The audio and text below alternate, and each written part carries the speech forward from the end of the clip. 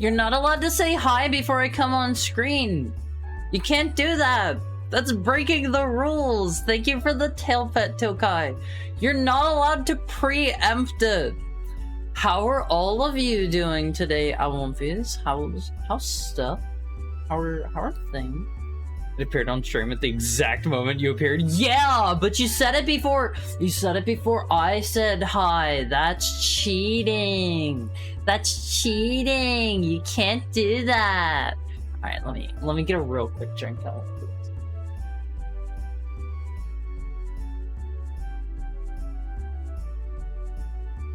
My body is broken? What do you mean, Tokai? What do you mean? Thank you for the tail pet, Lexa.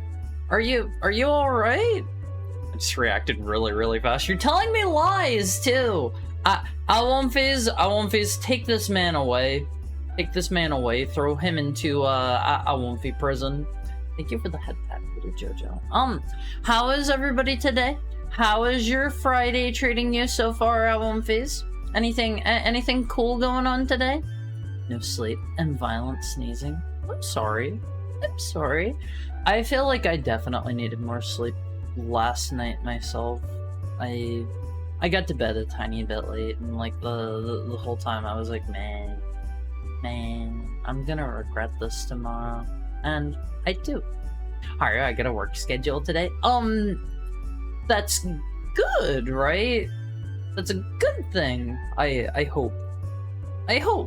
Tail looks extra fluffy today. I will show you guys the draft, the concept whenever I have my next model, but my tail was in the first draft, my tail was going to be quite a bit different, but I was like, I need that thing to be fluffy. I need it to be puffy. I had to ask that in particular. Have a good stream. I'll try to catch it if I can. Bye, Peter Jojo. Thank you for dropping by. Thank you for dropping by, and do your best. Like, beat those kids up or whatever you do. Beat them up. That's what teachers do, right? I haven't been in school for, I don't know, like a little tiny bit now, so maybe I don't quite have it right. Alright, you have to thank Pudding for the resub. Yeah, thank you so much. Thank you so much for the tier 3 7-month sub. And thank you so much for the gifted sub to Blaze. Thank you. I appreciate both of those so much. I won't phase. Tiny things like that go a long way to helping me out. Will do. Yeah, just beat up all of your students. Beat up all of your students. But I won't phase. I hope you guys like opening card packs, because I ended up with actually a bit of a variety this time. So I have available right now, I have the 10 remaining packs of Tarkir that Puddin got for me a while ago. I have this is kind of a pitiful amount. I have 2 Edge of Eternities packs because I won those at the pre-release. I only won 2 of them because I'm not very good at the game. You're not scalping them, right? Heck no, we're opening them. We're opening them. I have one pack of Bloombro as well, because there was like a representative from Wizards of the Coast going around, and they were like, hey, do you want a pack of cards? And I was like, okay. Okay, I'll take a free pack of cards. So, I have a single pack of Bloomborough, and then I technically have like 12-ish packs of Brothers War laying around, because I was going to be playing that set, but unfortunately, I don't actually have a 4th friend to draft with. I have myself and 2 other friends who enjoy playing draft, and the 4th friend, who has played a number of times with my other pals and I, she doesn't really like playing Magic that much. Like she doesn't like playing new sets and stuff. So I don't want to like force anyone to have a bad time just so I can play cards. So I have 12 packs of that sitting around, and oh boy, Elvies, let me tell you, I wanna bust those open bad. I wanna bust those open so bad. You have me? Alright, you gotta come over here so we can play cards then, okay? Anybody that wants to come play cards, you gotta come to my house, okay? I'll DM you my address, okay? I'm gonna lurk for a while. Still got like half a workout left to do. Happy Friday. Do your best, and be careful on your squats, be careful on your deadlifts, okay? Okay? Those are where messing up your form can be bad. But yeah, Do your best. Do your best. Have big lifts. Beat your beat your. What do people call those? PRs. PRs. I love opening card packs. I love opening card packs. I love opening card packs. I'm the same way. I want these. I could technically put together like a cube, or I could play cards online or something like that, but those aren't very exciting.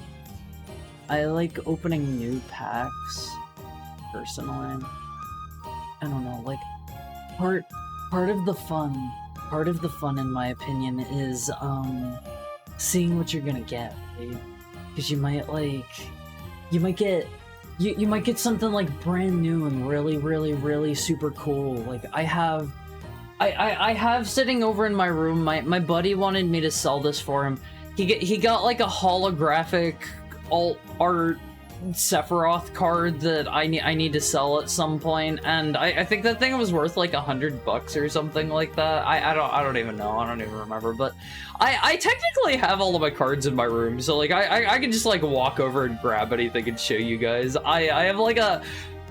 This might sound kind of dweeby. This might sound kind of bad. I have a bookshelf that's just like full of card game related supplies now. Always. I don't think I have a single book on there. I think it's just all card game stuff. Cubes can be really, really cool. I mean, they're the same cards that you've already played with, though. You know. They're the same one. I don't know. Like, it sounds fun, but it doesn't sound as fun. It doesn't sound as fun. You can design the cube to be anything you want.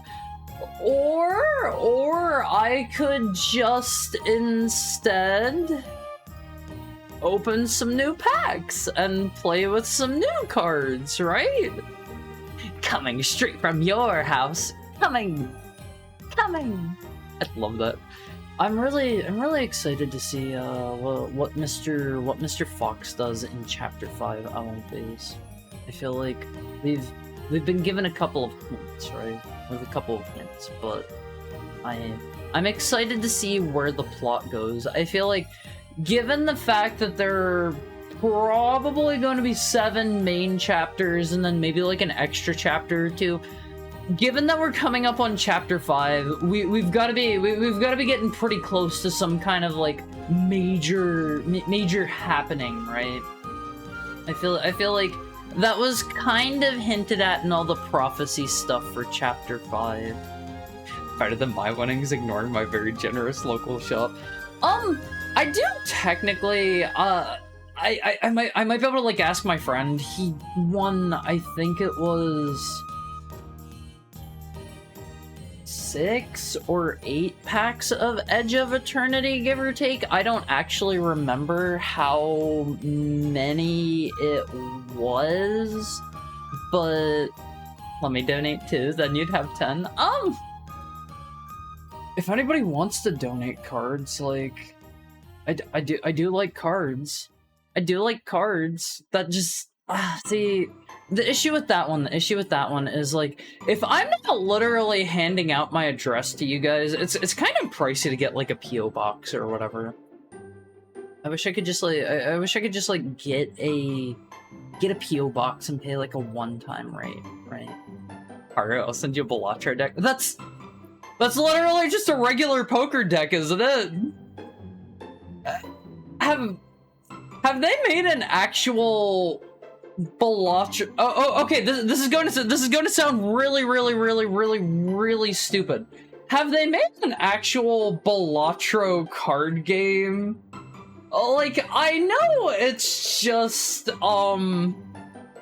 it's just poker, but I don't know. P.O. box on throne.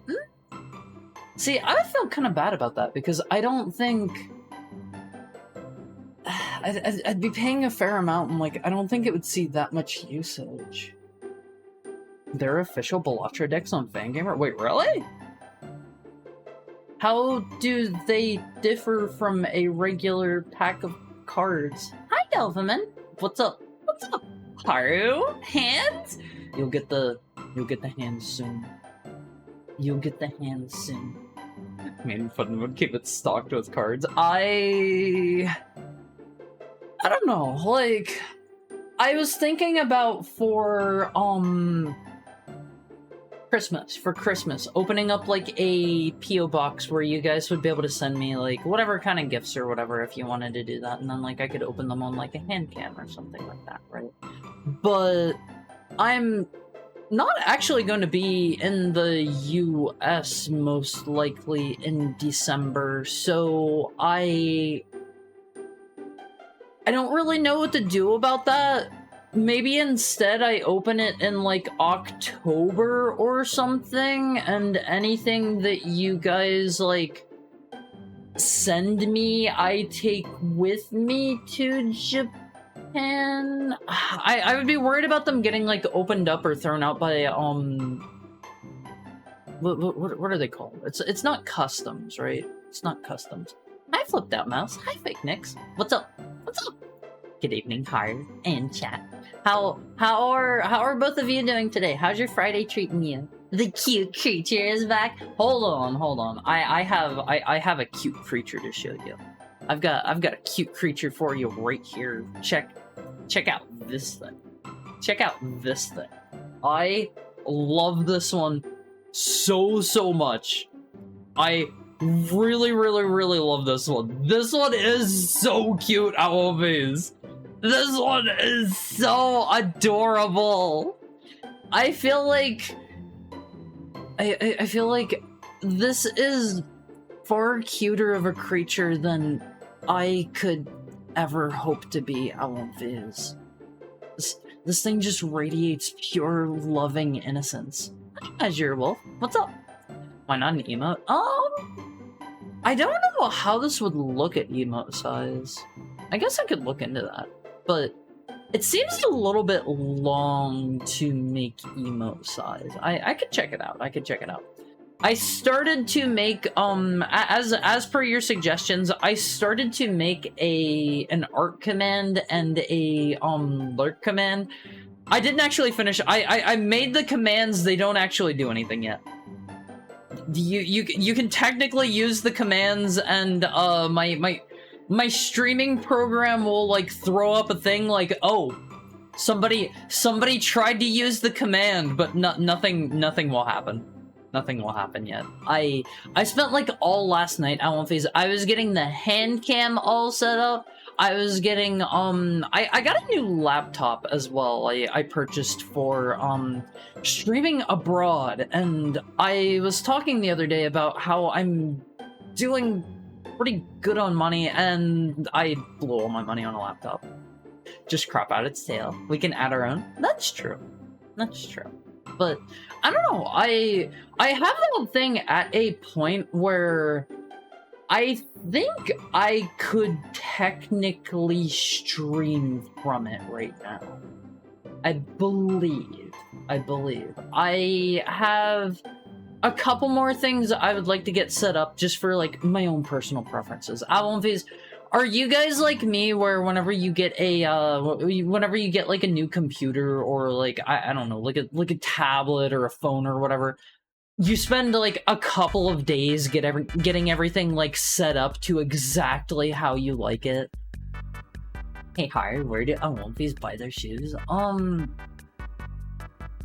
At Ashumfees. At Ashumfees. Right? At the Shawu store? That doesn't roll off the tongue too well. It's a regular deck with a few of the game's jokers. Do they impact the game in any way? It's a pack of cards, but electrify. Put those paws where I can see them. You'll get your paws. Don't worry. At the mall, duh. That's not a joke. That's not a joke! Come on now. I mean, do you guys buy your shoes at the mall? I actually need to buy a new pair of shoes before I go to Japan because I'm a little bit worried. I actually tried going into a shoe store whenever I was in Japan previously, and I was a little nervous. I didn't actually end up buying anything because I was like too nervous to ask for help, and I couldn't really like tell like where they kept like what, and I eventually just left. I eventually just walked out and just kind of dealt with my shoes not necessarily being the best for walking a lot. I install Linux distros, update them all day, and then never touch them again. I'm such a loser. Hey, as long as you have fun with it, as long as you have fun. Takes Tokai 1 day. That's fair. I feel like if I were to start on it early in the day, I could have probably gotten everything to where I liked it, but I got to it like kind of late in the day. I think it was like probably after like our regular stream time that I started messing with it. It was reasonably late, and the install of Windows that came on this laptop was pretty bad. It was full of all kinds of like bloatware and like all sorts of like adware and garbage and junk. Hi Romans, what's up? How's your Friday going? So I had to reinstall Windows 11 on it because I didn't want all of this stuff that I can't like uninstall automatically on it. I don't know why they feel the need to do that. And it's kind of funny, it's kind of funny. This laptop that I bought, it has a dedicated AI button. I immediately reinstalled the OS, so I don't actually know what the AI button does. I assume it's like how phones have like AI assistant buttons. Like you press the AI button and you're like computer, how many playable cards are there in a Magic the Gathering play booster, and it'll be like there are 7 playable cards in a play booster, and you're like thank you computer, and then later you find out that it was actually hallucinating and that number's not real at all, and you should never ever trust AI for anything. My bones have a what? Have a what? Turn that off early on. Yeah, I always try to get rid of the I always try to turn off like the AI buttons as soon as I can. I actually found there was this program that it was for Android. My phone also has like a built-in AI button. Also, hi Sockman, how are you? It has a built-in AI button, and I was able to like rebind it for something else, so I think I made it like I press it and it skips to the next song on my phone or something like that, because I use my phone, like a large part of my phone's usage is as a music player. So I made it like, I press it in and it skips, and I hold it and it goes back one or something like that. I don't remember how I had it set up, but it was pretty useful. And then like there was an update and it broke it at one point, and now the AI button literally just doesn't do anything. There's just a not working button on my phone now. But that's the joke. Alumphys don't wear shoes. I can see Alumphys wearing some sick kicks. I can see that. I'm trying to think. I don't believe we have any pictures like that, but it'd be like the kind of thing, right, where you have well, let me like scoot over. You'd have like let me draw this for you. So here's your Alumphys-esque shape, right? Also, I kind of have to like lean around my handcam setup. This is a very awkward setup. It's in the way of my monitor. All right, so here's an Alumphys, right? We'll give him this, and oh man, he is not looking great. He is not looking great here.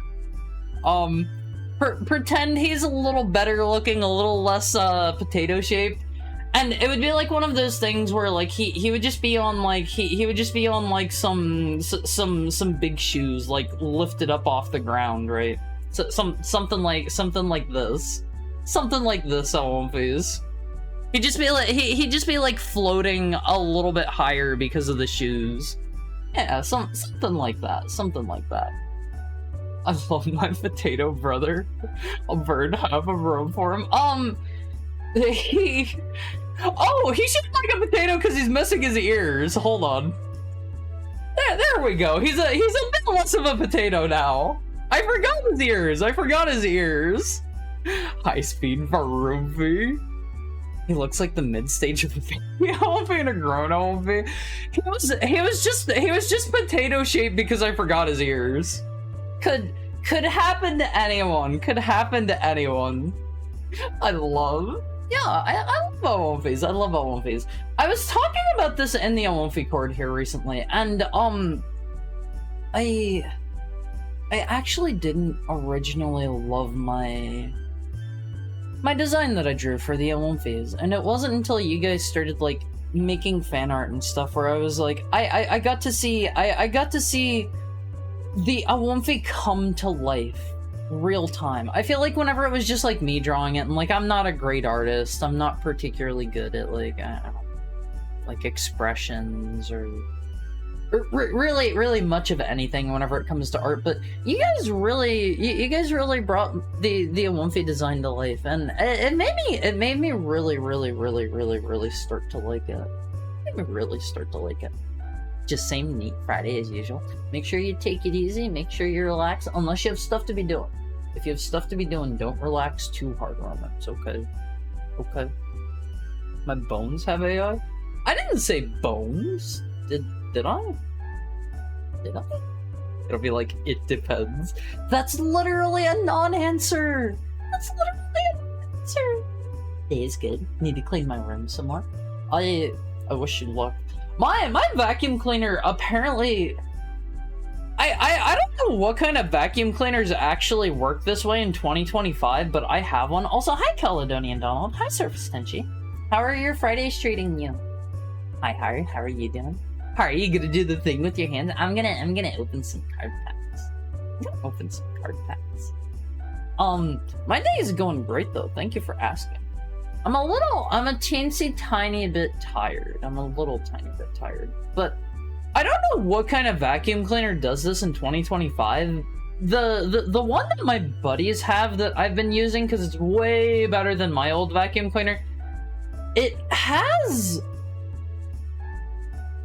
a bag in it. Like you need to like replace a bag and throw it out whenever it's full and stuff. That seems like such an old concept to me. Does anybody else here have a vacuum cleaner that works that way? It just feels... It feels kind of wasteful. Hari is very jiggly, tilty today. My tablet is a bit offset from where it usually is, so it might possibly be because of that. I had to move it out of the way because I have my handcam thing all set up. I thought they do vacuum seals now? Seems like a pretty normal vacuum cleaner. Is that how most vacuum cleaners are? Most of the ones that I have used, they just have like, all of the stuff goes down into like a plastic compartment in the vacuum cleaner, and you just like pop that out and empty it out. That's how I kind of figured like all of them are. The vacuum my parents had growing up had that. Yeah, like it just feels, it feels retro. It feels ancient right on my face. Thank you for the tail pet building. What's up? How are you doing? Let me real quick welcome everybody in on this. I gotta make sure I don't wait too long. If I wait too long, I will absolutely miss people. Welcome in, Puddin. Welcome in, Tokai. Welcome in, Almighty Funk. Welcome in, Blaze. Welcome in, Peter Jojo. Welcome in, Sam. Welcome in, Mokogan. Welcome in, Pepperoni Man. Welcome in, Sigurd. Welcome in, Tokai. Welcome in, Lexa. Welcome in, Welcome in Clockwork. Welcome in Delphiman. Welcome in Flipped Out Maps. Welcome in Azure. Welcome in Romans. Welcome in Sockman. Welcome in Caledonian Donald. Welcome in Surface Tenchi. Welcome in Goldie. And welcome into all of our pals hanging around, lurking, doing whatever. Hi 3000 forever. Hi. How are you doing? I need to set up a lurk command on please. So what do lurk commands usually do? You guys said that they're usually just some kind of like check-in basically, right? I haven't ever actually seen another stream with like a lurk command. And I know you guys were saying they're like really super common, but I don't know. I haven't seen another stream with one. But yeah, Twitch has been like cracking down really hard on people that just like lurk streams, and they know they like no longer count as viewers or something like that. They've been trying to like fight botting or something like that, and apparently it's just been like getting in the way of like real users. I don't know. I don't know. There has to be a better way. I don't know how I would fight that myself, but there has to be a better way. Let me get a real quick drink.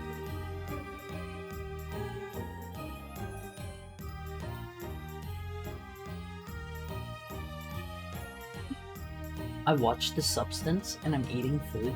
What do you mean you watched The Substance? What is the substance? What is the substance? Speaking of, where's my Ivan and Alexander button? I forget. There were 3 of them. What were the names of them? There's Alexander the soon-to-be great. I forget Ivan's title, and then what was even the name of the 3rd one? I always forget. I forget drawing ears often. Fair. The Substance. Oh, horror movie? What's it about? Groundless rats. Hey, I love the mini owl face personally. I think they're cute. Hold on. Let me turn on mini owl face. How do I actually do that? All right. Enabled and enabled. All right. Mini owl face are on. Mini owl face are back for today. Don't get too excited. Emphasis on body horror. Woman feels old, so she gets funny drug to make herself feel young. Does it actually make her younger, or does it just make her feel younger? Never seen a vacuum cleaner like that. Yeah, I don't know, like, it feels wasteful, right? I don't really know why they made it with like a bag, but I will say this particular vacuum cleaner that my buddies have that I've been using, oh my god, it is like the nicest vacuum cleaner I have ever used in my life. It's kind of tiny. It's like, it's a bit handheld, and it kind of like wears me out walking around holding it, because you know I'm a bit on the tinier side. But I don't know. It seems like it like picks everything up really excellently. Well, you gotta find out, silly. Okay, that's fair. I do really like horror movies. I'm doing good. Just preparing for the war called Final Exams. Do your best, Caledonian Donald. I believe in you 100,000%. To all of my Awomfis out there who are toughing it through school right now, do your best. I believe in you guys. You guys have hopefully been studying hard. I don't want to say you've been studying hard if I'm not positive you have been, but I don't know. I believe in you, Awomfis. I believe in you. You can get a great score. You can get a wonderful job afterwards. Make sure you're like, I don't know, schmoozing with your professors. You guys were saying that's like really important, right? I didn't figure college was about like gaining connections. I didn't stay in college very long. It was a bit too much for me with all the people and stuff. I don't study, I just learn. What do you mean? You have to, you gotta like, You need to study the things to learn the things, right? It's one of those old wasteful things, like shoving your spent razor blades into the wall behind— What? Shoving your spent razor blades into the wall behind the medicine cap? What? Excuse me? Is this a thing? My dad got me a vacuum cleaner out of the blue. No occasion. Need to bust it out over the weekend. Okay, this probably sounds a little lame. I find getting new appliances to be kind of like exciting. Like, is appliance the proper word for that? Like getting a new vacuum cleaner or something like that. That's exciting. That's exciting. Like, you get to bust it out. You get to give it a try. You get to yeah, you know, see how well it works compared to your old thing. I love shopping. I don't love shopping. I don't love like the act of shopping. I love having a new thing, and I love getting to try it out. You know, I feel like that goes for a lot of things. Maybe that's why I wanna, you know, bust open new packs of magic cards all the time. I wanna open new cards. I need the I need fresh cards. All of my other cards are old and stale. It's an announcement that you're here, but not chatting for the time, usually with a cute bot response. It says, person is now lurking when a chatter types lurk. Okay. Thank you for lurking. Alright. Alright. I can get that set up. I can get that going. I'll even leave my stream bot on that page to remind myself. That's over here. There we go. I'll remember it now. Make them play PoE 2 for capture to prove they're real. I wouldn't force playing an ARPG on anyone. What they should have to do is, like, I don't know, beat the Knights fight in Deltarune. That's the captcha to prove that you're real. You have to do that every time you come to Twitch. What do you think, Almonfiz? Would you still be watching here on Twitch if you had to beat the Knight every time? I don't actually know how many of you have played Deltarune, so I don't know how many of you have actually fought the Knight. Yeah, with no Shadow Mantle. The Shadow Mantle doesn't actually make it that much easier, in my opinion. It lets you take, like, just a couple more hits. I don't know. Hi, Come Into Madness. How are you? How's your Friday? What are those naked rats on you? They're not rats.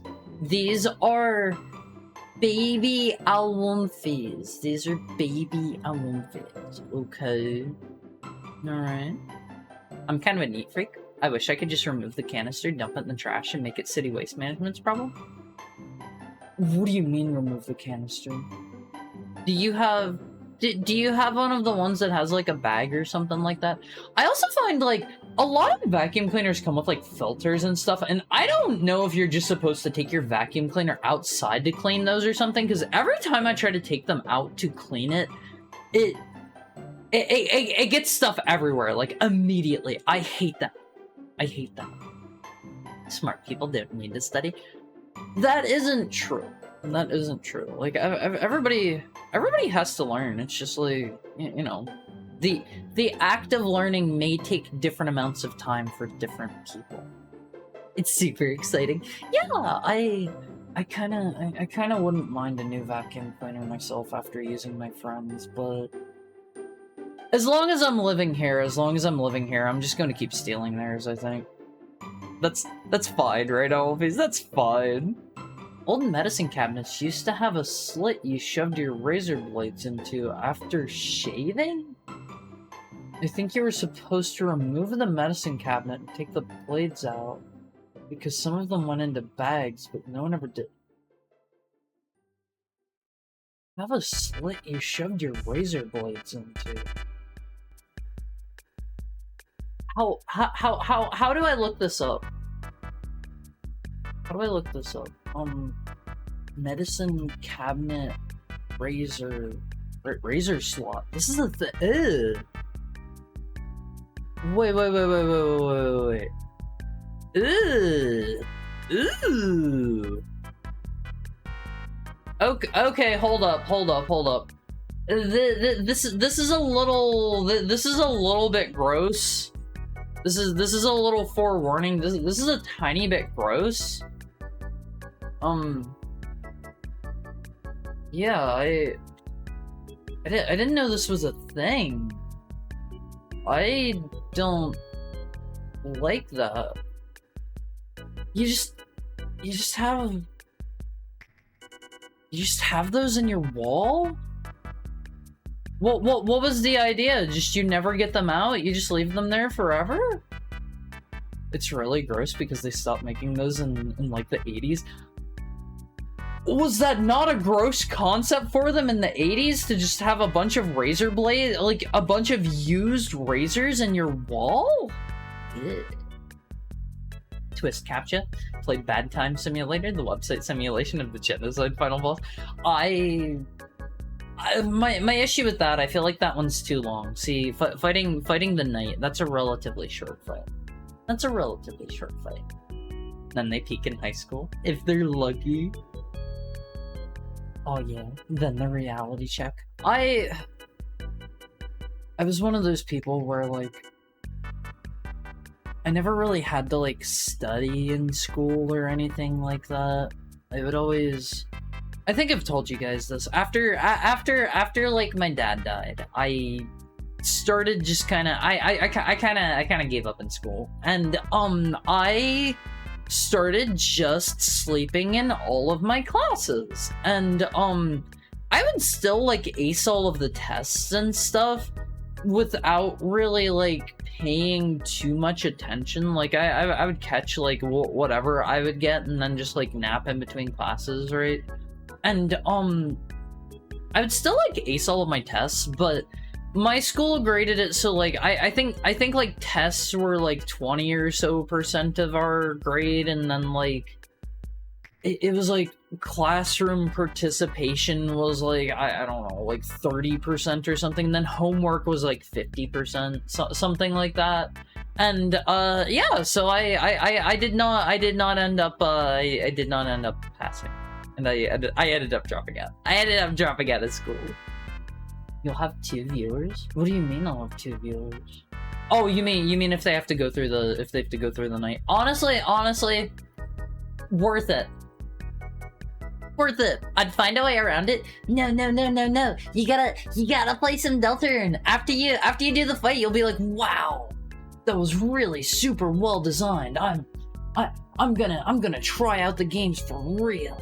Thank you for the head pat, Lexa. You'll be like, wow, that fight was so well designed. I'm going to play through all of Deltarune. I'm going to play through all of Undertale, and whatever game Toby Fox comes out with next, I'm there day one.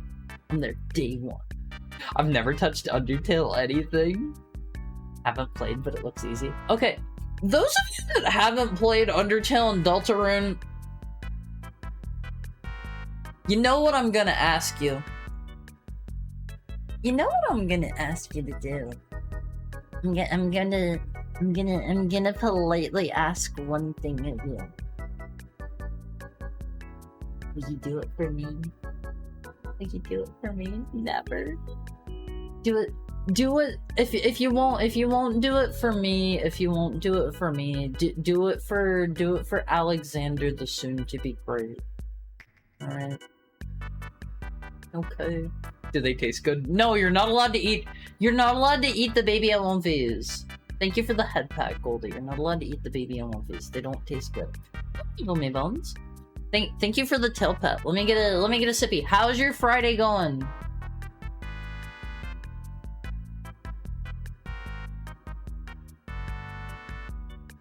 Thank you for the head pat, Sam. Do what? You gotta play through Undertale, and if you end up liking it, you gotta play through Deltarune. Nuclear Family didn't care. Throw in a bad Monday simulator too. What is a Monday simulator? I don't know what that one is. Get back from work. Chili is almost good. Time to watch Handcam.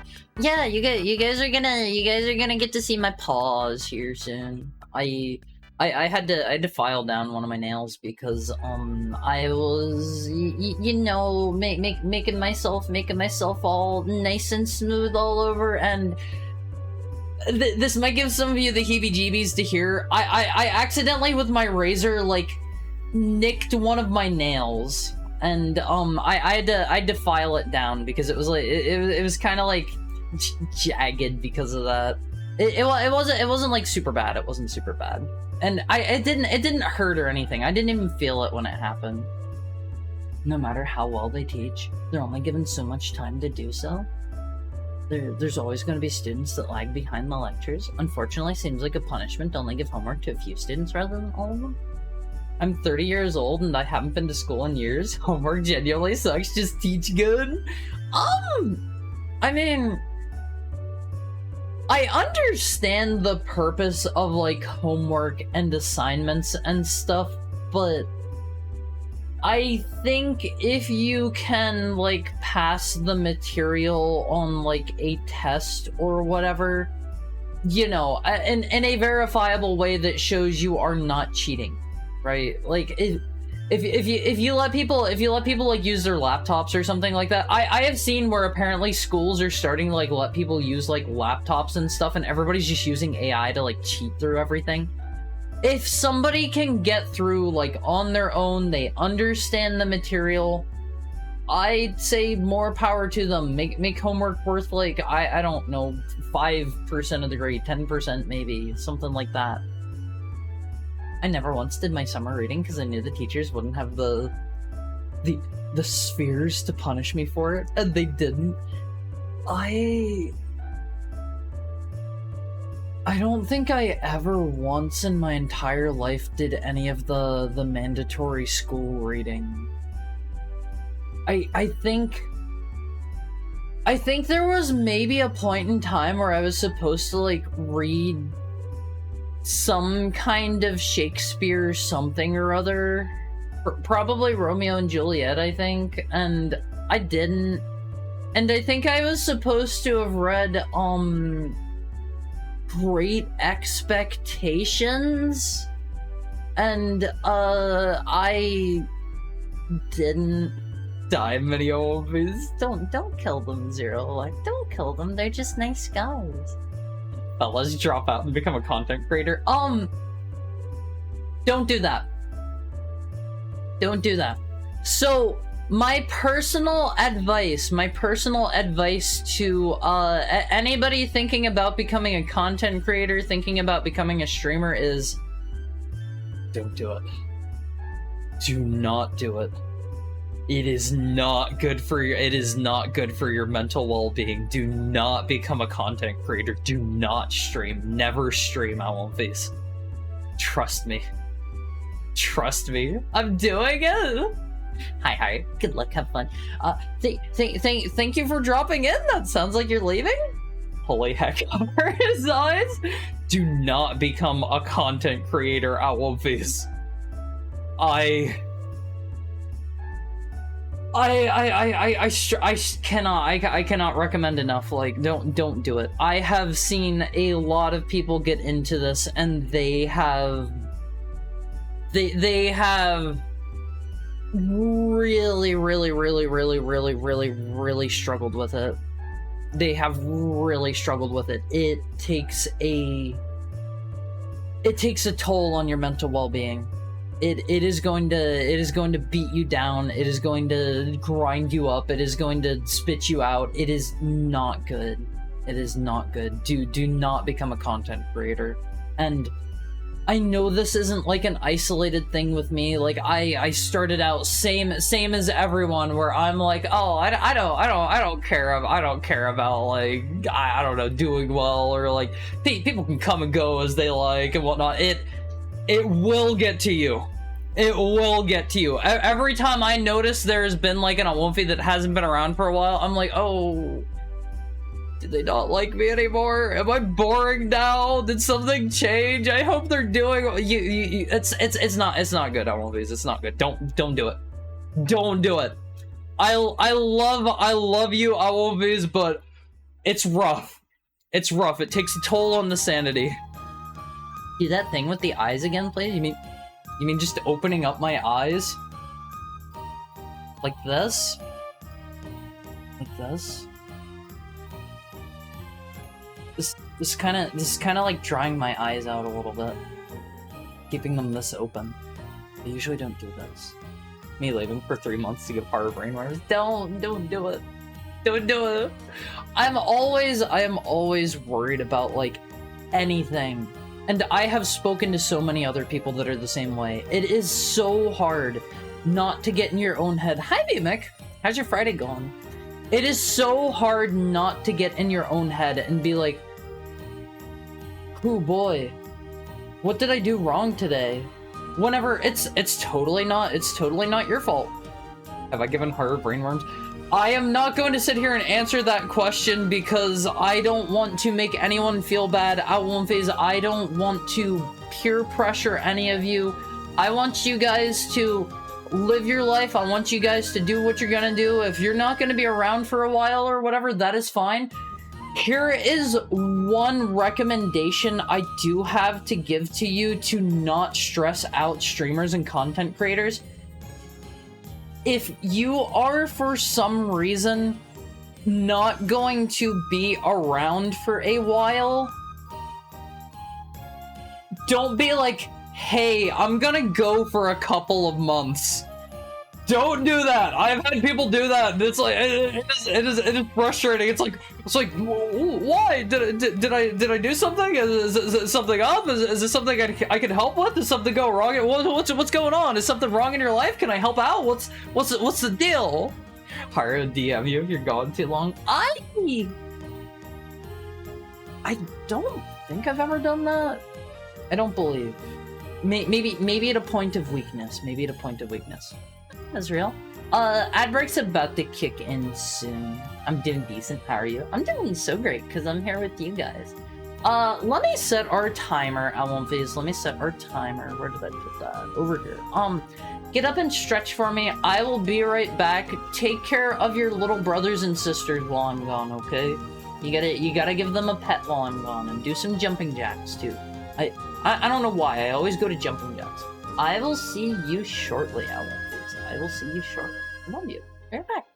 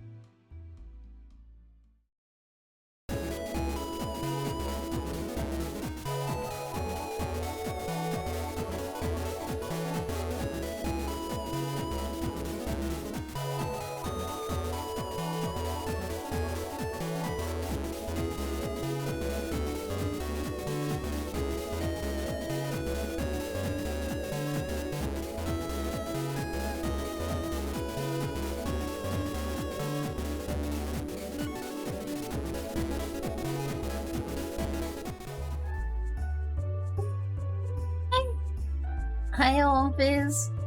Hi, Kyubi. Hi, Ranma. How are you doing today? How are you? Hi. Hi. How are you?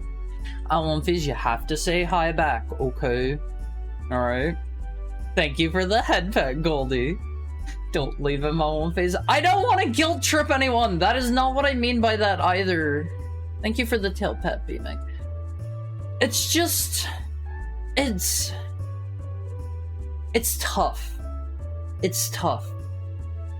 I made a Blue Sky post about how the Tobey Maguire Spider-Man 2 post is going to be... So, you mean Suit is going to be auctioned the same day that Silksong releases? And let me tell you, 20 retweets is intoxicating. It's hard not to...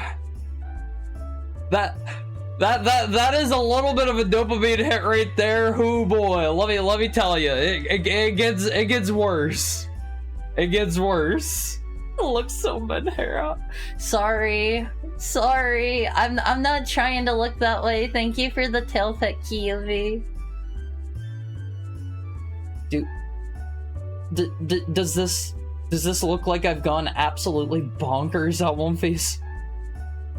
Do I look like I've gone absolutely crazy and nothing can bring me back from the edge? Yes. Okay, that's good, right?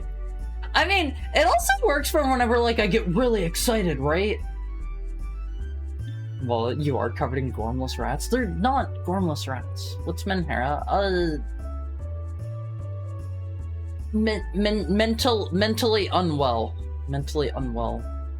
As long as you're smiling at the same time, maybe? Yeah, like this! Look, I'm smiling at One Piece. Is this good? What do you think? What do you think? That's probably worse, isn't it? Don't ask questions you're not prepared to handle the answers to. He's so, happy. Oh, terrified. That's the face of a man who lost it all. But I already said hi. You need to say hi to me whenever I get back, or else, you know. It's the same in reverse. When I don't post for a whole day, I cry. I cry and poop because I'm clingy. I hope you don't poop yourself. I hope you don't poop yourself. Something else that is tough about being a content creator, I won't phase it. And this is something not everybody has to do. This is one that, like, you know, I've brought on myself. I feel a little bit of pressure at times to always, like, be on, if you understand. Whenever there are, like, times where I just want to, like, completely disconnect from the internet and, like, just disappear and just, like, I don't know. If I feel like laying in bed and being a useless piece of garbage all day long, just doing that, you know? But I realize, like, I have you guys, and, like, I don't want to, like, disappear on you guys either. It's a bit of a tough balance. And some people choose not to do that. Some people choose to only, you know, they choose to only be the streamer. They choose to only be the personality whenever they are actively streaming and online. Some people choose not to have, like, Discords or a social media presence or this or that. I think it was time killers? Time hackers? Hari's conscious is too low of a limit. He DM'd me once because he realized he'd accidentally been ignoring me when he was playing an FPS. That was Time Splitters. I remember the one. Getting retweets on Blue Sky is cheating? What do you mean it's cheating?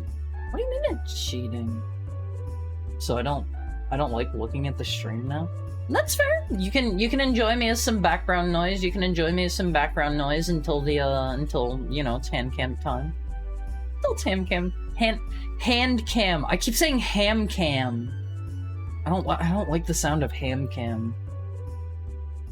I love Over the Edge, Haru. It's a state that not many can come back from whenever you're looking like this. Not too many people can come back from this state at home phase. Sorry. Wait, can you dry your eyes out one more time for me? You mean just do this? So, ever since I had laser eye surgery like a while ago, I had very poor vision. I had very, very poor vision. And, hi, Hoodie, what's up? I had laser eye surgery. Strongly recommend that. Although it does leave some lasting side effects. I have some pretty persistent dry eye afterwards. I've heard some people get it really badly and like it stays with them for life, and like it's an actual problem. But overall, I recommend laser eye surgery. I had the one where they don't cut flaps in your eyeballs. Hi Putty. Hi Manasui. Hi Narwhal's awesome. What's up? Welcome in, Raiders. Oh, you were playing Hollow Knight. You were playing Hollow Knight. I love Hollow Knight. I am so excited about Silksong. I am so excited. The very second that I saw there was a playable demo at Gamescom, I knew we were getting it. Hi, Roz. You had laser shot in your eye? I did. I think I think the form of laser eye surgery that I got was called PRK, I think it was, where instead of... So for regular laser eye surgery, the kind that's most commonly done, this is gonna be grody, this is gonna gross some people out. They take a scalpel, they cut your eyeball, and they lift a flap of it backwards to do the surgery. With PRK, if I'm remembering the one that I had done right, you take like some eye drops or something that temporarily like make your cornea less thick or something, and it's kind of a wild experience, because as they're doing the surgery, you're sitting there strapped into like the Clockwork Orange, your eyes are held open machine, right? You're sitting there with that, and you see them like taking the laser to your eye, and then it's the best way I can describe it is it's a visual information overload. Your brain does not know how to process the visual stimuli going on. And so after a bit, it kind of doesn't. You kind of just go blind. And as you're having it done, you can smell your eyeball burning. You can smell your flesh burning. It's an experience. It's an experience, but the recovery is heck. The recovery is heck, and I love not having to wear glasses now, though. I'd rather get the Dead Space 2 eyeball needle. Doing Hollow Knight, first time, made a promise to play it as soon as Silksong got a release date. I am so excited about Silksong. How far are you in it so far, Pudding? If you don't mind sharing. I love that game so much. I have played through it so many times. It's been a long time since It's been quite a while since I've actually played through it the whole way. Maybe I should do that in preparation for Silksong. Is that how your eyes turn red? No, this is just a heckhound eye color. Okay. And for all of our Raider friends dropping in, hi, I'm Haru.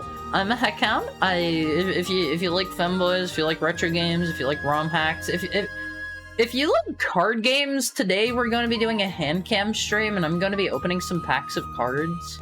Yeah, if that's your kind of thing, you're in the right place. I got LASIK as well. I'm super sensitive to light and get blinded in the dark. I'm sorry, Narwhals. I'm sorry. There are definitely some complications, and if you're going to get it done, consultations are usually free. Just go in and talk to somebody. Ask them about, like, the risks. Ask them about how long it's going to take to recover. Ask them, you know, any questions you might have if you're interested. My glasses are thick as windows. I don't want laser eye surgery. Eye stuff scares me. That's fair. Like, it's... I was pretty worried about it at first, too. And, the thing where they do, like, the corneal flap, my understanding is that never goes away, I don't think, and if you get hit in the eye too hard, like, your cornea flap can, like, flap open. And you have to, like, go get it, like, flapped back down. If that makes sense, if that makes sense. I've seen some videos of this whenever I did some med. It's not a pretty process, but it is really interesting to describe whenever your eyeballs get lasered, because I have no other way to describe it than, like, a visual... Like your brain just cannot handle the amount of data you're getting or something. You see, like, a bunch of different colors, and, like, it's really wonky and hard to describe, and then it just stops trying. And it stops trying. I'm exaggerating a lot, but my eyes did get more sensitive to light. I've heard that's pretty common. I'm sorry that happened to you.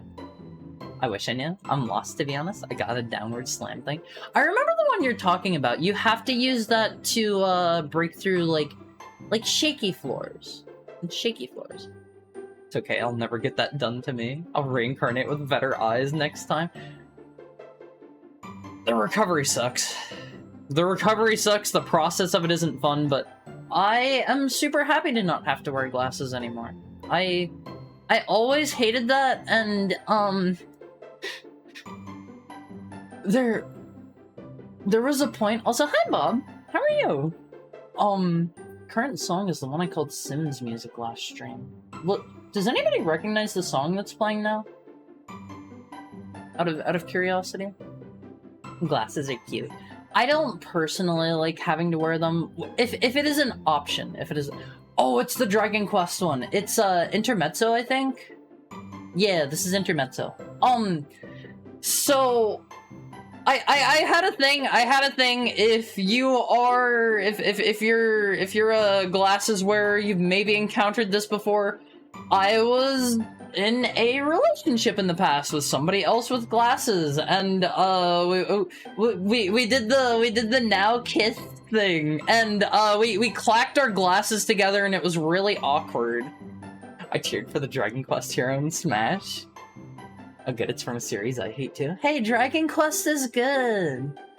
Wait, Haru's a femboy? What did you think I was? What'd you think I was? You're like furry VTuber? Haru with glasses sounds really cute. Hold on. The idea that this platform is made to talk to me is probably a source of the need to be available. However, keep this in mind. 30 years ago, you could only reach someone when they were home. 10 years before that, you had to wait a whole day to receive their telegram. Before that, weeks to receive mail. Yes, the digital landscape has very much changed, like... Also, hold on, let me see what we got here for glasses. Glasses, It looks like the only options I really have are sunglasses. Here, how about we get some of these in here? What do you... Wait, no, that's not where those are. No, hold on. And we turn them around this way. And then... Right, like... Yeah, there we go, all one phase. What do you think? What do you think? Oops. But yeah, like 100%, digital communication has very much changed how people view availability, right? Because in the past, like, if somebody wasn't home, they weren't home. Nowadays, if somebody doesn't answer you within, like, I don't know, 30 minutes or an hour or something like that, I've seen a lot of people where they'll be like, oh man, does person hate me? Are they ignoring me or something? And it's like, a lot of the time, they can just, like, not be around. They can not be at their computer. They can be, like, overloaded. They can be busy or something. And it has... Things have definitely very drastically changed due to the online, like, instant messaging landscape and whatnot. Your glasses look incredibly fake in it. And a goofy one? What do you think they look fake? Beach day heart? Yeah, Outland Phase, you better get the sunscreen. You're gonna need to lay it on thick. I'd sooner have my eyeballs scooped out and replaced with cameras. I crave the strength and certainty of steel. I just didn't like having glasses. I like them to be optional. And now, if I want to wear glasses, I can, but I will be a faker. I will 100% be a faker. Me dodging phone calls from my mom all week. I dodge phone calls, period. I think the only person that I answer the phone for is, I have like 2 or 3 friends I will answer the phone for, because I know if they're calling me, it's urgent. Nobody else understands that I want them to text me first. They will always try to call first. Part of why I get mad at a Discord message is it's like, hello, hi. It's like a balloon boy trying to get a hold of you. He's like, hello. And then just nothing, waiting for your reply. But yeah, never approach somebody with hello or hi. That is such a terrible way. You're gonna make people nervous. You're gonna give them bad expectations. Like, if you have something to ask somebody, front load your thing with that. Just be like, hey, can I ask you about X or Y or something like that? Or don't even ask. Just like, don't ask if you can ask. Just ask your question if you're going to message somebody. You know, how are your glasses modeling? I have a couple different. A heck hound. I mean, I can be a femboy and a heck hound, right? Hold on, let me scoot my glasses over. This is kind of bothering me because they're a little bit off.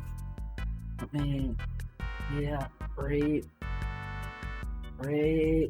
There we go. That maybe looks worse. Whatever. Fox girl. It always makes me laugh whenever people come in here and say that. It always makes me laugh every time. Keep them huge? You mean the sunglasses? Okay, hold on. I can do that. I can make really big sunglasses. There we go. Alright, Outwomfies, now I'm ready for a day at the beach. I only answer the phone for my parents or unknown. Why do you answer for unknown numbers? That sounds like a gamble. I would never answer for an unknown number. Have you seen Nightmare Balloon Boy? If not, I want you to see him. I haven't. What game is he from? Cool dog. Beach episode horror. Maybe in the future, I'll get a beach outfit for you. Outwomfies. What do you think? I like how the glasses are lopsided because there are no ears. Hey, I have ears, alright? I have ears. They're just not where yours are. Unknown numbers are fun. Have you ever... I don't know. Had anything good come from answering an unknown number? I think he's in the main game too, but either way, Five Nights at Freddy's 4. Five Nights... What is Halloween edition? I've never heard of that before. I treat my texts like a pager. What do you mean? Like you have somebody text you and then you call them back or something like that? I don't know. Like I try everything in my power. This is asocial gamer power here. I don't really like talking on the phone to people, so if somebody calls me, I will... If they need to get a hold of me, they can leave me a voicemail or text me. I will under no circumstances call them back unless it is, like, critical. Like, I cannot text them for some reason. I can't do phones. I don't know, Outwomfies. Is anybody else here like that? Nothing good ever came from an unknown number? I've only ever had Indians curse at me when they were sick of dealing with me. That's fair. But why do you answer the unknown numbers then? Wow, Hari, you're looking really cool. Hey, thanks. You're not looking too bad yourself there, buddy. Not looking too bad. How are you today, Shiroiga? Thank you. These are my glasses I came prepared with. Beach hard. yeah, so someday I aspire to have alt outfits and stuff. I gotta wait and see. I gotta wait and see how my next live 2D turns out on videos. I'm excited. I'm excited for Haru season 4. Are you guys excited? Are you guys excited? I really would love to show you guys the design sketch that I have, but I gotta get you guys hyped up. I gotta get you guys hyped up. I can't just immediately blow it. I already showed you guys toes the other day. Haru 4.0, Haru Senior. It's not Haru Senior. Haru Senior is like, I don't know, my dad or something. Can't believe you're turning into a Five Nights at Freddy's nerd before my eyes. Hey, I'm playing through the games. I'm playing through them slowly, and I have really been having fun with them. It's a natural progression, right? I don't want to get too ahead of myself. I think I was talking about this the other day. If anybody is ever talking about Five Nights at Freddy's, like, I like to question them and, like, you know, feel out what they know and stuff, but I don't want to get, like, ahead of where I'm at in terms of the games. Like, if they're talking about something from, like, I don't know, 3 or 4 or 5 or something, I'm like, I'm only at number 2. Could you hold off on that? Could you hold off on that for me? There's a period of time when my mom would get, like, 40 calls in a day and just started ignoring most of them. Yeah, I just ignore phones. I just ignore them 100%. Like, nothing good has ever come from answering the phone once in my life, I don't think. If somebody needs to tell me something and it is good news, they can either text me or they can wait until they see me in person. If it's something where they need to call me, it's probably not good news. It's probably not good news, right? Because I love to mess with them. You shouldn't mess with other people. Like, they're just people doing their own thing, living their own lives, you know? You know? I want to get a landline phone, start answering unknown numbers, like they just called into a deranged talk or radio show. What are your plans? What are your plans? Are you gonna have like a script for new people calling in or something like that? Also, hold on, let me get rid of my oversized glasses. There we go. Sorry, beach episode's over on one of these. We're heading back. I already had my fill of sun for the day. If you want to play the scariest Five Nights at Freddy's game in the scariest time of year, stream Five Nights at Freddy's 4 Halloween Edition this October. It's a neat Halloween reskin of the base game with some extra details. See, I'd want to play through them vanilla first, and at the rate that I'm going, I was talking with somebody about this the other day. It doesn't feel like it's already almost October on one of these. I feel like I just played through Silent Hill 2, like, I don't know, a month or 2 ago. Our Season 4 implies there are 4 seasons? I thought we agreed to not talk about Season 1. I mean, I'm not going to deny that Season 1 existed. I don't know. I didn't love how I did things then. I have some qualms with Season 1, so, like, I'm not too excited to, like, upload VODs or anything. I technically have, I think, pretty much everything from my first... from Haru Season 1, saved on a hard drive. Like, I technically have all of... I think I have, like, literally every single stream I have ever done, like, period, on some hard drive somewhere, if they're not uploaded publicly on, like, YouTube or whatever, which... By the way, I do have a VOD channel that's... I guess I don't have an easy way to link that real quick. If somebody wants to link that, you can. But, I don't know, like, I feel no reason to resurface those. Dang, you saved everything? How much space is that? That's a hard question because I have it across so many different hard drives. And then, like, a lot of it is uploaded online, and once I have it in a permanent location where it will not be deleted, I delete them off of my hard drive permanently. So it's hard for me to tell how much I actually have in terms of storage space, but let me tell you, saving them straight as MKV or MP4 file format, oh boy, they are big. They are big. Let me take a look right now at my so my C drive right now is 4 terabytes, and my VODs folder is 2.15 terabytes. That's just stuff that I haven't moved off to other drives or whatever. That's currently let me see how many videos is in there. It says there are 41 videos in there, and there are only 2 things in that folder that aren't actually videos. So 39 videos is like 2.9, I think I said, terabytes of video files. Yeah. Storage is rough.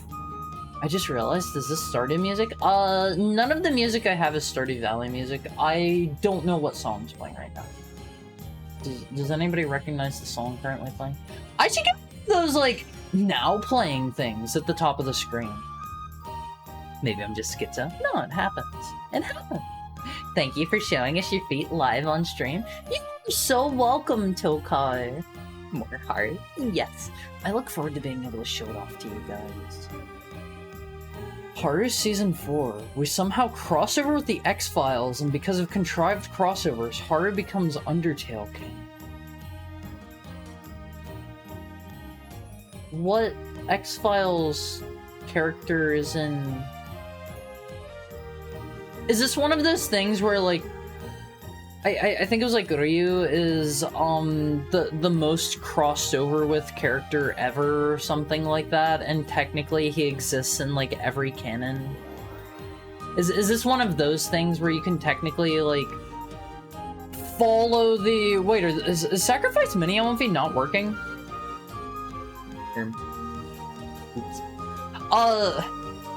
There's like this thing. There's this thing where you can follow a, you can follow, like, this entire big, long chain to find out that, Ryu from Street Fighter has been in, like, literally everything under the sun. Why aren't these guys going away? Have I messed something up?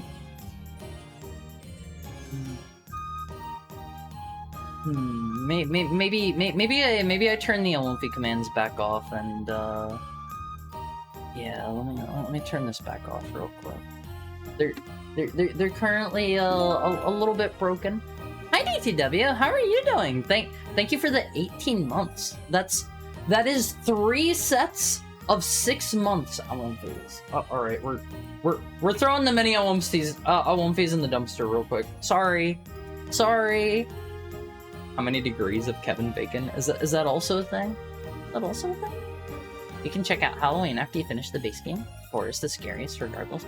Is 4 the one where, like, you're trapped in a room or something like that? Something along those lines? First 4 of these games were released.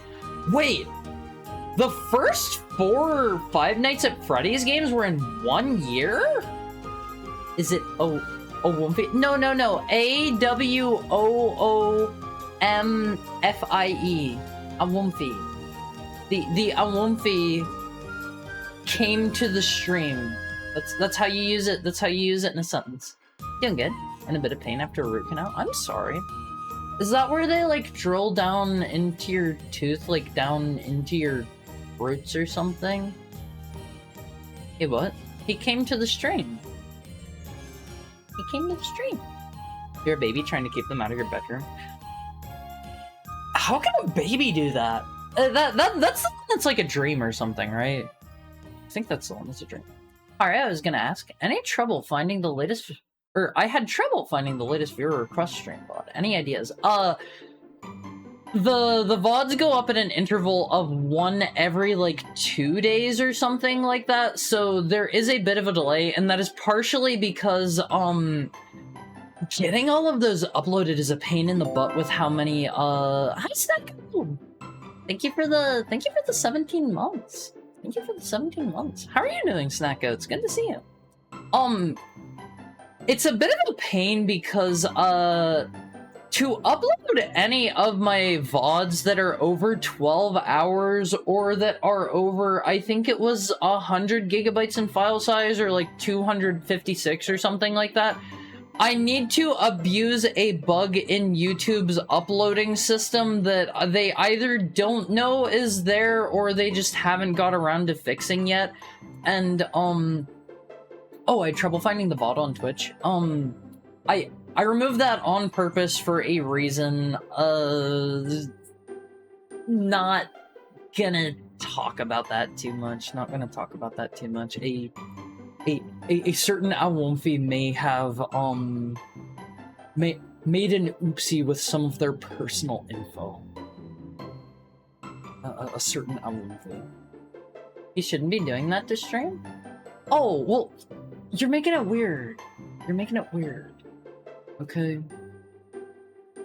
I just wanted to ask. No, sorry. Oh no, nothing to be sorry about. Nothing to be sorry about. But I intend to get the I intend to get the part in question edited out and get that uploaded at some point onto YouTube. But that'll be a bit.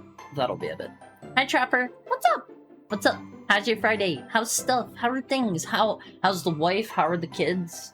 Thank you for the head pat, Lexa. Thank you for the head pat. Okay, that makes sense. Yeah. It's not a Awomfi.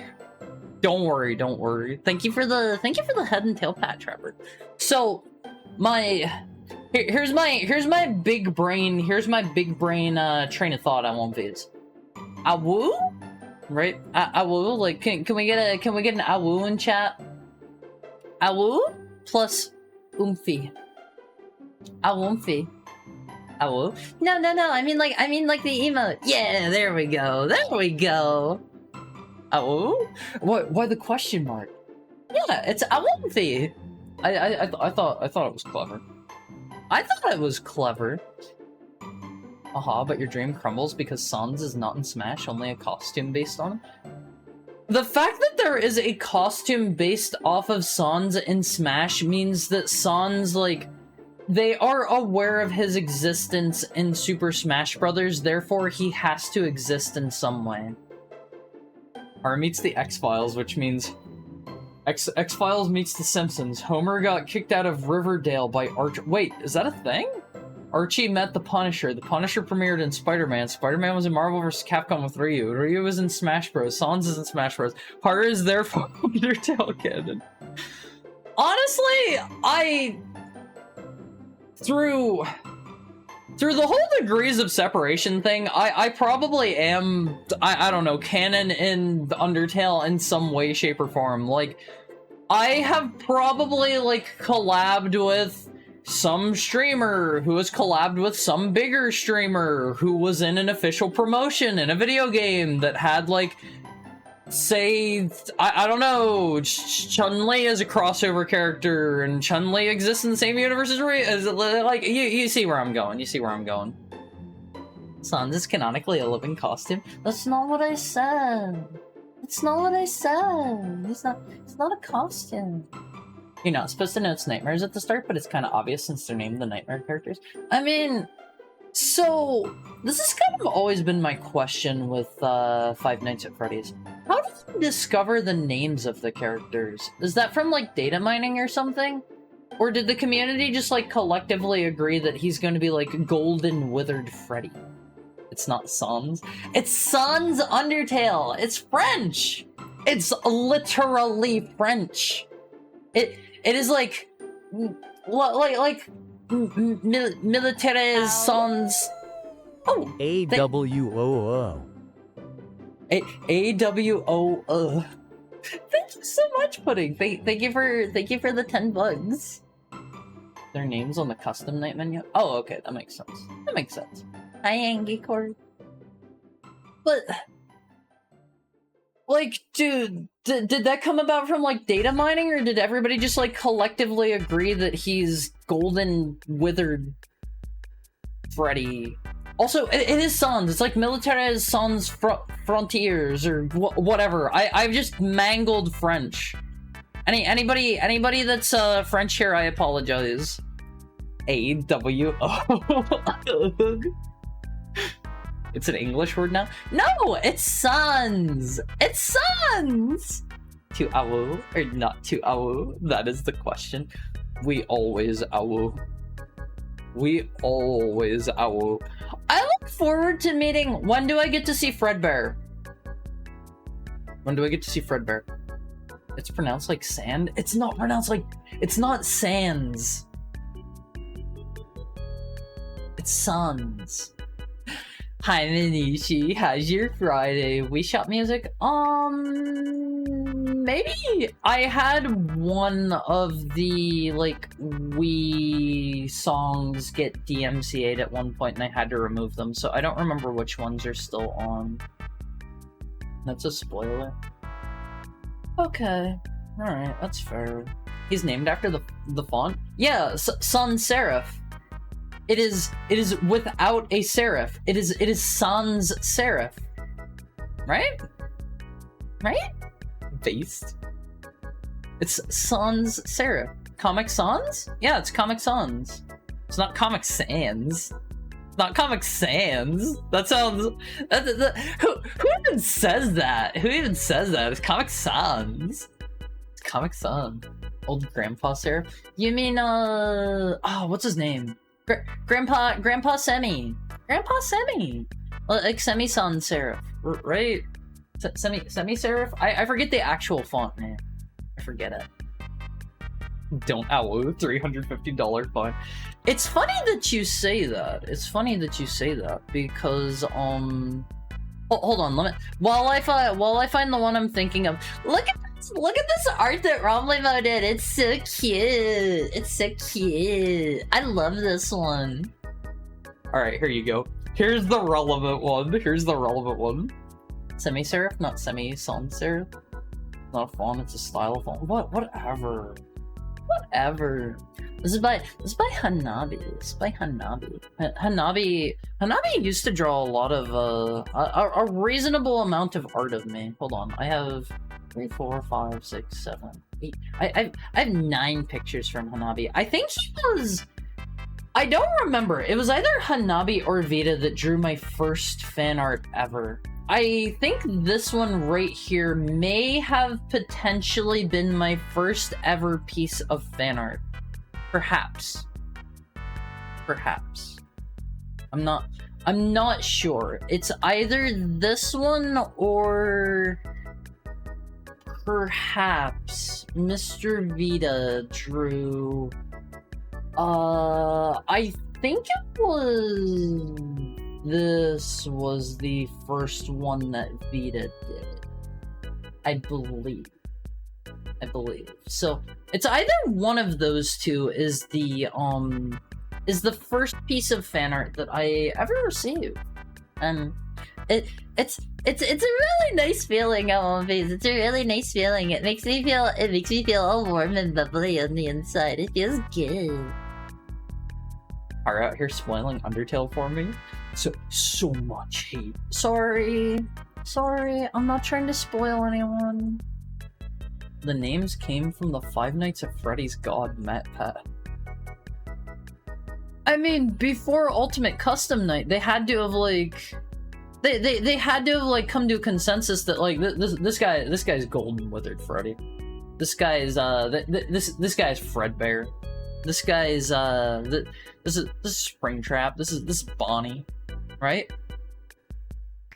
I mean, some of them it's pretty obvious because like they just say their names. Like they'll have like Foxy's Fantastic Pirate Cove, and you have like the phone guy talking about Foxy. So like that one's an obvious, but like where do you learn about like Mangle or whatever?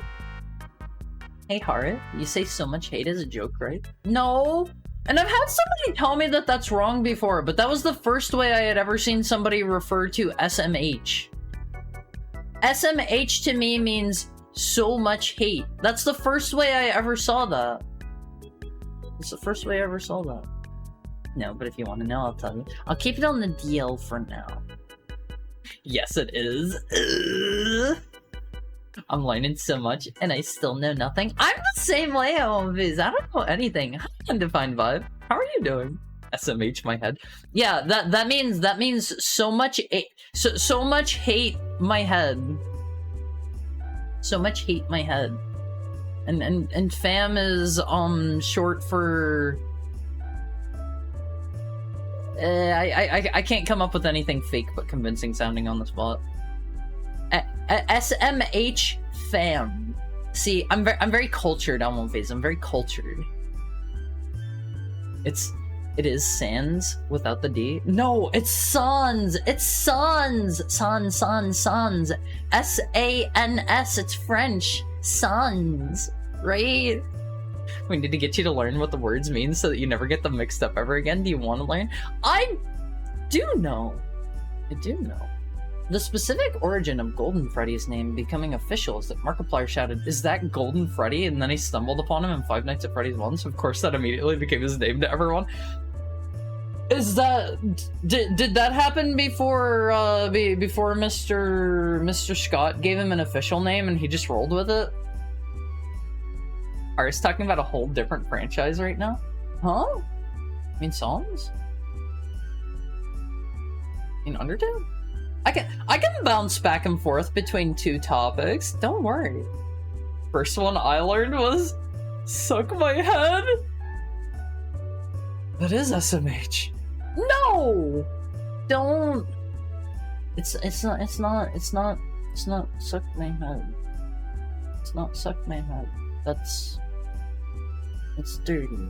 It's dirty. It's dirty, Elfies, okay? And that's not a good one. That's not a good one. SMH. So much hate. So much darn hate.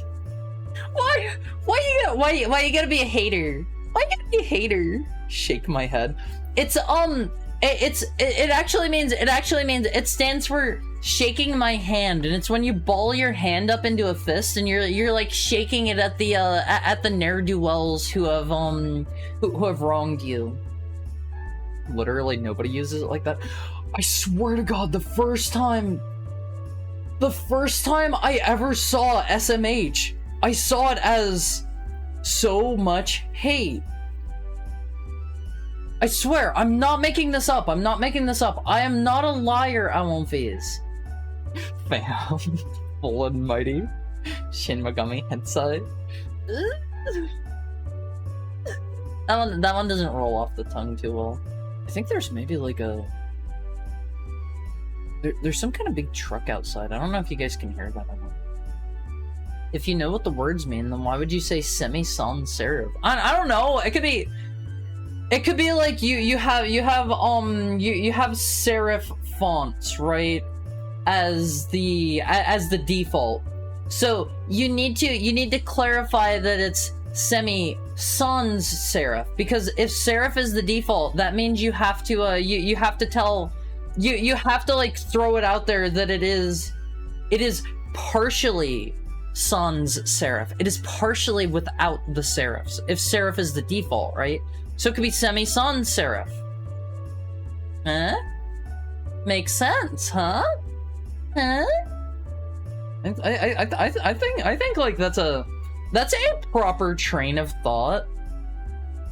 As long as you think SMH is so much hate, sans will be pronounced like sans without the D. No, it's so much hate and sans. It's sans. I swear I have heard it pronounced as sans before. And like you guys aren't gonna gaslight me otherwise. You guys aren't gonna gaslight me. I know these words. I know these words. I've listened. Yeah, maybe in French, and it's a French word. It's a French word. In Five Nights at Freddy's 1, he was more just a mystery character to get people talking. His file name was only Yellow Bear. Wait, really? Oh, interesting. So the names just mostly came from like the community then? I don't actually really Okay. Correct me if this is wrong. This is stuff that I don't think I should know yet, but I watched like a little teensy tiny bit of like a lore video that a friend was watching one time. I only caught like a chunk of it, and this was way before I tried the game. So Golden Freddy is like the first kid that died and got soul slammed into the suit, right? Right? He is child number 1, I believe. Correct me if that's wrong. Correct me if that's wrong. Soul slammed? I mean, how else would you describe it? How else would you describe it if not soul slammed? Local heckhound yells at clown. Old man shakes fist at clown. Yeah, it's shaking my shaking my hand. Maybe it's like Easter time and you just finished you just finished cooking dinner. Hi Lydia, how are you doing? It's good to see you. I hope you're having a nice Friday. Maybe it's like Easter time and you're trying to call everybody to the dinner table, and SMH stands for smelling my ham. Smelling my ham. You just finished making a delicious feast. A delicious feast, and you're trying to get everybody to come down and eat. Smelling my ham. They can smell it all throughout the house. Hydrate. Alright, let me get a drink.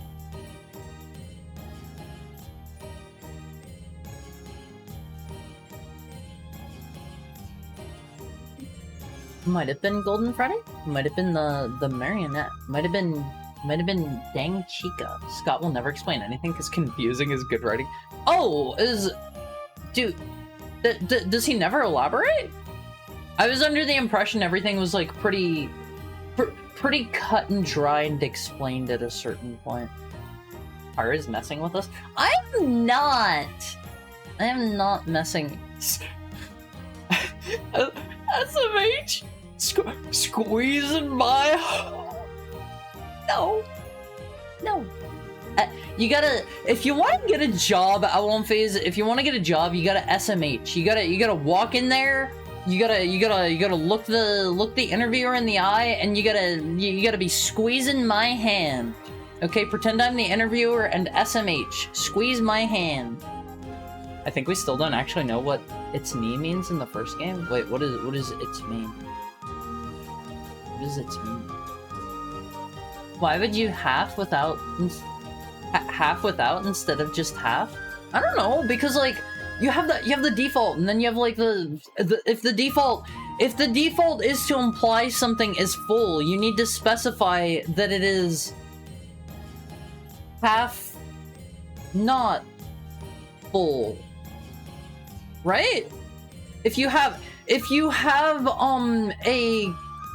glass of water and you're trying to describe the state of it to somebody, and it's like the default state of this glass of water is full. Like this is not the way glasses work. You assume glasses are empty by default, right? So you have your full glass of water and you need to specify as the default state is that it is full. You need to specify that it is half, not full. Okay? And the same goes for Semi Sans Seraph. Who is this Semi Sans Seraph guy? He's my Undertale OC. He's my Undertale OC. He's like the cool uncle to Sans and Papyrus. That gaslighting. Soul slammed. Was it a wrestling move? Sounds like a Pokemon move. They should just like let me make up cool sounding stuff on these. Just get me on like a freelance position for like different companies. They can hire me and my job will be like cool stuff describer. Right? They'll be like, hey Haru, we need a cool title for our game. I'll be like the despair of the cacophony of despair. All right, and that'll be like your subtitle for your game. You're going Castlevania core now, and like you need a new move for your Pokemon or something, and we'll use Soul Slam. Alright, this device toast bread, what do we call it? We call it the toast encrustifier. So sorry, the bread encrustifier, the bread encrustifier. My bad. My bad. The from soft method. Smell my hand? My hands smell nice. Instead of harmony of despair, you're calling it cacophony of despair. Okay, cacophony of innocence. Cacophony of innocence. Alright? God. Making me work for it. You innocent wolf. I am only as innocent as you guys are going to allow me to be. You have told me far more things than I ever needed to know. Squeeze my— No! I don't do that on demand. I don't do that on demand. Sorry. Phrase that shows up constantly in hallucinations and rare screens. You definitely saw it if you played it. I don't remember it. I mean, couldn't that have just been Mr. William Afton being like, it's me? I'm like, hey, it's me, I'm here. No. Just no to whatever you're saying. You sound like you're dismissing me before you even know what I'm saying. Come on. Or is a half glass empty kind of person? I am a full glass that is half emptied out now kind of person. Alright. To me, it depends on if you're filling or draining the cup. Oh, that's fair. That's a fair way to look at it. Speaking of hands, give them here. We've got like, I don't know, 3 more minutes until the ad break. And then I have one piece of fan art to show you guys. I have a single skeb to show you guys. I didn't actually check today. I don't think the other skeb came in. Let me like take a real quick peek. I don't believe it. Yeah, it's not here yet. It's not here. I want to show you guys the skeb from the other day because I think it turned out so good. And I have your special console of the day. But when the ads play, we slip into the void. Just hang around. You'll get to see my you'll get to see my slammers soon. That's what we're gonna call my hands from now on. They're my slammers because I hit the desk, LMVs. I hit the desk. That should be my job versus God, you're making me work. What? It can be both. A breader? No, because if it's a breader, that implies that it's a machine that makes bread. That's what like a bread machine should be called. A breader. That's like it's messed up how they call it a hammer. You hit things with it, it doesn't turn things into pigs. It's messed up how they call it a goblet. It's not a tiny goblin. Hars, slammies. I'm a breader, but replace the A with an E. Ha ha ha. Very funny. No, apparently he's a glass half, not full kind of person.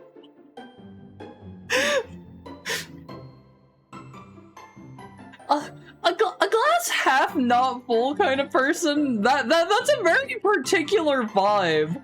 What do you think it says about a person? Hello, Dave. How are you? Thank you for the tailpad. What does that tell you about a person? If you have a glass half not full kind of person, that's a positive thing, right? That's a positive thing. It's connected to Golden Freddy and has been referenced throughout the series afterwards, but no one knows why Yellow Bear is saying it's him, her, it, them. Maybe it just hasn't gotten far enough along yet to maybe Scott's still he's got that one in the oven. It's baking. I thought that was code for butt. You thought what was code for butt? We're not talking about my butt here today, okay? Umphy, hi Dumpy. How's Friday treating you today? It looked like this. I really like it every time you use that emote. But I really like that one. It's a very confusing thing. A half glass kind of person? That's just like removing one of the words, right?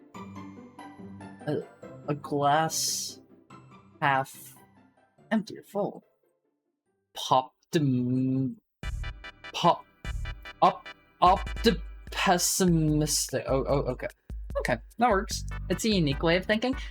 Oh, I'm unique, Alan Fizz. I'm one of a kind. There's no one else out there like me, right?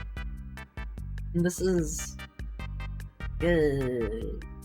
Right. Need to be up early tomorrow. Good night. Sleep well, Goldie. Sleep well. I'm sorry you missed the hold on. Real quick before we go to ad break. Here's let me wave at you. Let me wave at you real quick. Hi. Okay, go get some rest. It's ad break time now. Alan Phase, it's ad break time. Let me start our timer. I will be right back. I love you, Alan Phase. I need to go to the little Heckhounds room. See you soon.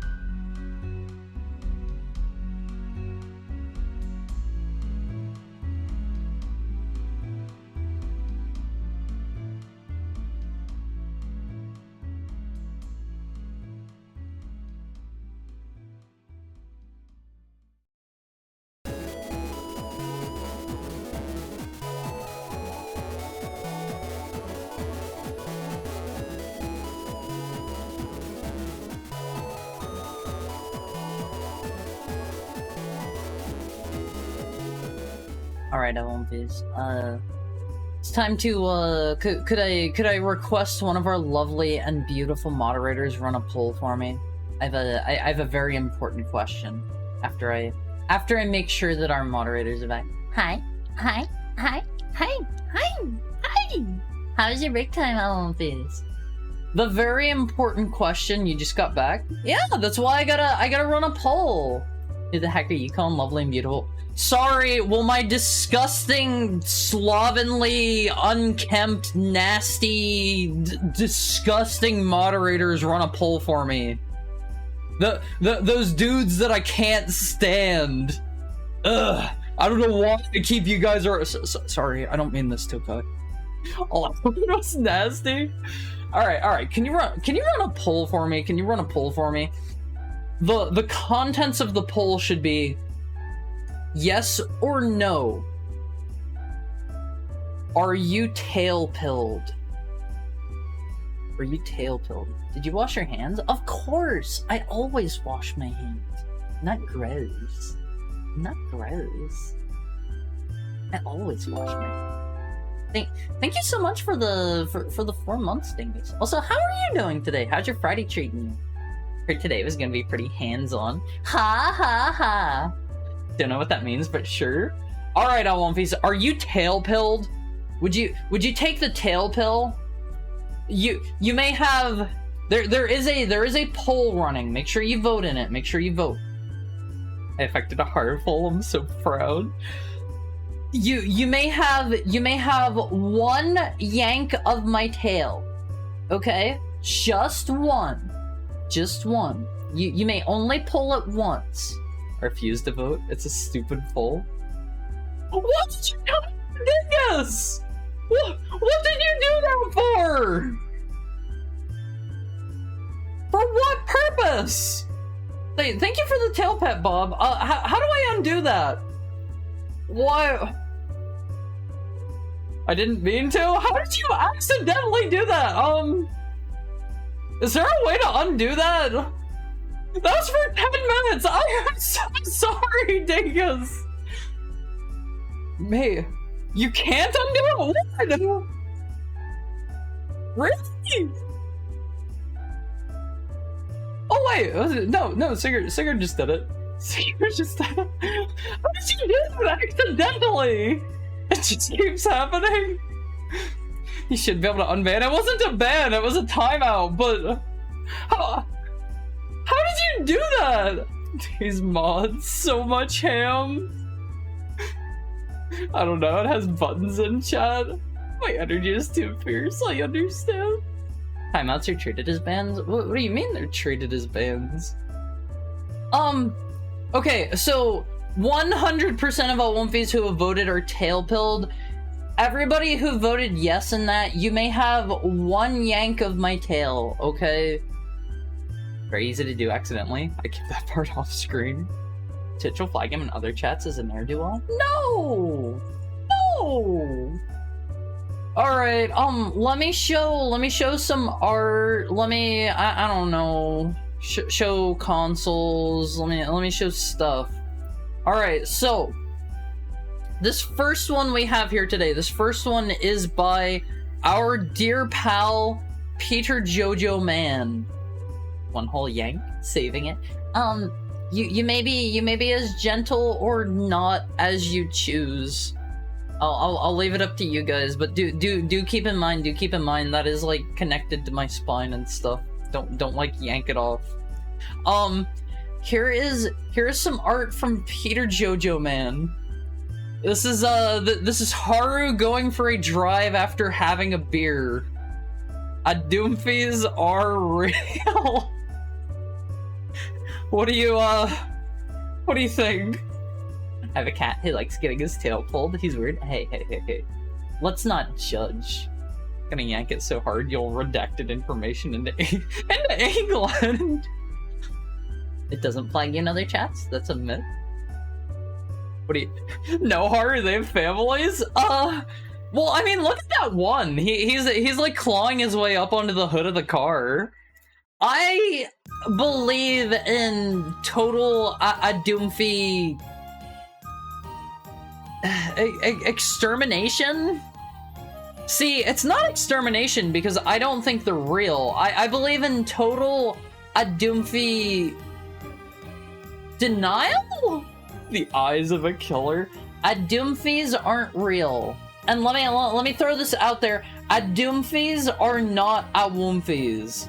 Okay? It's Adoomfies. You believe in total Adoomfie erasure? Yeah. A doomstruction. This one is pretty well done. I love the one that's bolting off the road, and then you have the sweaty one there. The strong hand is real. We must fight back. No, you don't have to fight back. I'll be your state-appointed lawyer. Together, I will usher you into a Doomfie life and get you proper repercussions for their actions. Huh? I need some bigly compensation for the long-term effects. Where's my lawyer? There are no long-term repercussions. Don't worry, don't worry. Total death. This is Bergen truck Awoomfies. This is me out Bergen trucking for the night. Hold on, let me pull up the reference image. Asgore driving. I can find.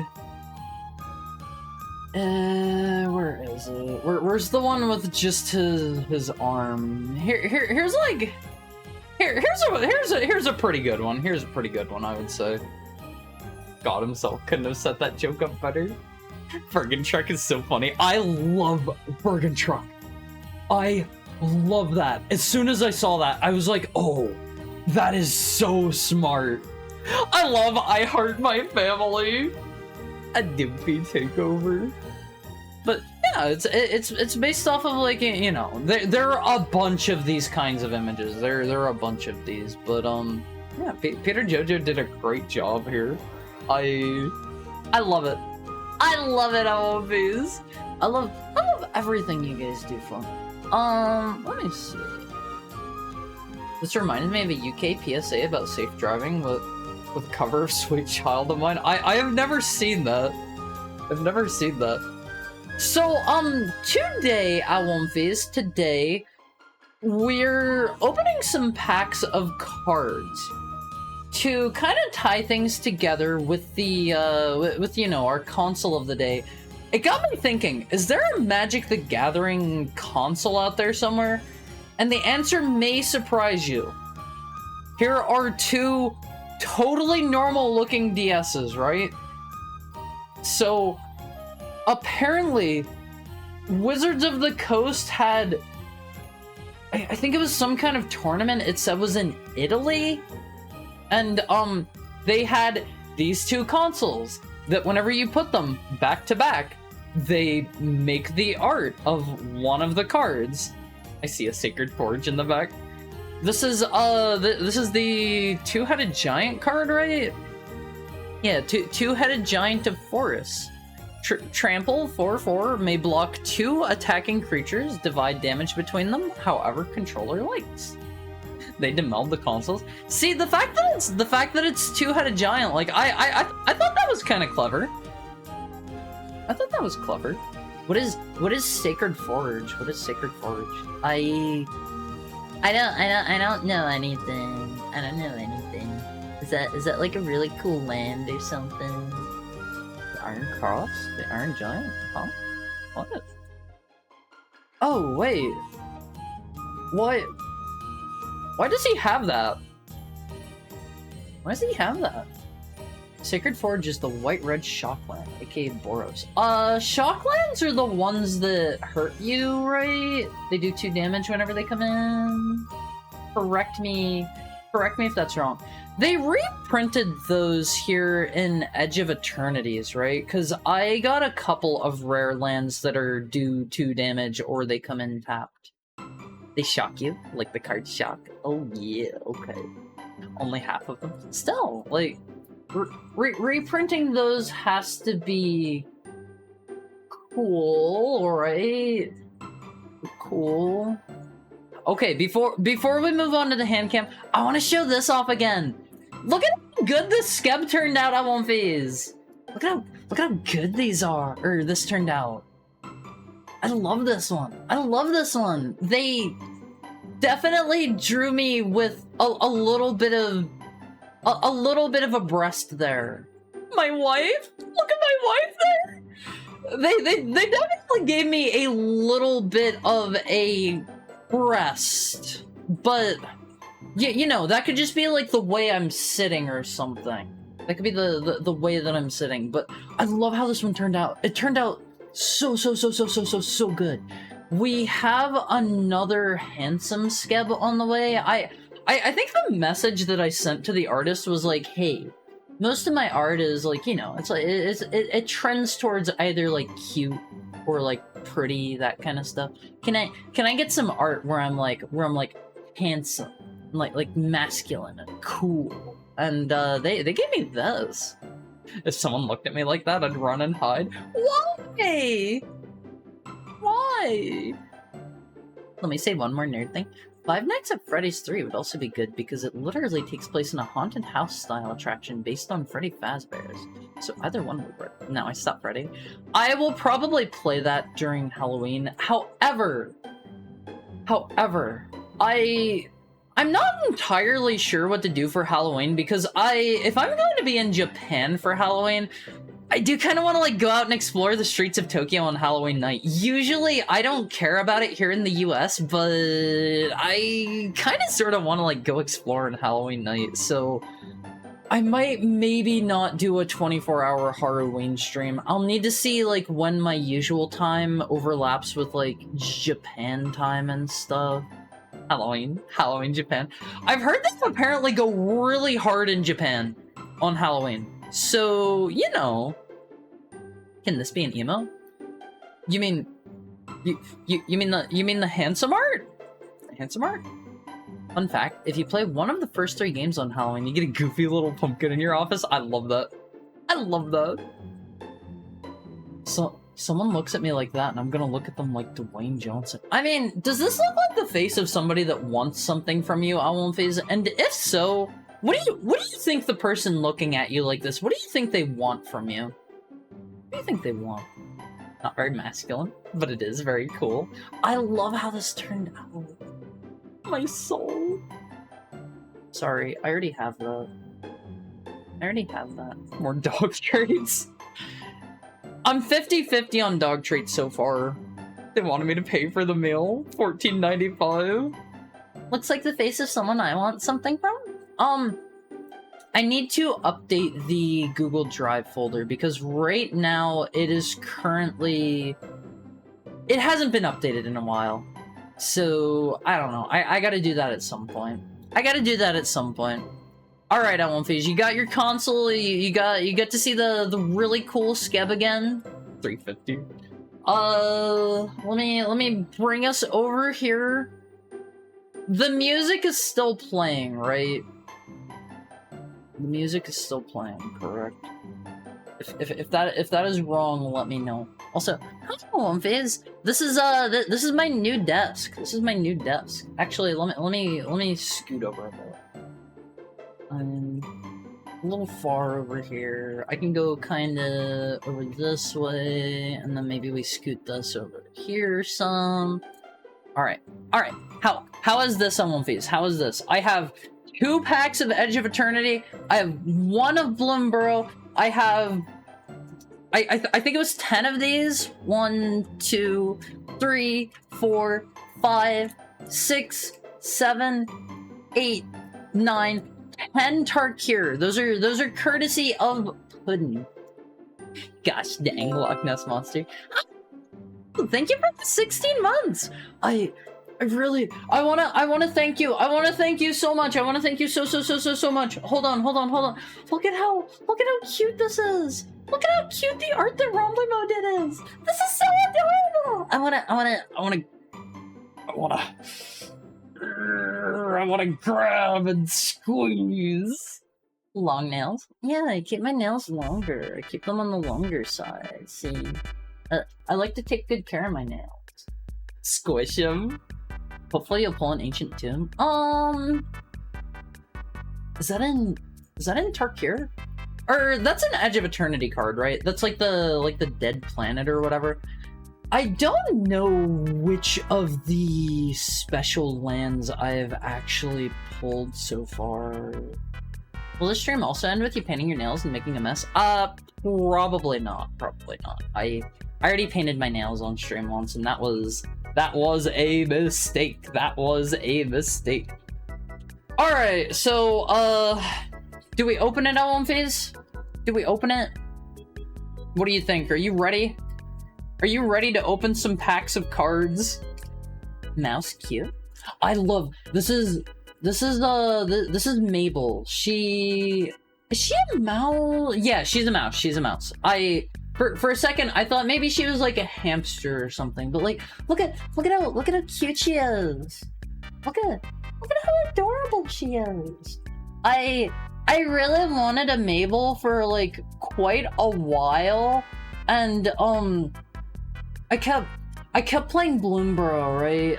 I kept playing Bloomborough, and I never ended up actually getting her. So a buddy of mine once, whenever we were at the card shop, just bought me a copy of her. The Blooming Bro is the name of the Easter hub in RuneScape. I didn't know that. I didn't know that. All right, I'm on phase. Let us open it. I feel like I have to lean kind of far in. So this desk is way larger than the other desk that I used to have. Like my other ones were kind of tiny. I used two of them like stacked in such a way that they made like an L shape, right? And I have like my camera here that I'm using. This guy up here. It's at like the far end of the desk over there, and then like I have to lean like way over my desk to get in here. Rodent Trap's got a big boost in Bloomborough. So Bloomborough is actually, whenever I started, the current set was Aether Drift. Aether Drift was the current set, but Aether Drift looked really lame.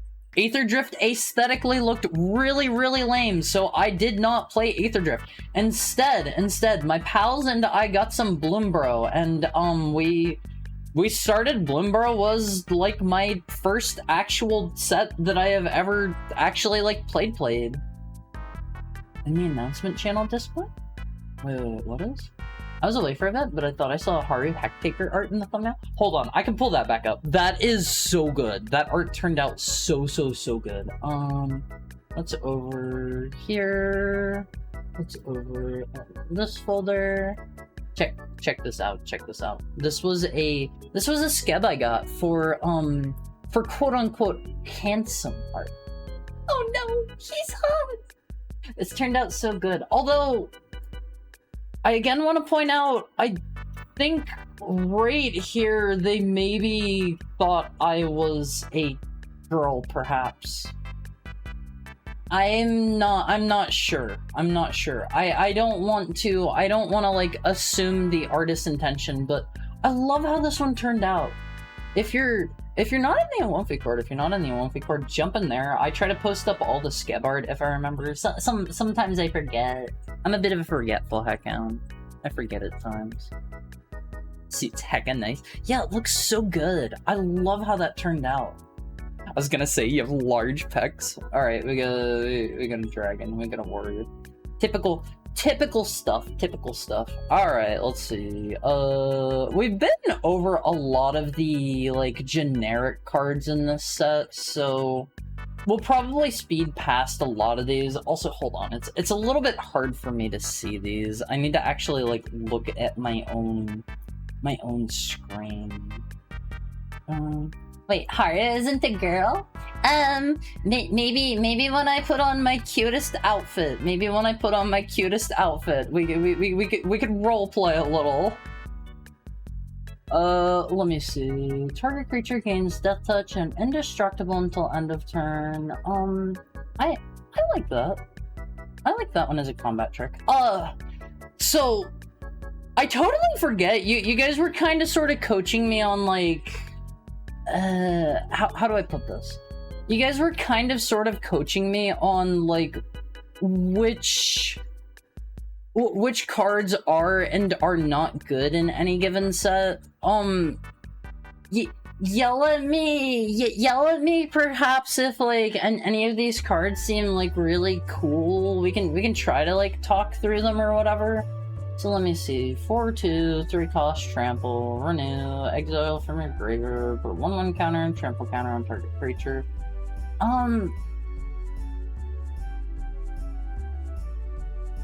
He seems okay, but the fact that he is the farmer's stand on this one, the fact that he has two toughness, that feels like he would very easily be blown up, right? You were, I think, trying to guess how good each card is and constructed. Yeah, like let's keep doing that. This guy seems like he would be like all right, but too easily taken out. He kind of goes 1.5 or 1 even because he gets killed by removal. He gets value from the graveyard. Oh yeah, there's also extra value. 4 power isn't so bad. That bad plus trample. Yeah, like he seems okay. He just, from what I recall of Tarkir in particular, it had a lot of things like this guy has 2 power, this guy has 3 power, this boosts something by 2, he's got 3. I remember there being a lot of things that had like 2 or 3 power, if I remember right. Right? I'm kind of like spoiling what's in this pack. Sorry. He's sort of mid-rangey in a set where the hyper aggro and huge dragon decks are the strongest. I heard that the way that went at like local game stores was and probably like outside of game stores too. Like I don't know. I don't follow like the global scene, right? But I heard like it started out with who were Mardu. It started out with like Mardu being really powerful in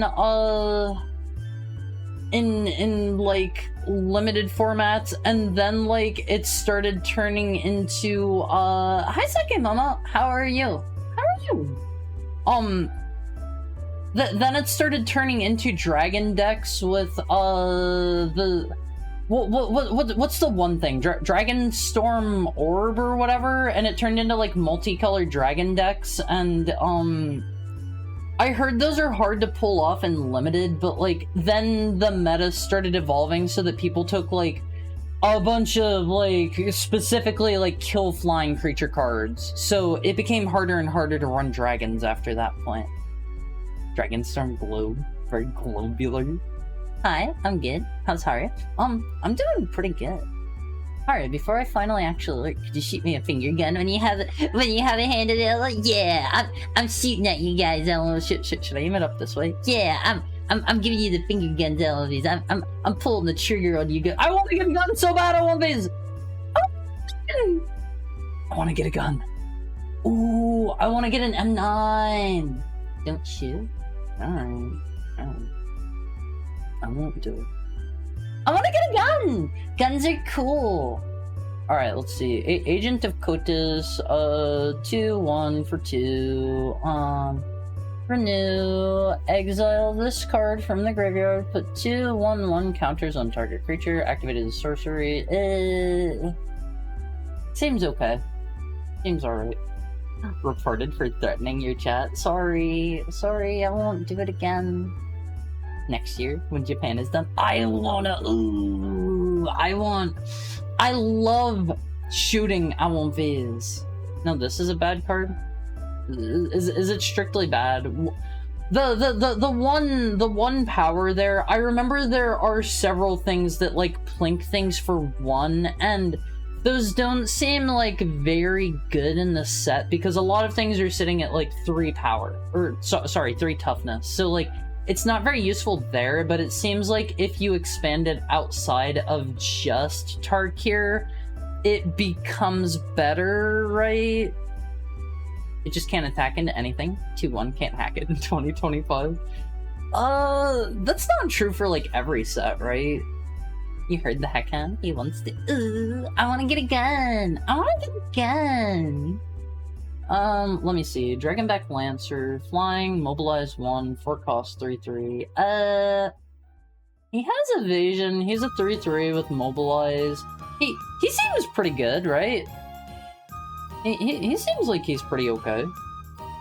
He's somebody that I would run if I was going in like a Mardu deck.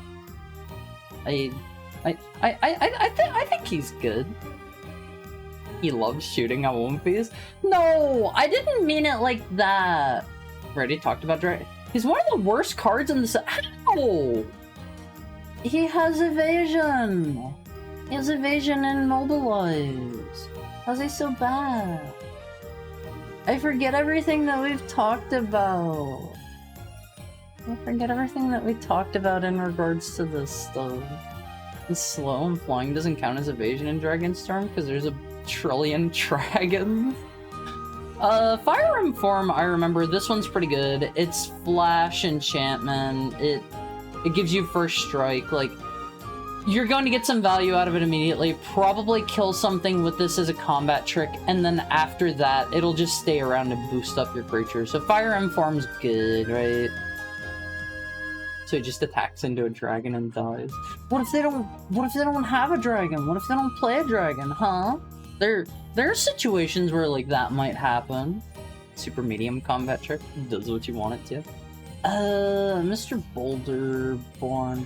So I think this is actually the first Boulderborn dragon I've pulled from these packs. I think I might be wrong. He doesn't seem good at all for a 5 cost. Is that correct? He has flying, he has vigilance, but he has a 3/3. He surveils 1 when he attacks. He doesn't seem good. And I guess if you're running him in a deck with lots of like the Dragonstorm globes or whatever, he's probably good there, but I don't know. If you have like 2 globes and a forecaster, he's pretty good. Forecaster was the one that lets you, like, pull a Boulderstorm Dragon or a Globe out of your deck, right? There's another secret combo he's involved in? What is that? What is that? There's a lot of what? There's a lot of what? A lot of bad cards? You know the card Jadecast Sentinel? That's like the Lamia with the bow, right? It's colorless. I don't remember what it does. Let me see. Gurmag Nightwatch. 3/3. When this creature enters, look at the top 3 cards of your library. You may put one of these cards back on the top of your library, put the rest in your graveyard. I don't personally love that. It's another bad card, the Lamia with the bow. Wow, good memory. Yeah, I can remember random weird stuff. I'll explain the combo if you pull a Sentinel. Okay. There's a lot of X3. Huh? What? There are a lot of like X3 cards, right? Right. You heard the heckhound, he wants to. I don't want to shoot on fizz. I would never do something like that to you guys. I really love you guys, and I would never do that to you. Okay. If you don't get it, I can't help you. Sorry. I don't understand. Disruptive Stormbrood, 5 cost, 3/3 flying. Whenever he enters, disrupt 1 artifact or enchantment, and then destroy target creature with power 3 or less.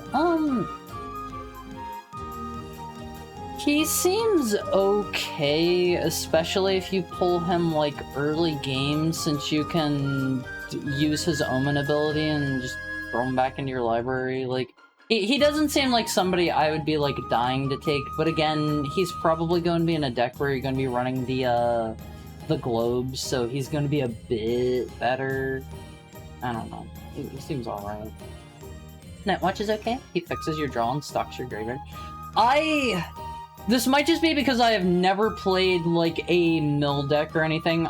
I do not personally really see the value in mill cards. I know there's stuff where like you can just bring something straight to the battlefield from your graveyard or whatever, and if you can mill something super powerful, like, yeah, that's really cool, but that seems like a big if, especially in like limited. You already opened 2 cards that have mill value? Agent and Champion? Oh yeah, because they have renewal. Huh, that makes sense. That makes sense. He's quite good. Both modes are good, and you gotta up your evaluation of cards that are 2 good cards in one. See, I'm trying my best. I'm trying my best here. X-Death and Cloud of Darkness have been amazing for my Multec. Oh man. So, I would need to go, like, grab my cards and pull them out and see if I could find a Kefka. Let me pull up a picture real quick of Kefka for you guys. I accidentally killed myself with Kefka. I had him transformed and I killed myself with him. So, this is you may not opt out of this. This is not a conditional thing. Whenever you have Kefka transformed, whenever an opponent loses life during your turn, draw that many cards. I milled myself to death with Kefka, and I ran out of cards and I lost because of that. I hit them for like I don't know, 10 damage or something like that in one turn, and I killed myself. It was so sad. It was so sad on One Piece. I was like, oh man, I'm getting Kefka transformed. This is gonna be huge. This is gonna be huge. Legs so chunky. Wait, are they? Hold on.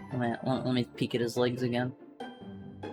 He looks kind of stubby. It looks a bit stubby there. Damaged card. Alright, let's see. Spectral Denial. X blue costs 1 less to cast for each creature with power 4 or greater. Counter spell unless its controller pays X. This one seems good because you can just save mana on your turn for like just paying 1 over what they can possibly pay, right? He seems good. Also, he's a cute little dude. Look at him on One Piece. He's a cute little sweet dude. The camera doesn't really like the color balancing whenever I show blue cards. I've noticed that I 3D printed a card scanner as well that I use to, I've been, like, scanning and cataloging all my cards, but I don't know how to actually, like, export those in a usable way. Aesthetically canon compliant nail spotted. I'm excited to show you guys my next model. I've got some cool nails there. Alright, let's see. Mystic Monastery. Land enters tap. Oh, well. This one just see that's good. That's good. It's a little bit slow. You wouldn't want to take too many of these, but that's good to have like a couple special lands in your deck like this. A couple dual or tri lands. I like whenever I get those. I never seem to run into those whenever I'm doing limited, but that's just kind of how things go sometimes. Let's see. Gurmag Rakshasa. Jeskai colors are okay to try land with. Let's see. 5/5 mana, 6 cost. When this creature enters, target creature an opponent controls gets -2/-2 until end of turn. Target creature you control gets +2/+2 until end of turn. You could potentially kill something with that. He's a big beefy body. He seems like something you would want to take if you don't really have any other options, but I don't, like, love him. He has some evasion with Menace, but he's not somebody I would be dying to take if I had better high-end options. There's usually something lying around with 2 toughness, yeah? He's alright at 6, but not amazing. Pretty much right? Okay. Let me see. New Way Forward. This is one of the rares in the set, so 5 cost. Next time a source of your choice would deal damage to you this turn, prevent that damage. When damage is prevented that way, it deals that much damage to the source's controller, you draw that many cards. I like this card! I misunderstood how this worked at first. I thought it was prevent all damage, like if you use it on a combat phase, I thought it was, I thought it was like, oh, all of the damage of this combat phase is going to be negated and sent back to the opponent. That is not how it works. You choose one of those. That said, though, I like this card. It seems really powerful given that, like, you can totally get your enemy within kill range, and if they can't like respond to this card, they will die, and you also just draw cards from it. I like this one. Is that a proper evaluation? Is this a good card? Like, I like that one personally. Prevent damage, blah blah blah, that much to the source's controller. It's normally pretty bad, but it can sometimes win out of nowhere. This guy, this guy is pretty busted. This guy is pretty busted. So, he enters with 2 +1/+1s on it if you cast 2 or more spells this turn. So this guy can come in as a 6/5 for 4. This guy is busted, and he has Vigilance and Menace on top of that. This guy is like, if you end up with a couple of these, just take them. Just take them, right? He feels too strong not to take, in my opinion. Surprisingly low win rate. Wait, really?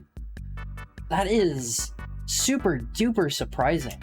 Let me set these over here. Why? It's below average? How? He seems so strong.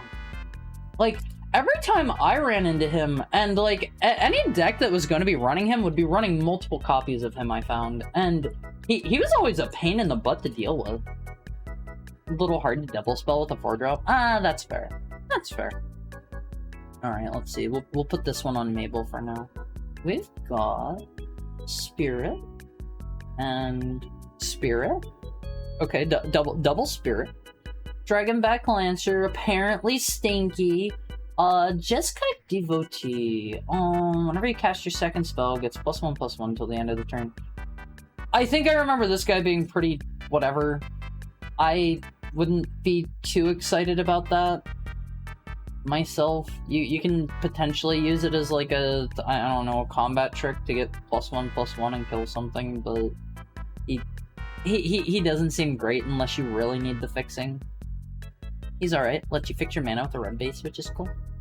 Dragon Spray. Costs 2 more if it targets a dragon. Destroy target creature. In a set with so many dragons, I would normally say this seems pretty good for just straight up removal, but I would say this is pretty good because I feel like a lot of cards that I've personally ran into, I haven't ran into too many like game-winning dragons. Maybe I just haven't played against them since I've only played like mostly in limited, but there's like there's the one, yeah, Rennie. I played him myself. He was game winning for me. I never ran into him though. I never played against him, however. But yeah, that seems like a pretty alright removal. Is Urgen a dragon? You mean Ugin? Ugin is not a dragon, actually. He is just a planeswalker.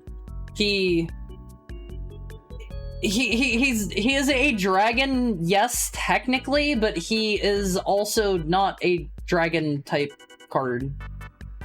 Ugin is a planeswalker, can't be targeted. I hate that guy. There are some cards that target planeswalkers. Also, hi Puddin, welcome home. Welcome home. I hope you had a nice day at work. Let's see. Roamer's Routine. 3 costs. Search your library for a basic land card, put it on the battlefield tap, then shuffle. Given that you can harmonize this seems okay for ramp. I don't love that for just one land, personally. Seems alright. Old mana ramp card with set mechanic. Hi, Chris! What's up? What's up? Hi. Hi, Chris. How are you? 3 mana ramp is usually pretty bad. Yeah, like, whenever I think of, like, ramp cards that I would want to run, admittedly, this is a bit different because they're attached to other things, but, like, my current standard for that I think of based off of the sets that I've played are now the landers from Edge of Eternity, and those are 2 costs for 1. Do you know Rampant Growth? No? Magic. Thank you so much, Chris. It's so fun. It's so fun. I love my card games. Wow, Harry, you have beautiful hands. Wait, thank you. Wait, thank you. I need to actually find, like, my nail clipper, because I need to, like, I have, like, little bits of, like, what do you call that whenever, like, your nails on the side are kind of in need of a snip? I forget what those are called. Rampant growth is the gold standard ramp card. Let me see. What is this guy? Let me put this up on screen for all of you. Rampant growth? Yeah, I get it. I can get it. Let me paste this in. And... okay, 2 costs. Search your library for a basic land card, put it on the battlefield, tap, then shuffle. Yeah, 2 costs. That seems good. What set is that? That butterfly icon looks familiar. Is that Duskmorn? Duskmorn has a butterfly, right? Hangnail suck. Hi, Aaron. How are you doing today? How are you? But yeah, I haven't found my nail clippers since I moved, so like I've just been making do with my nail file. Sleep pills are actually working. Have to lay down, but I'm still here. Get some rest, okay? Get some rest. Get some sleep. I'm glad you're able to get some sleep. Rampant growth is an oldie. That's why it's called ramp. Okay. That's Dustmorn lol, but it was a reprint for the commander set. I know we have some commander enjoyers in here. I'm not a commander liker, sorry. I've tried to play it a couple times, and it takes so long, and I feel like given that it's a 100-card deck of things that, like, you're going to be seeing so many different cards playing with 4 people, whenever it comes to other people's turns, my brain turns off, and I just let them do their thing, and, like, I trust that they are not lying to me. I'm not big on Commander. And then Commander also has an issue where you want to be a sweet little perfect precious innocent guy and not attack anyone, because if you attack somebody first, you are painting a big bullseye on your back, and then everyone will try to wipe you out, and it's like that's not fun, because then it just leads to a stalemate where everybody just sits there building up their board state, and like I don't know. I'm not into Commander. The games also take, like, I think I was playing for like 2 or 3 hours and I still didn't finish a game. It seems long. It seems long. Admittedly, I was playing, it was myself and 3 other people that were playing Commander for the first time, so that maybe probably factored into it. It took forever. I still didn't even finish the game, and I don't know. I don't think Commander is for me. I don't think it's for me. Basically, the point here is, if all you're doing is ramping 1 land, that's 2 costs. Okay, that makes sense. That makes sense. Humbling Elder, I don't love.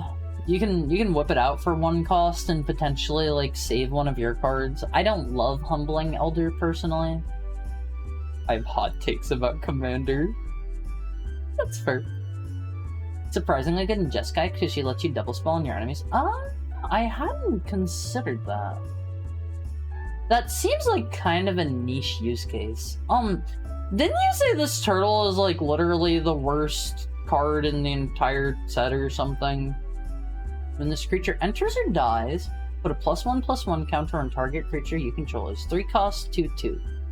Didn't you say he's somehow, like, the single worst card in the entire set or something? Mr. Sigurd? I don't know, like, he doesn't seem good, but he doesn't seem like worst card in the set bad to me. I don't know. Let me see. This guy, I remember, he's pretty okay if you don't have any other, like, high-cost option. There are worse cards, but not a lot of them. He's a 6-cost 4/4. He's got reach. Whenever he enters, he endures 3. You either get 3 +1/+1s, or you create a 3/3 spirit. This guy is one I have found myself running a couple of times in a few decks whenever I'm doing limited, just because I didn't have any other great higher-end options. I don't love him, but he is a pretty big, beefy body on the field, or he gives you options for if you just need more board presence, you can whip out another I don't want to say beefy body, but you can get another decent sized body on the field. He's like the Grimang Rakshasa that you mentioned earlier. Only okay if you don't have a curve topper and you're already in green, or you have a bunch of ramp and you can just throw them in. Oh, yeah, I suppose if you're doing ramp, you want to go higher end. He's a great example of power creep. What do you mean? What do you mean? Synchronized charge. 2 costs, distribute 2 +1/+1 counters among 1 or 2 creatures you control.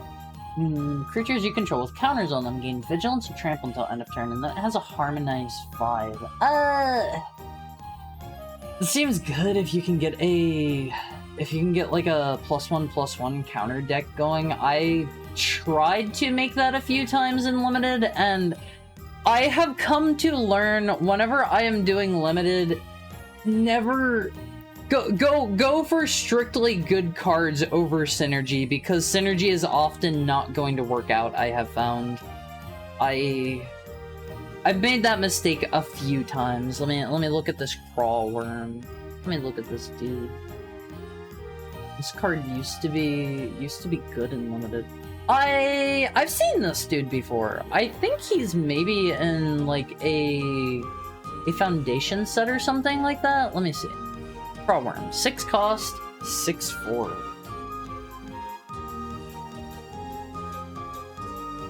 That seems very bad nowadays. That seems very, very bad nowadays. Synchronized charge is actually pretty good because it's strong even if you have no counters on the board. Oh yeah, he's also 2 green pips.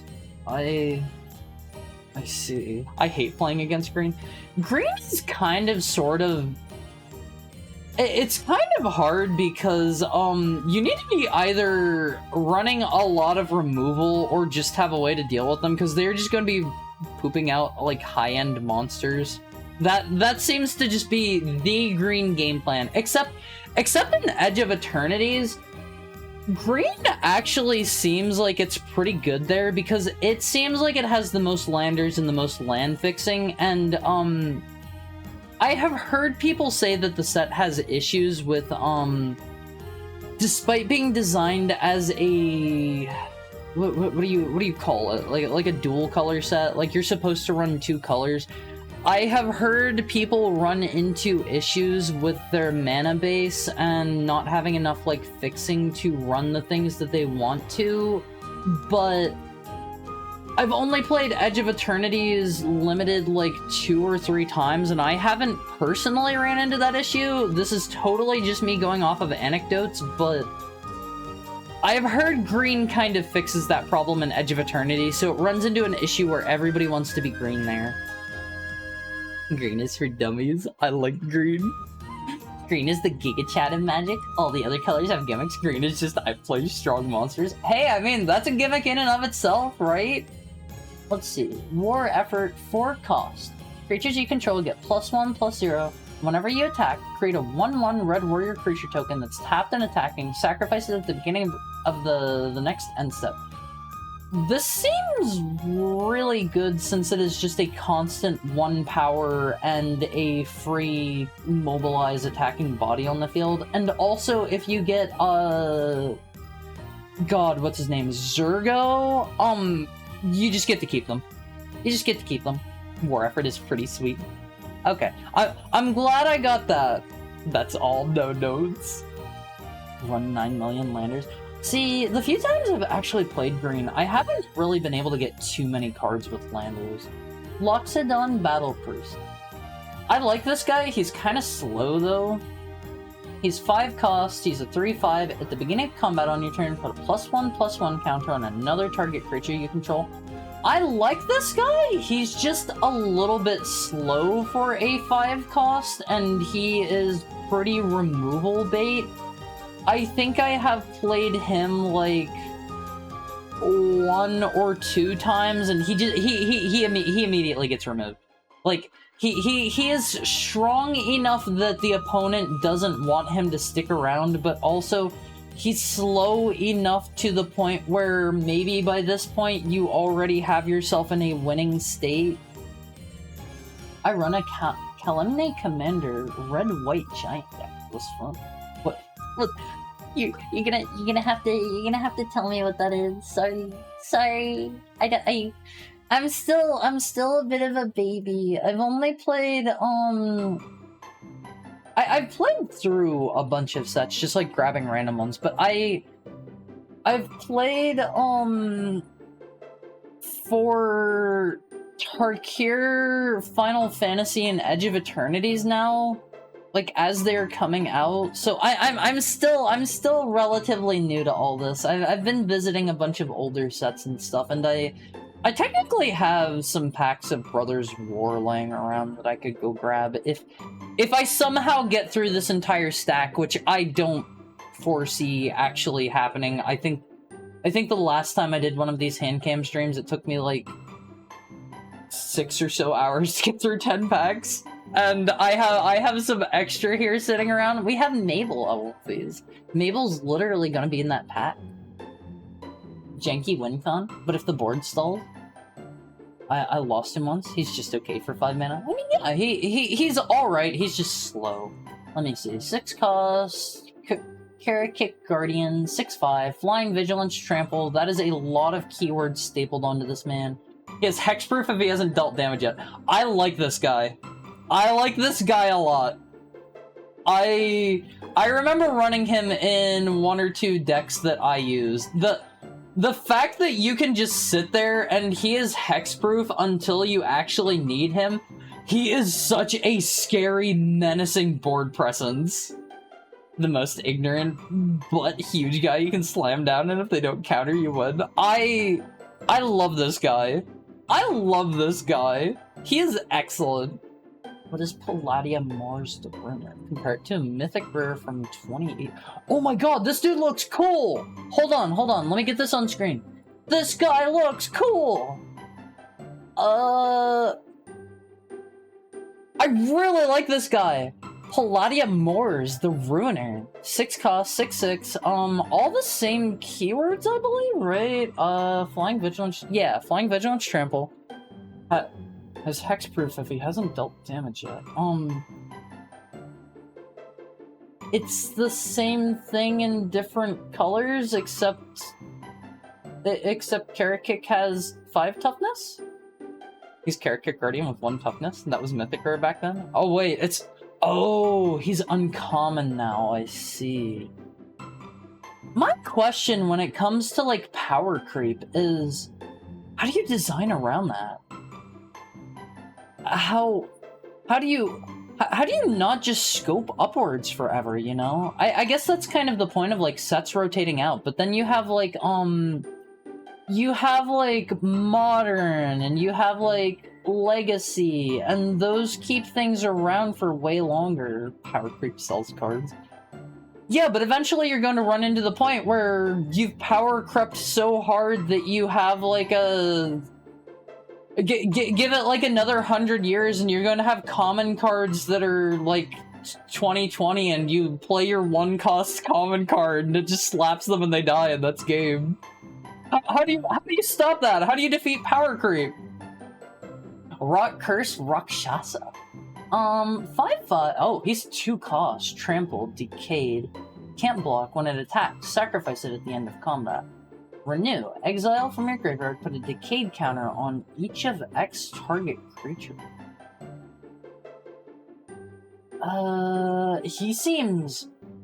This guy seems really, really, really insanely crazy good. This guy seems stupid powerful. What in the heck? You get to slap something... You get to slap them for, like... I don't know, 2 or 3 damage probably, because he has Trample, and most things are probably going to be like, what, 3 toughness? And then you also get to make it so their entire board is going to die if they do anything. Right? He seems insanely good. Each of X target creatures. Yeah, it's not your creature, so you can target enemy creatures. Declare it ban. Power creep, then ban, then power creep. That's fair. He's just okay. Really? As a 2 cost 5/5 with Trample? even if he's like gonna go, wait, am I setting these on the same stack as the? No, I move them up there. I move them up there. As a creature, he just deals 5, right? Yeah, and then he's also like kind of removal, right? One's the magic stream, so I know how it works. What do you mean one's the magic stream? This is the magic stream. This is the magic stream, kind of, sorta. Also, ad break's about to start in like 10 seconds. I won't be. Are you gonna forgive me if I go to the little heckhound's room? If I brush my tail real quick, like. Which is okay, he's not 5/5 because he can't block, he just deals 5, and then he's kind of removal.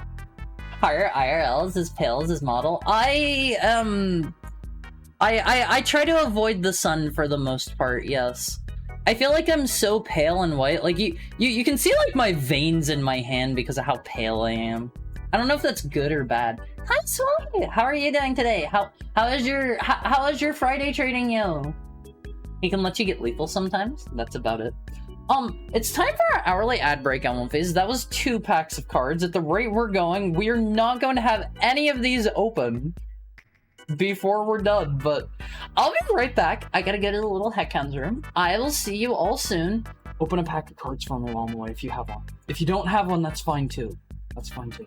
I'll see you soon, all of these. Maybe don't actually open a pack of cards if you don't want to. I'll see you soon.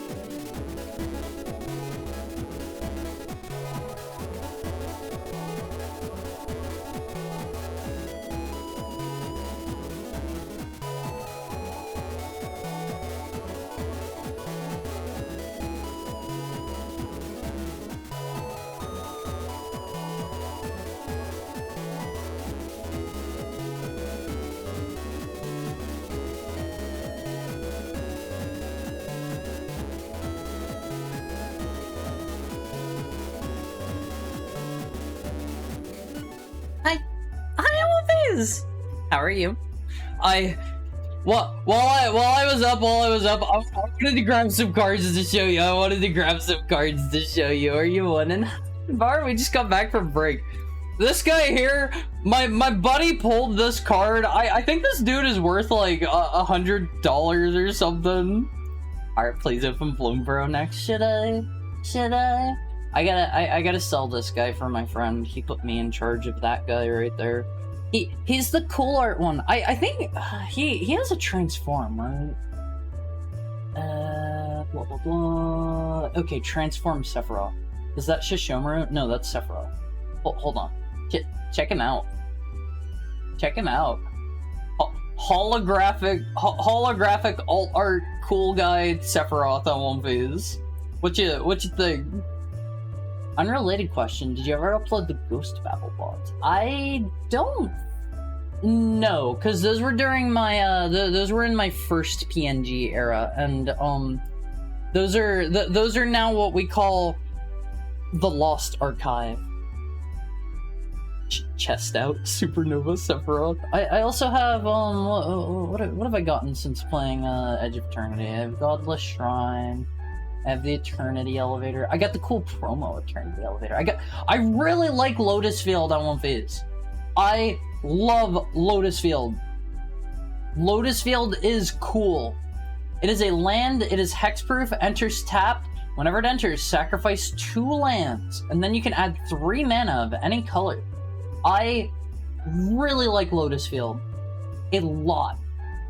Wait, was that first PNG? Could have sworn that was the Plus era. I don't think it was. I have Cosmogrand Zenith. I have, I really like this guy. Exile an artifact from your graveyard. Put a +1/+1 counter on this creature. Then it deals damage equal to its power to any target. This guy is mean. He is a 1 cost. He is mean. He's broken if you have the deck for it. Crystal Quarry's cool. I ended up with like a lot of meme spacecrafts that I didn't actually get to like end up using. I like Mr. Starwinder, but yeah, I had some good luck with Rustfield whatever, because it is so broken. It is so broken. I was doing a 2-headed giant game, and I ran just a whole absolute buttload of artifacts, and oh my god, this guy put in so much work at One Piece. He put in so much work. Look at this dude. Look at how good that is. Oh hey, there goes the absolute worst limited card ever. Wait, what card? Which card? I also played, I did a draft of Kamigawa, and I didn't particularly like it. I don't know. I probably made poor choices or something, but it just didn't seem like a particularly fun set to me personally. I don't know. Kamigawa did not really spark joy in me. Infinite Guideline Station. See, I like Infinite Guideline Station. That's, what does it do again? Hold on, let me find it. That was like one of the ones that I wanted, just because it seemed really memey, right? Whenever it enters, create a tapped 2/4 colorless robot artifact creature token for each multicolored. Actually, that seems good if you're running a particular deck for it. But you need to be running a deck for it. What does it do again? Good question. You station it for 12+, it gets flying, it turns into a creature. Whenever it attacks, draw a card for each multicolored permanent. It'd be bad if it was 5 generic mana. That's fair. That's fair. Alright. So we had a special request. We had a special request for Bloombro. A special request. Why are your nails so long, Haru? My nails are long because I like having my nails long. Oh hey, the set I know nothing about. Well, you don't have to know everything about everyone. Alright, let's see what we got here on One Piece. It only exists to enable 5-pillar spaceships.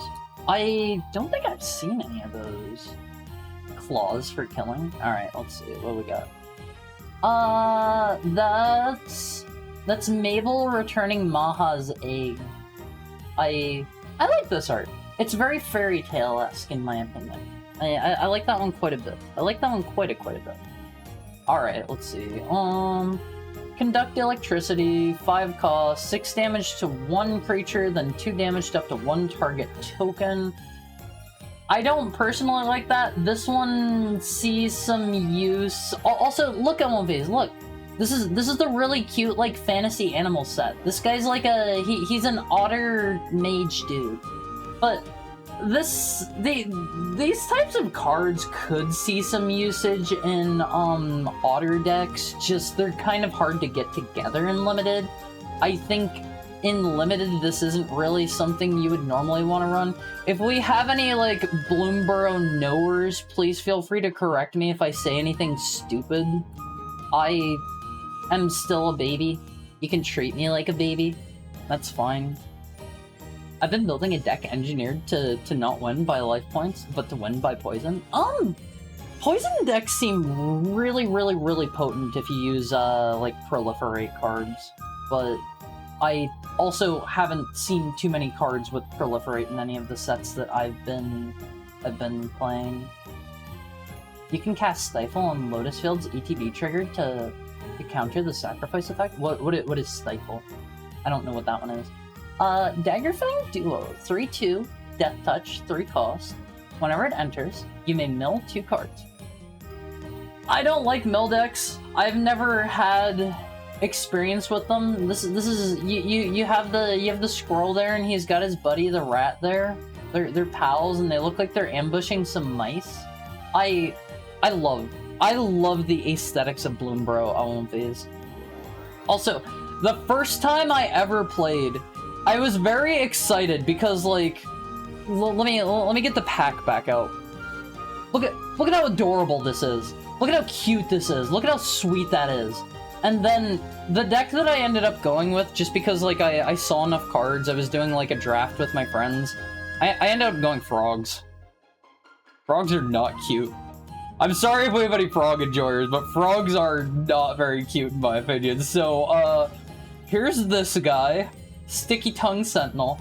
The frog archetype, the way that they work in Bloomborough is their whole thing is you largely want to bounce things back to your own hand on purpose so that you can re-trigger their ETBs multiple times.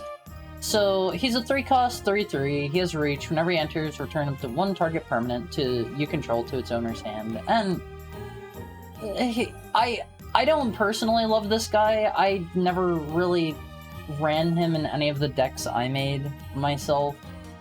Same with this guy, if I remember right. He's another frog. Frog Monarch players in shambles. What is Frog Monarch? When Earth making Raw and Otter was an intentional double entendre or not? What do you mean? What do you mean?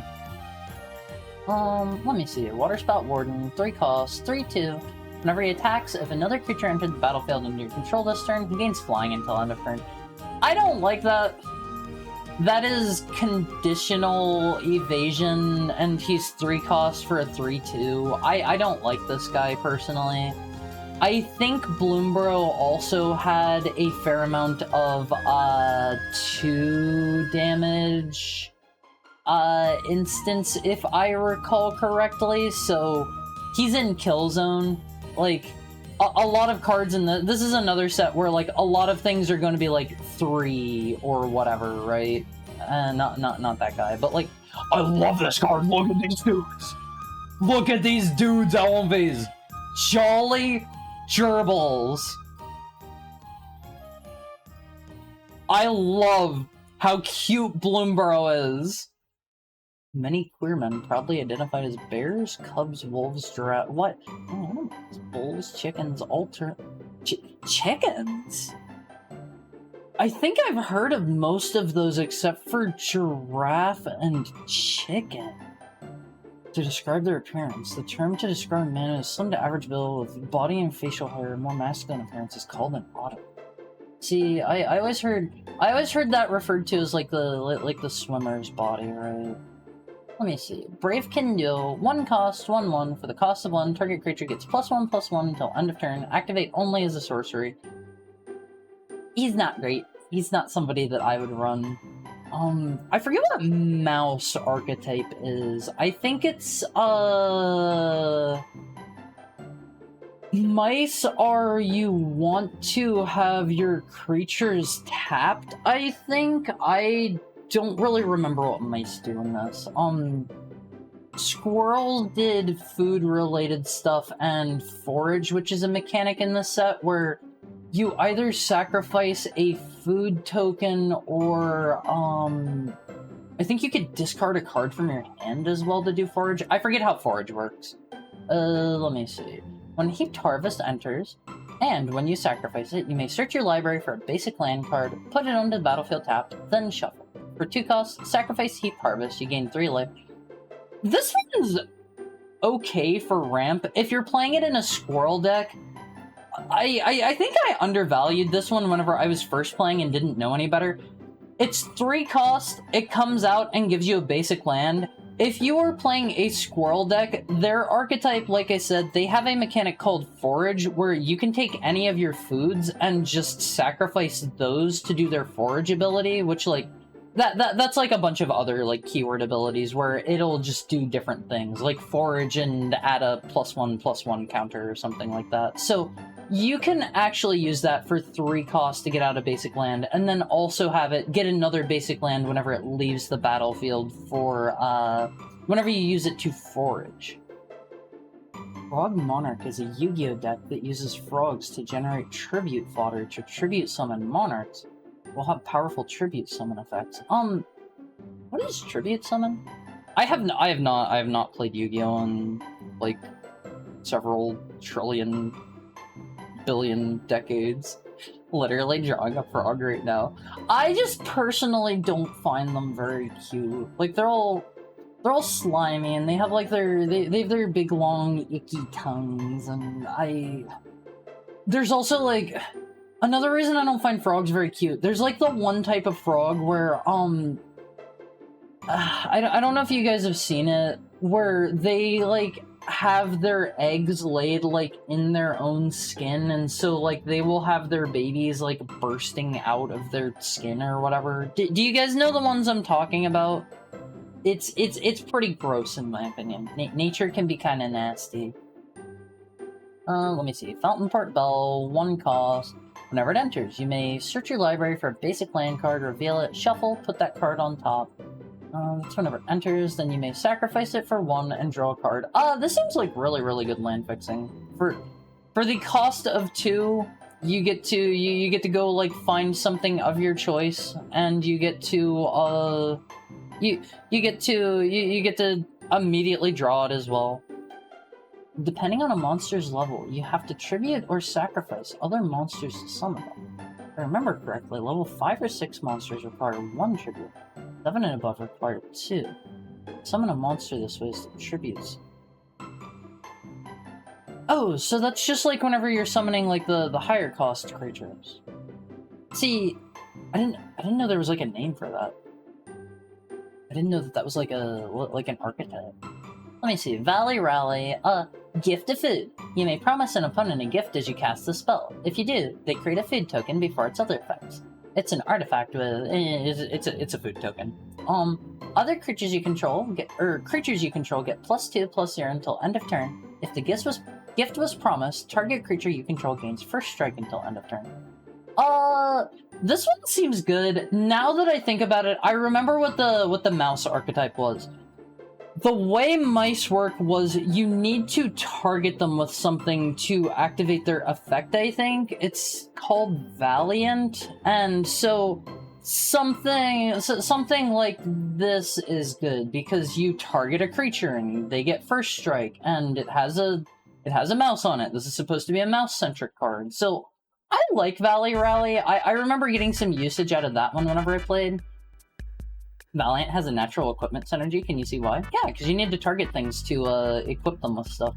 And there was some equipment in Bloombro that was really, really, really good that it was like 1 or 2 costs to re-equip it to things.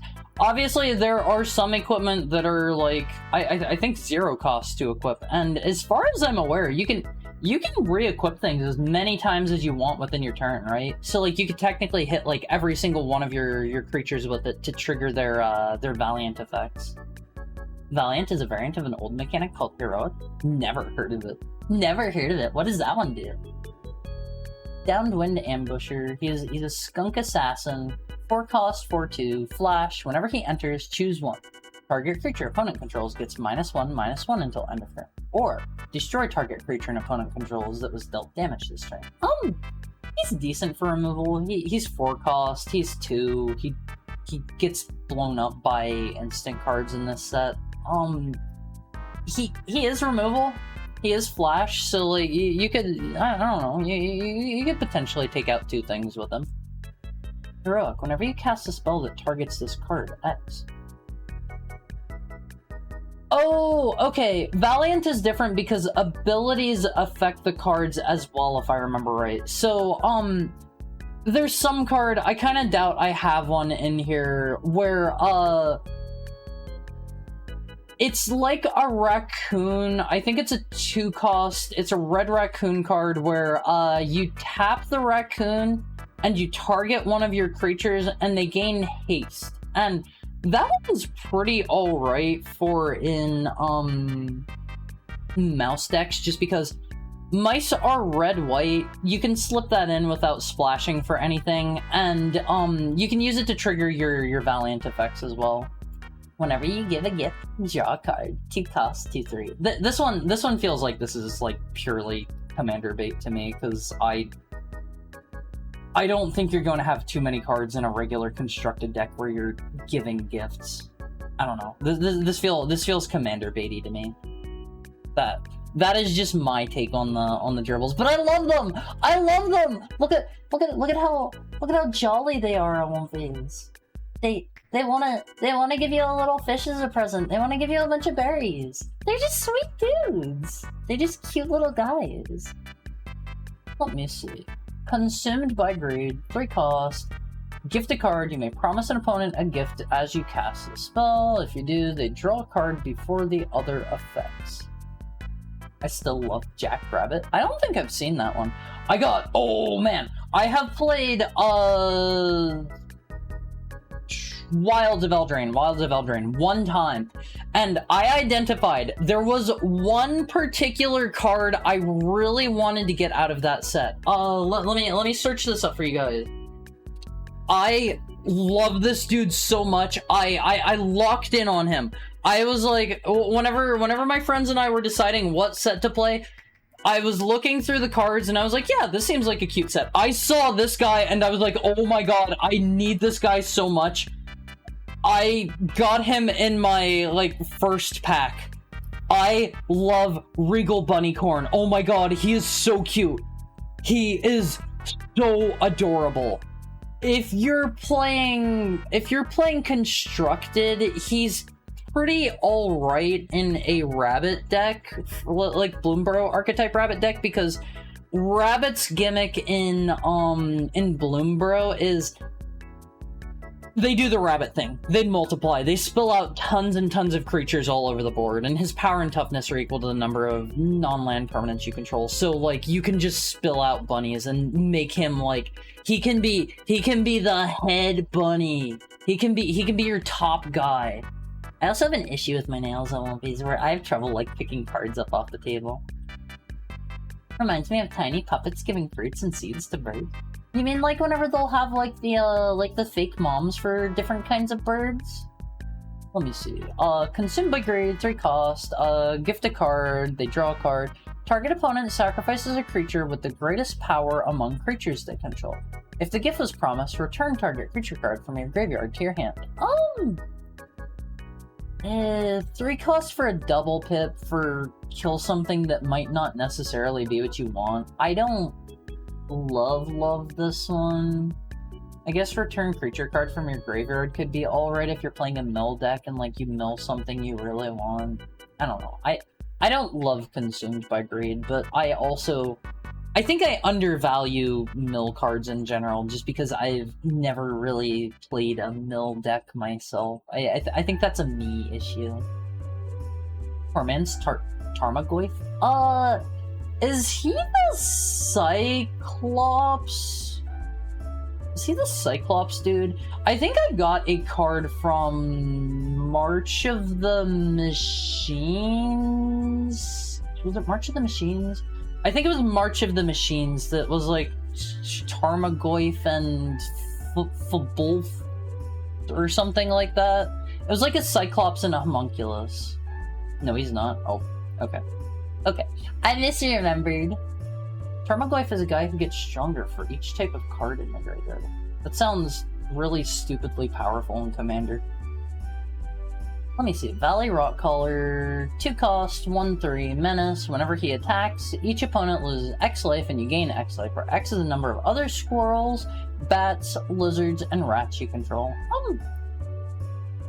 He seems pretty good if you pair him with bats. The bat archetype in Bloomborough is they have different effects that are whenever either you gain or lose life or the opponent loses life. I don't think there are any for like when the opponent gains life, but that's how you activate a majority of the bat cards. And then there's our land for the set. Playful Shove is pretty good. I like Playful Shove. It's 2 costs, it deals 1 damage, which isn't enough to kill a lot of stuff in this set, but you can use it on your own cards to trigger Valiant, and then you also draw a card. It's kind of useful situationally. You can like deal some damage to something, and then maybe you get it down to 1 toughness, and you can kill it with a Playful Shove. But I don't know. I like Playful Shove. I like Playful Shove, personally. He's the mono green 2-drop whose power and toughness are determined by the number of card types in all. Oh, it's all graveyards. I see. He was the modern beatstick since the format's inception till Modern Masters. Modern Masters is the set that was explicitly designed around Commander, right? Correct me if that is incorrect. I haven't. Yeah, Modern Horizon. There we go. I have not actually played any of that set. That one's purely Commander, right? Modern Masters or reprint set? Oh wait, there's Modern Masters and Horizons? Okay. Shows what I know. Magic is kind of confusing to get into in that way, in my opinion. Like, as a newcomer getting in, there are so many different, like, sets, and some of them are, like, you will have the, god, what are they called? Bonus sheets, where you'll have, like, a set within a set that has a different name and different cards, and it's, like, a 1 in 16 chance, and, like, that blew my mind whenever I was first starting. I was like, what are these cards? They're not, like, in the set list on Scryfall. You're thinking of Commander Legends set? Yeah, it's confusing like that. And then there's, like, the list, which I think in sets that include the list is also a 1 in 16 chance to replace any of your cards in there. And it's confusing as all get out. And then they run, like, a bunch of, like, random bonus things where it'll be like, you had to be at this particular event to get it. And they'll just have, like, really weird names for them. Hi, my Connie. Hey, how are you doing? Hope you're having a nice Friday. I've done a couple of handcam streams in the past. Look at how pale I am. Look at how pale I am. You can see my blood veins in me. And whenever I was growing up, I always had relatives, like, they would be like, they would be, every time I would see them, they would make the same, I don't know if it was supposed to be like a joke or not, but they would always say, oh, are you sick? You look really pale. And it's like, no, I look exactly the same as the last time you saw me. I'm just really pale. Sorry. It's going all right. How's stream? I'm focused on your girly nails. Hey, you're not girly. I don't have girly nails. But it's been okay. It's been okay. I'm having a good time talking magic with the Olympics. Hello.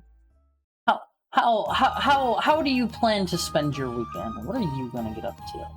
So let me see. Storm Plane Detainment, 3 cost, enchantment. Whenever it enters, exile target non-land permanent and opponent controls until enchantment leaves the battlefield.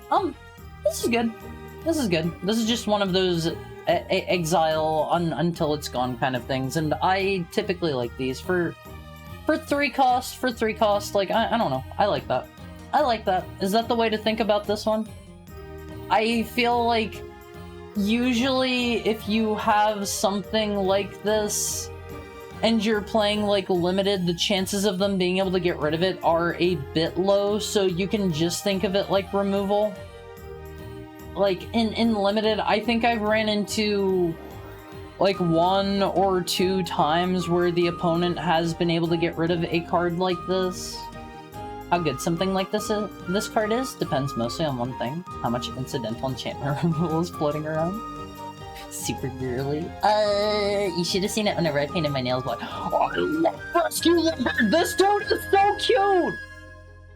He's so fluffy! I love him! Remember that Disrupting Stormbird guy from earlier? The green dragon with the black kill thing of 3 power less, dude? That one? Is that the one? I love Rescue Leopard. He is adorable. There it is, my favorite card. He's so cute! Whenever this creature becomes tapped, you may discard a card. If you do, draw a card. Mr. Rescue Leopard seems perfectly okay because he lets you like filter out your deck a little bit. He's a 4/2, so like he's not really going to be able to attack too much. He seems alright. He seems okay. Yeah, the dragon. He kills an enchantment when he enters, so he messes up Storm Detainment pretty badly. Which set mechanic does Rescue Leopard synergize with? Renew? Because you can discard and then just use it? Renew, right? Renew and, oh man, there was... Yeah, Harmonize is the other one I was trying to think of. Harmonize. Let me see. 5 cost, 5/3, Adorned Crocodile. Whenever he enters, or whenever he dies, create a 2/2 black zombie druid creature token. Renew 1, exile from your graveyard, put a 1/1 counter on target creature, activate only as a sorcery. He seems okay if you can mill him, but he...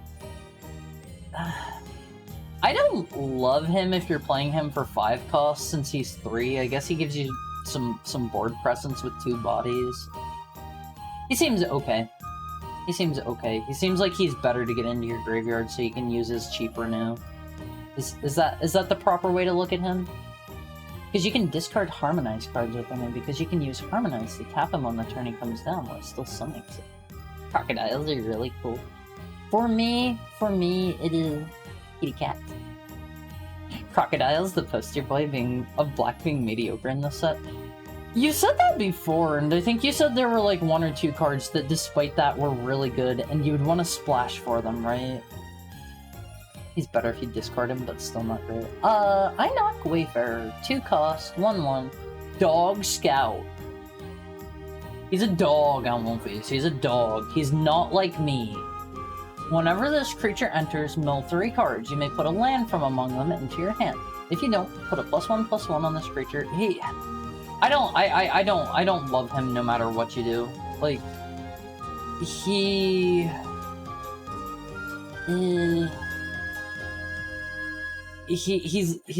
a 2/2 at best. I do not like Inoc Wayfarer personally.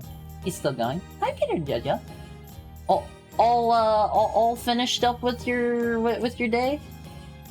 2 cost, two mana, 1/1. Draw a card. Is it draw a card? You may put a land into your hand if you don't. I mean, it's mill or a land specifically. I don't know. I don't like mill cards. I don't like mill cards. That's probably where my hesitation for that comes from. I don't like mill cards. My fare is pretty good. Yeah, mostly. I hope you've had a nice day, Peter Jojo. Alright, let's see. Riverwalk Technique. 4 cost. What the heck is going on here? Is that a dude summoning like a water dragon while he's bending over backward? I can't really tell what's going on in this card. Choose one. The owner of target non-land permanent puts it on the choice of the top or the bottom of their library, or counter target non-creature spell. This one doesn't feel great for 4 cost. I suppose it's better because you're given options, but you're definitely paying a tax for having options, because I feel like I have seen other cards where it's like a 2-cost counter spell, or it's like a 2-cost send to top or bottom of their library. So this just feels like you're paying a big tax for it being like, you know, 4 mana blue, put a creature on top of your opponent's deck is pretty standard. That card is good on its. Oh, is it? See, I swear I'd seen cards that were like 1 or 2 blue pips, and they do the send thing to top or bottom with this card, with another mode that's sometimes worth using too. I suppose. I feel like there are better variants of that floating around. Or his left eye, is it okay? I have my tablet off to the side from where I usually have it, so it's kind of my tracking is probably a little off right now. Let me get a real quick drink on one of these.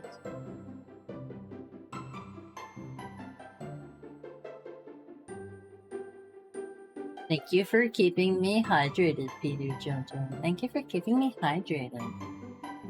Oh shit. He's doing a sick dance move. Oh god. Okay. Just twitching constantly, so I was worried. No, that's just my tracking being a little bit off since you know, I have to have all of this area directly in front of me cleared off so I can do my, so I can do my hand cam stuff. Thank you for the head pack, honey. Thank you for the tail pet, Peter Jojo. Alright, let's see. Gurmag, Night Watch, whenever it enters, look at the top 3 cards. We already talked about this one. I still don't like it. We talked about Boulderborn. Let me see. Thank you for the tail pet pen. 3 cost, choose one or both. This seems really good. Deals 3 damage to target creature that kills a ton of stuff in this set. And destroy target non-creature artifact. This seems really good. Bite off those nails, please. Why? I take time to like file them down and give them a nice shape and stuff.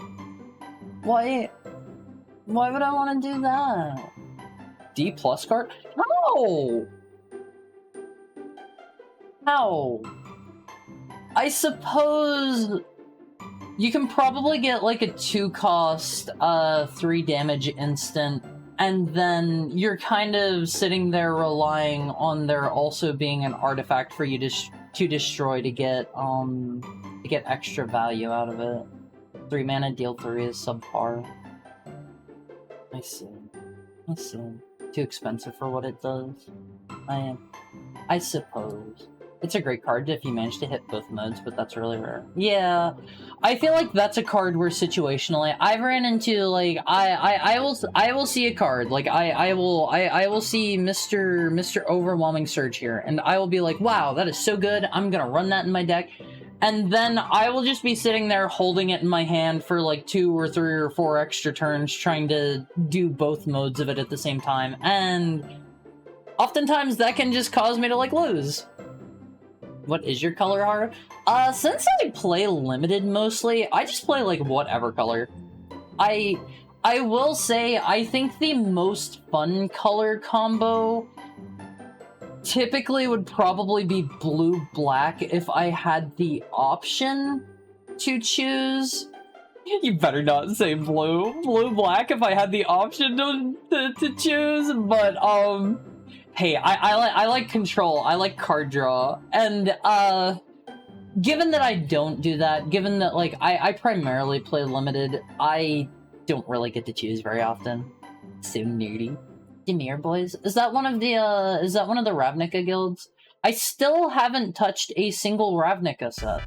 I'm clueless about all that. I'm clueless about that for now. Need to bite nails, at least when mine get too long. I do not bite nails. We do not bite nails here. At least use a nail clipper for that, okay? Alright? Dragon's Maze Seal? Do. What is Dragon's Maze? What's Dragon's Maze? Fresh start. 2 cost, flash, enchant creature. Enchanted creature gets -5, -0, and loses all abilities.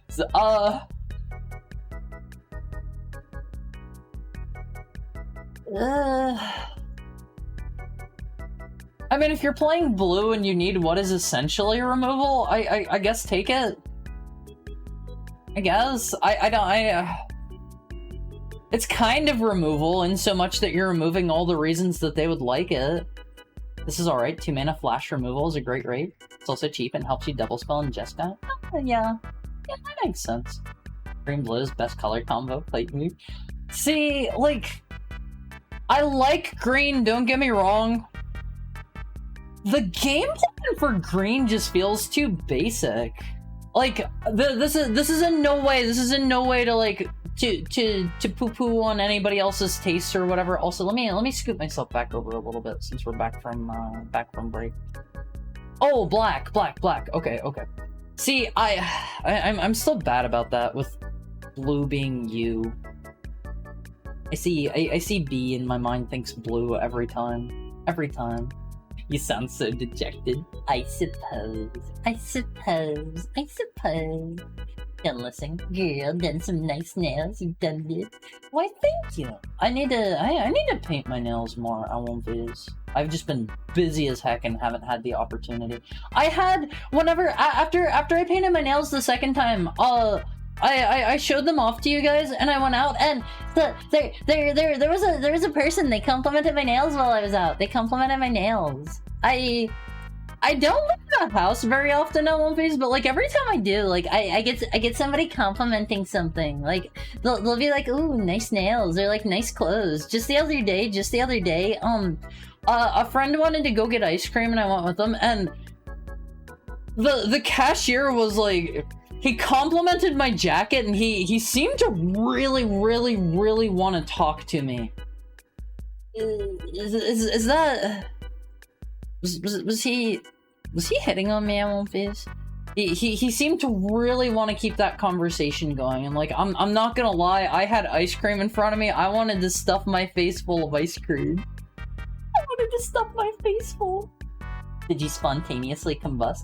I'm reasonably used to getting compliments. I usually just hit them with like a, "Oh, thanks," and like if it's something like I don't know, like my nails or whatever, like I mentioned like, "Oh, I just started doing them. This is like my second time I did them," or like with my jacket, I was like, "Oh, thank you. I picked this up in Japan," and yada yada yada yada.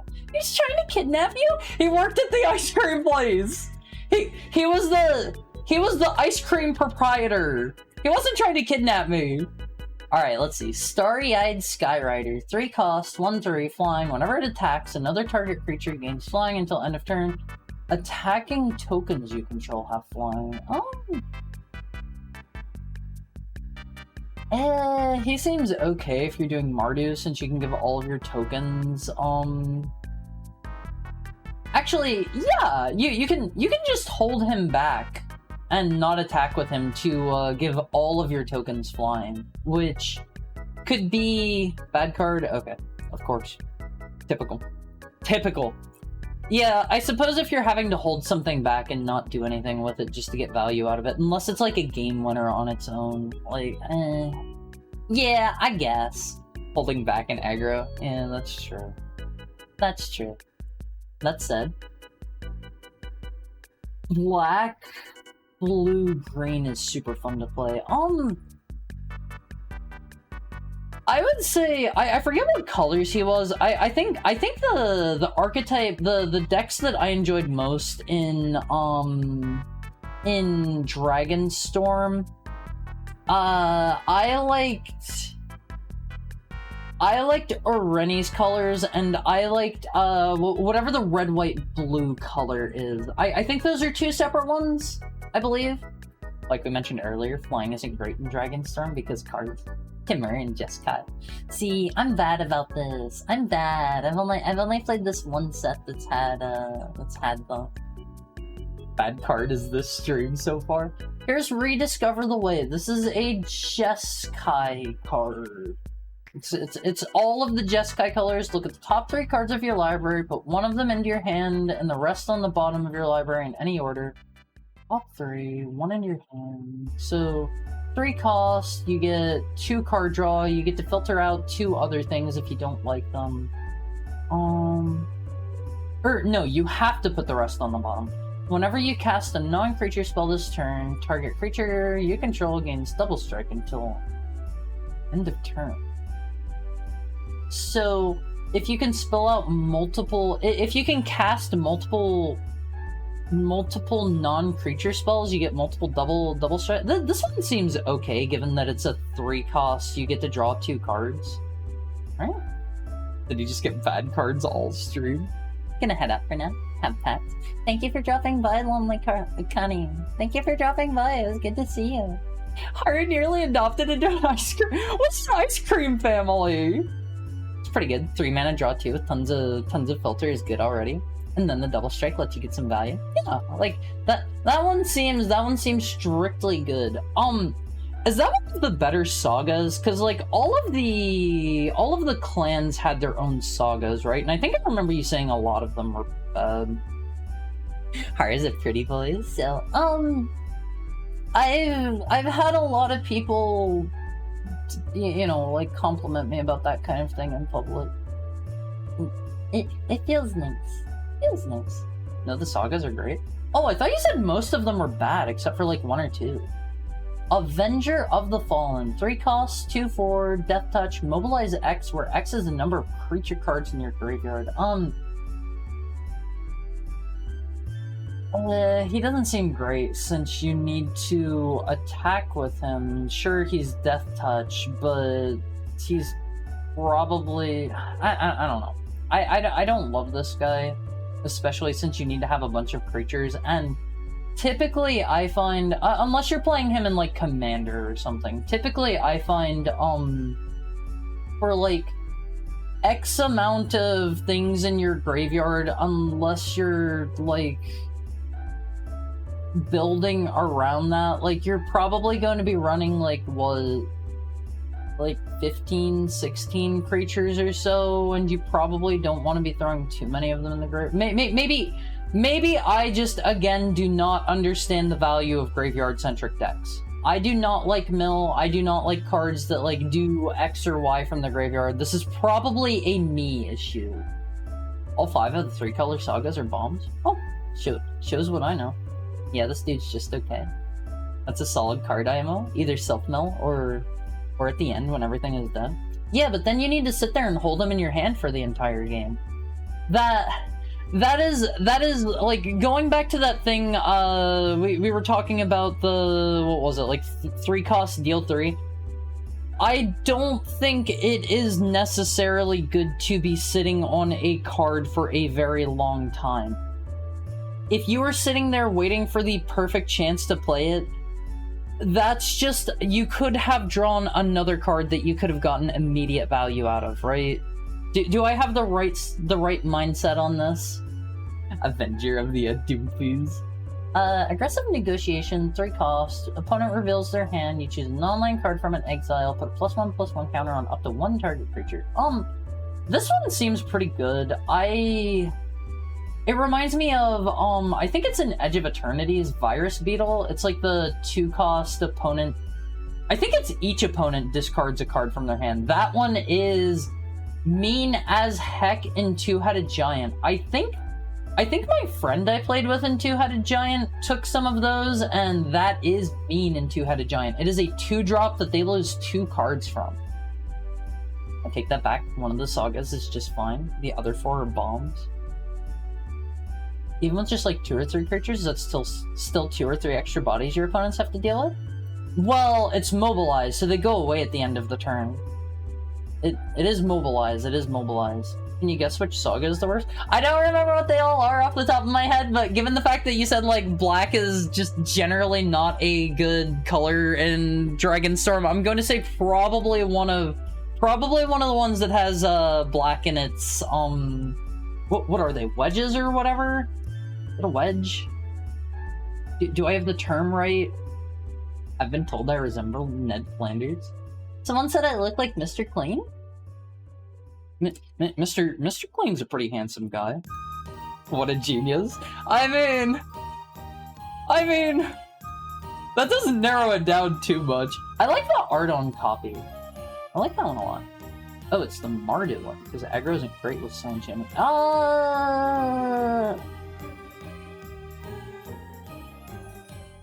You're talking specifically the saga, right? Thank you so much, Cherry.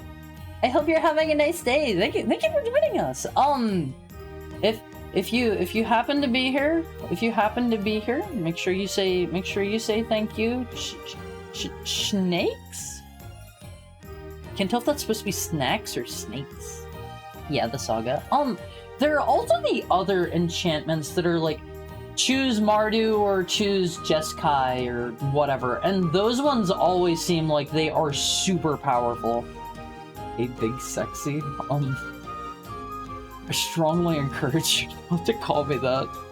That one just sounds funny. That one just sounds funny. I got leg warmers today and I love them. Whenever I think of leg warmers, it makes me think of you guys know like the stereotypical like the like fitness video ladies from like the I don't know, like the 70s or 80s or something, where they're like wearing like the full pink get-ups and they're like giving you the instructions and like that. That makes me think of that. Those are the sieges, not saga. Yeah, but those are also enchantments, right? A lot of the sieges seem pretty like you either need to get rid of them or you're done. The sexy leotard and leggings, yeah. Like they'll have like the leotard and the leggings, and then oftentimes like the sweatband too. Let's see. Tempest Hawk is pretty whatever. Underfoot Underdogs. Whenever it enters 1/1 red goblin creature token, target creature you control power 2 or less can be blocked this turn. For 3 cost, I don't think this is really worth it.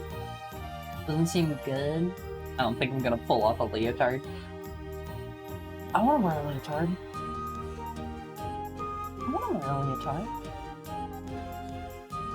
I kinda like the sound of them. Let me see. Caustic Exhale. I think Sigurd was telling me all of the exhales are pretty good. As an additional cost to cast the spell, Behold the Dragon, or pay 1, -3/-3 until end of turn. Yeah, all of the exhales are really good from what I've seen. They are amazing, excellent removal. Caustic is great. Yeah, -3/-3 on like what is potentially going to be a 1 or a 2 cost. That's pretty good. Are you gonna play Metal Gear Solid 1? It's technically considered retro now. I would have always considered Metal Gear Solid 1 retro. It's like pre-HD. I played the Twin Snakes a while back. I do want to play Metal Gear Solid 1 proper on stream someday. I won't phase. Whenever Metal Gear Solid Delta comes out, I'm probably maybe going to play that on stream, just because I have never played Metal Gear Solid 3 on stream, and I love Metal Gear Solid 3. It is my favorite of the bunch. Hydrate. Okay, let me get a real quick drink in.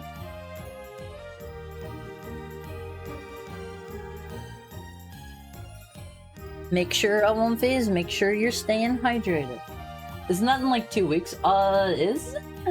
I don't actually know when it releases. I haven't been following on that. Whenever it comes out, I will play it. Whenever it's out, I will play it. It's in a week? Okay. Silk Song is 2 weeks. Let me see. Crotek, Nestguard, 3 cost, 4/4, Defender. 3, this creature can attack as though it didn't have Defender. I don't love that, but the fact that it's a 4/4 does make it a pretty good defender for a lot of cards in this set. I don't love that, though. I don't think that's one I would really go out of my way to play. Like, unless I really needed some bodies or something. Because I have found a couple times where I'll be playing in either sealed or limited, where I will just pretty much need to play every single body that I have, just because, yeah, worst devotee. I was talking about this guy. But I've ran into a couple instances where I'm doing either sealed or draft, and I'll need to run, like, pretty much every single body that I get, or literally every single body in some cases. Same thing, but worse. Let's see, defender, 3/3, 2 cost, and then you get to filter your mana. Yeah, I don't know. I don't love that. I typically do not love defender cards. Are there... Is there any reason defender cards would really see play that much? I've never really ran into a case where I've been like, oh, I want to take this defender card. Let's see, Watcher of the Wayside, 3 cost. Whenever it enters, target player mills 2 cards, you gain 2 life.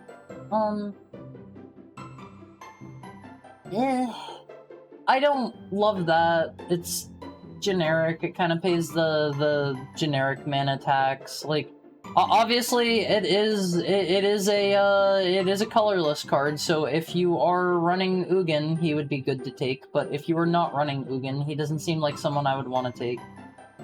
Very generic, below average. Okay, and Sultai, because you can mill yourself. Is it? Oh yeah, it is target player. Defenders are typically pretty bad. When are you gonna play Metal Gear Solid 4? It's technically considered retro now. It's on an HD console, that's not retro.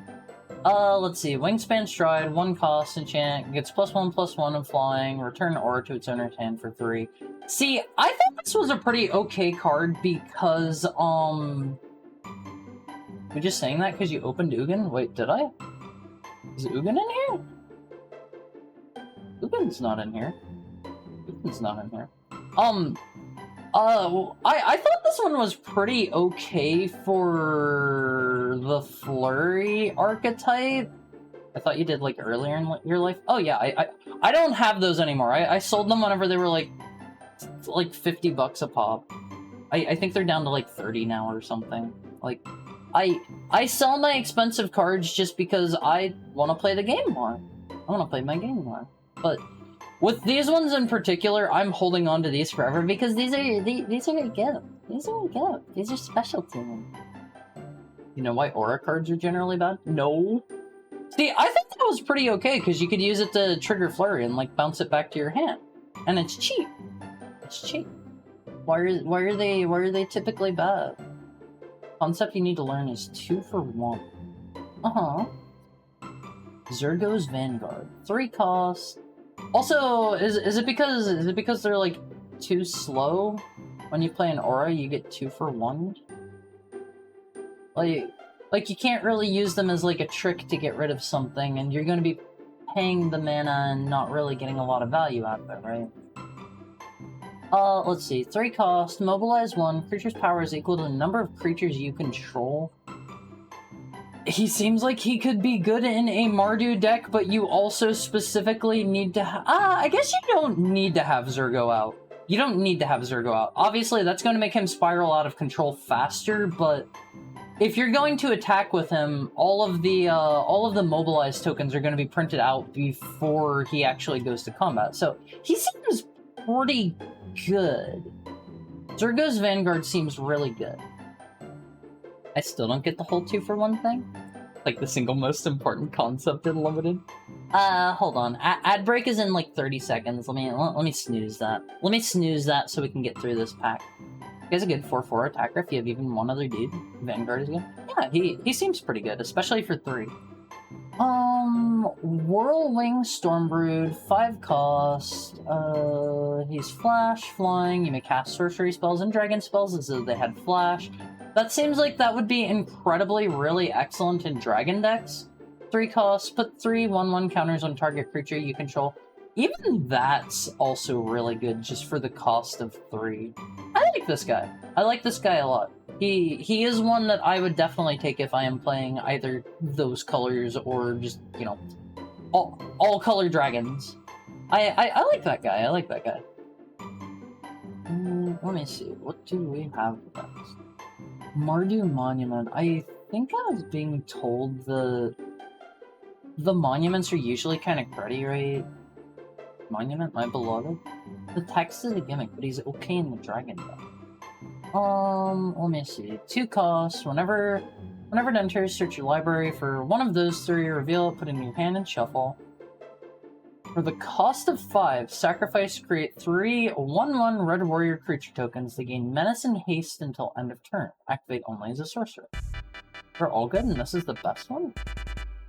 Oh, is that good for the cost of 5? I guess I have evasion.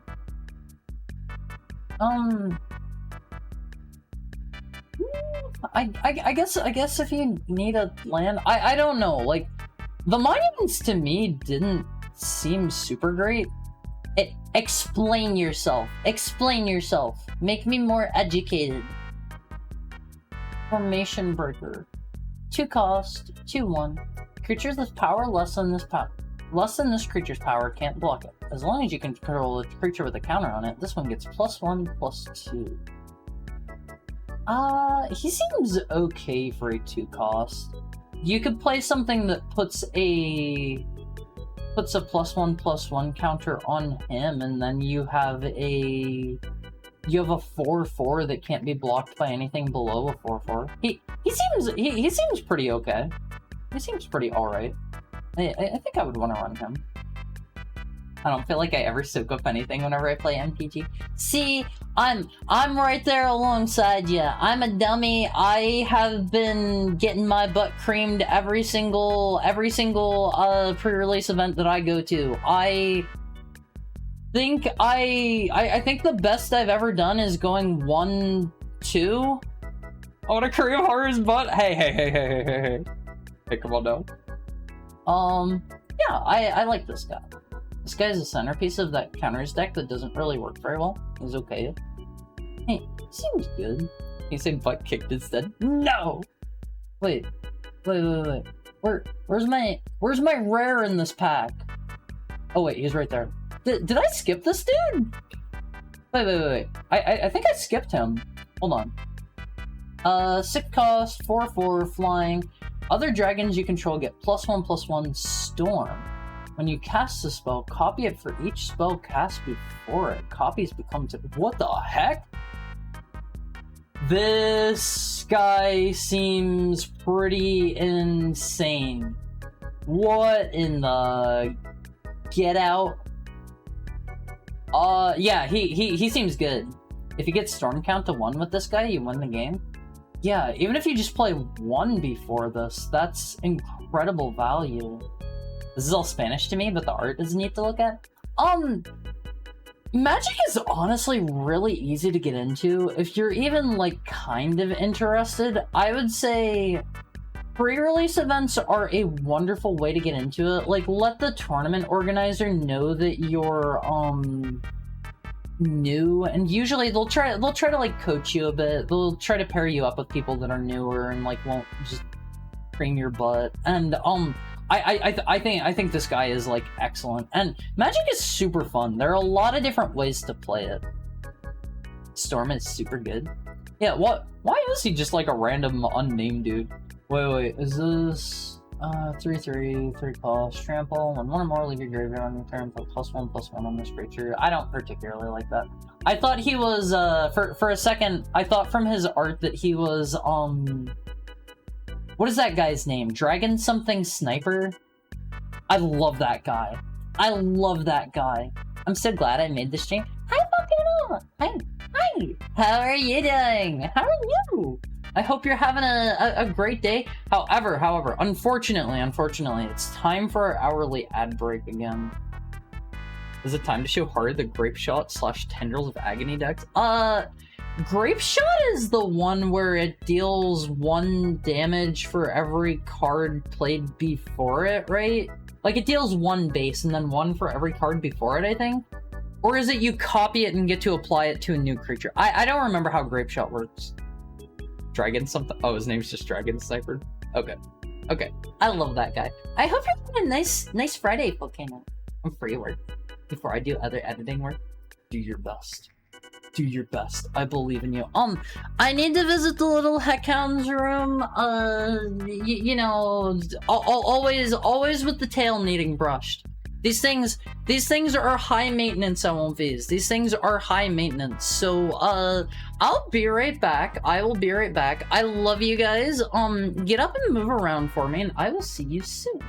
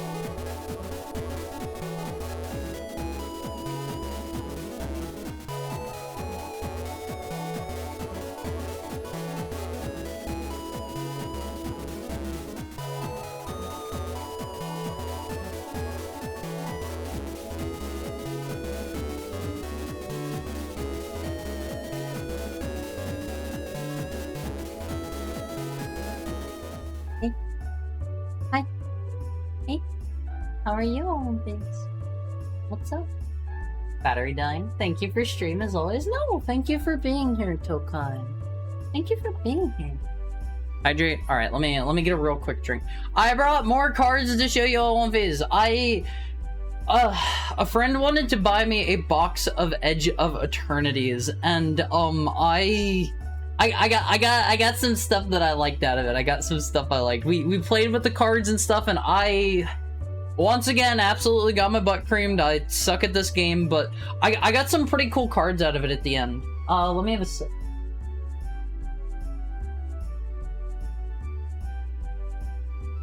Superlative small hard voice. All right, so I got this guy. I got Mr. Bailoff himself. This guy seems kind of wacky. Thank you for the head pat, Kabu. How are you? Can you head pat yourself? I mean, I can, but it's like being full of myself, you know. Do you just go around head patting yourself? How's your Friday going? How's your Friday going? Here's Mr. Bailoff.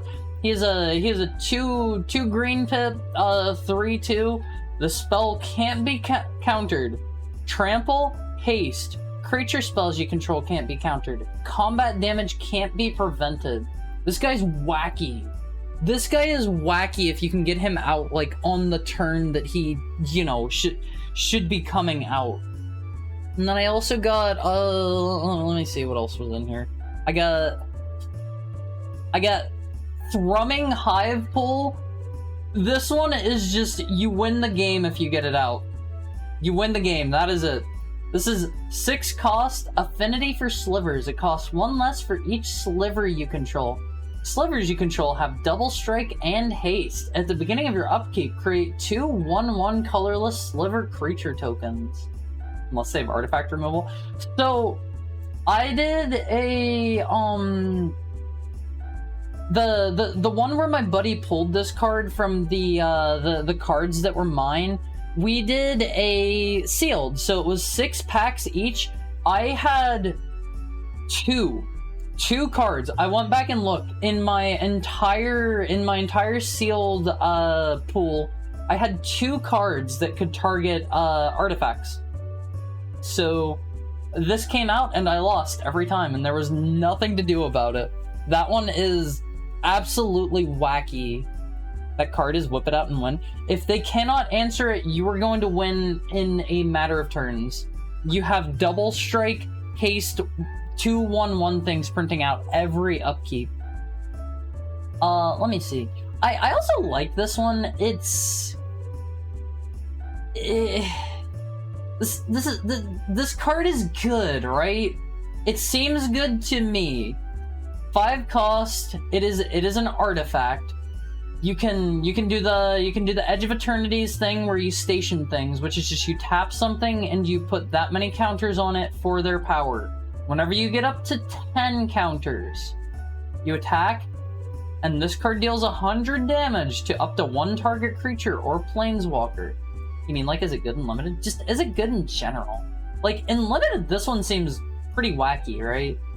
And then at 20, it becomes a 20/20 flying creature, but honestly, I think I wouldn't do that, because then that opens it up to removal. This is just whenever you attack, whenever you get it up to 10, so you can just get it up to 10 and just leave it sit there. And unless they can explicitly destroy artifacts, you are killing something of theirs every single turn. Every single attack. And then, I got the Drowsy card in the set! Check it out, all of these! This guy is also really powerful. He has 6 cost, he is 7/5. Whenever he leaves the battlefield, draw a card. Then you may put a permanent card with mana value less than or equal to the number of lands you control from your hand onto the battlefield. He also has a warp of 4. If you're not too into Magic, you might not understand what this means. This warp ability is basically, you can play him, he will come out, he will do all of his abilities and stuff, so you're going to have at least 4 lands most likely by this point, unless you like cheated him out somehow. You're going to be able to draw a card, and you were going to be able to play something of 4 mana or less, just completely for free. You just put it down, and then he goes away. Then you can play him again after he goes away for 6 cost and do that again. So Dawnsire is one of the worst cards in the... What? Really? Anti-Causal is nuts on the other hand? Yeah, like, this guy is absolutely wacky. I am pretty happy that I got him, because what I've heard of the Eldrazi, they seem really cool. I want you to explain why it's bad, because it's slow, right? Because it's really slow, and then it can just be removed, or bounced. Let me see, and then I also got her. She's 3 costs, 2/4. Whenever you cast your second spell each turn, choose 1. Create 2 1/1 white human soldier creature tokens, or put a +1/+1 counter on each creature you control. She also seems really good. I think I maybe also had another one of her that was a promo card. It had like the cool date printed on it. It's slow. See, that's the thing I ran into doing the Edge of Eternity pre-release is I ran into some situations where people were trying to play some pretty strong like spaceships with stations, and whenever they would spend like multiple turns like not attacking because they wanted to crew or whatever, and like not blocking, they're like yeah, I can take a hit. I can take a hit if it's to crew my thing up more. And then I just bounce their thing back to their hand whenever it becomes a creature, and they just lose all of that value, and they have slowed their tempo way down to a crawl. Here's Mr. Mon with a bird. With a bird. Smart. Yeah, like, just let them think you don't have an answer for it until it's online, and then just move it back to their hand, and they've lost a ton of value from that. Delta Bloodflies whenever it attacks. If you control a creature with a counter on it, each opponent loses 1 life. It seems like this could be alright in Two-Headed Giants, but you need to build around it. If you control... it's only 2 damage. Only 2 damage. I don't love that guy. He's not very good. He's not very good. I don't like him. I don't like him. Sultai Devotee, 2 cost, filter, death touch, 2/1. He seems pretty good. You're so cool for being the only guy to ever mention Two-Headed Giant whenever evaluating cards. I mean, you gotta realize, whenever I go to these pre-releases, like, I'm too socially awkward to... I'm too socially awkward to play by myself. I'm actually, like, genuinely scared to play with these other people. I have to go like with a friend and play Two-Headed Giant, because otherwise I'm just like, whenever I get put in these social situations, I won't phase. Like my flight or fight response kicks in, and I choose flight every time. I am sitting there like, I'm sitting there like, I will play my card, I will be dead silent, I will slap down my cards, and then as soon as it's over, I'll be like, okay, I gotta go, bye, thank you for the game. I'm so bad socially. I'm so bad socially, I won't be. Not good. 5 costs. Whenever it enters, return target creature an opponent controls to their hand for 3/3. I don't like this guy. I think we talked about him before, and he's just not great. 5 costs, 3/3, and you just bounce something and they'll play it again. Is this the guy that's really super OP? Is this the super overpowered guy? 6 costs, costs 1 less for each creature you control. Whenever he enters, draw a card. This guy is so broken. This guy is so broken. So, this guy is in white. You play him in like a Mardu deck. You don't even need to do it in a Mardu deck, but you can reduce him down 1 for each creature you control. All of those cards, do I have any here that have, like, Mobilize on them? Oh, here's Jadecast Sentinel. All of those cards that have Mobilize on them.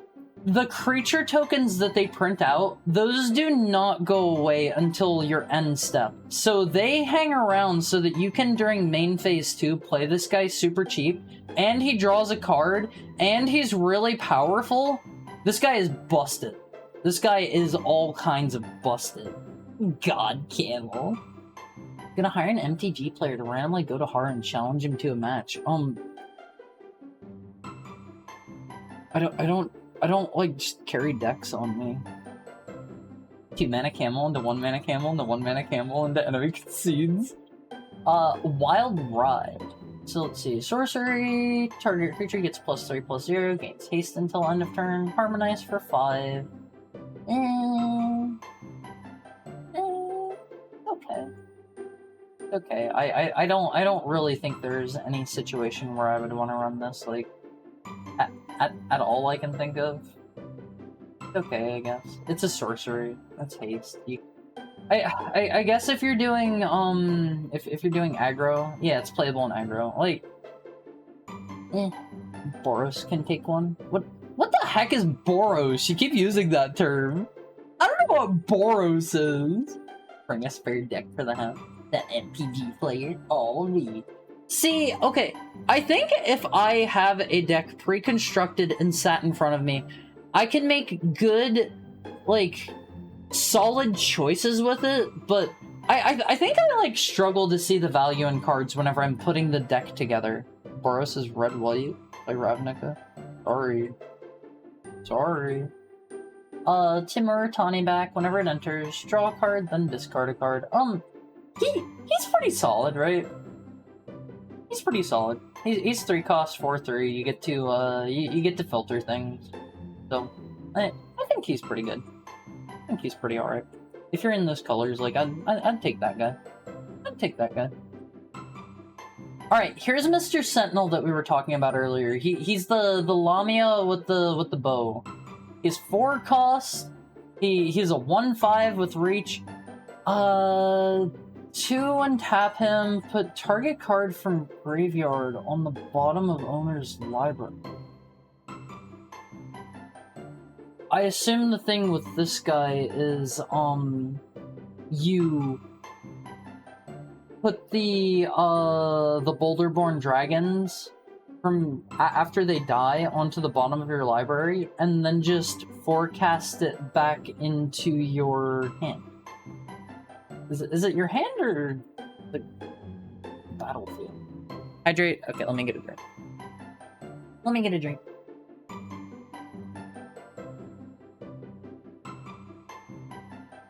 It's into your hand.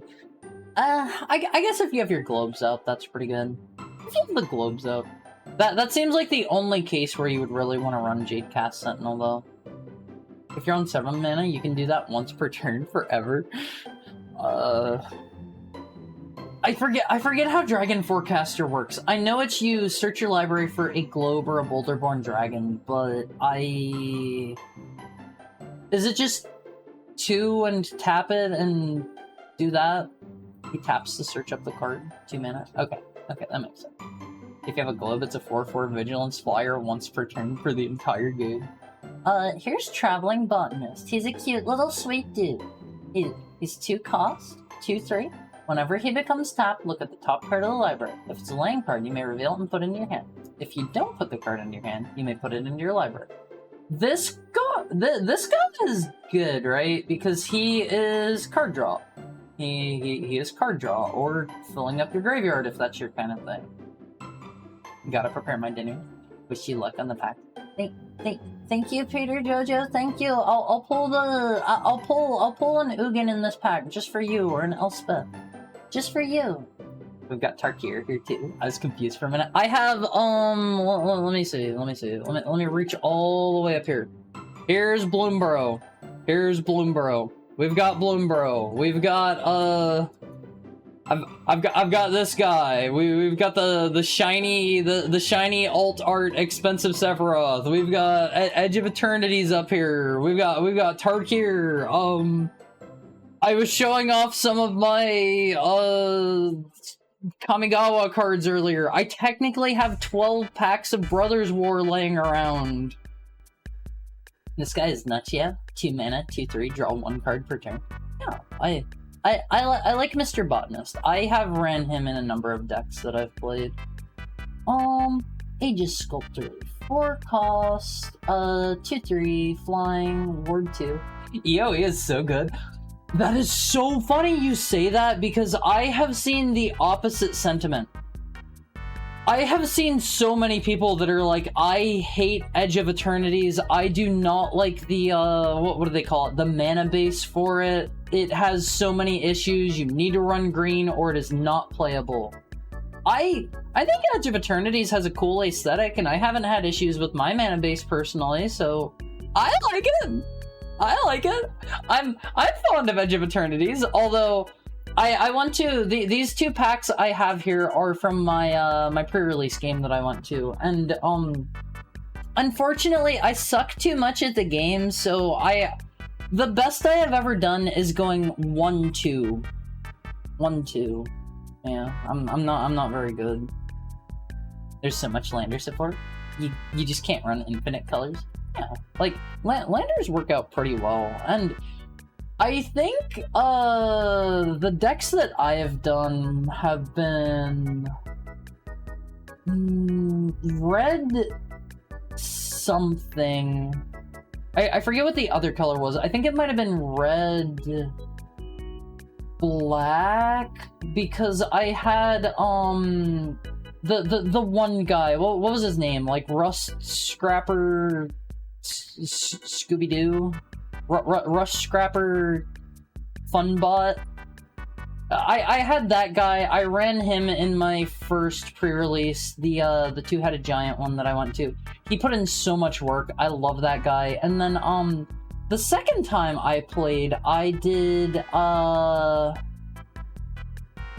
another red deck. I forget my other color again. I think it may have been red-white. I ran the Kavu dude who...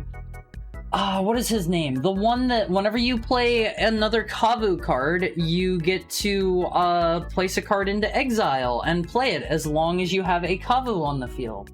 That guy is so broken. That guy is busted. I forget his name. I got bodied at my pre-release too. I'm right there alongside you. I haven't done good at a single pre-release yet. Aegis Sculptor. 4 cost, 2/3, flying, ward 2. At the beginning of your upkeep, you may exile 2 cards from your graveyard. If you do, put a +1/+1 counter on this guy. Aegis Sculptor seems over cost for his stats.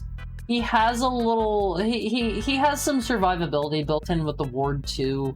He's slow, but he will eventually become an issue. He doesn't feel like he's game-winning, and he is very slow. Possibility Technician? Yeah, that's the dude, that's the dude. He's the really broken Kavu dude. Aegis Sculptor seems alright. He seems alright, but you need to be able to, like, stall out the board state. I love Magic. Shout out to Pauper.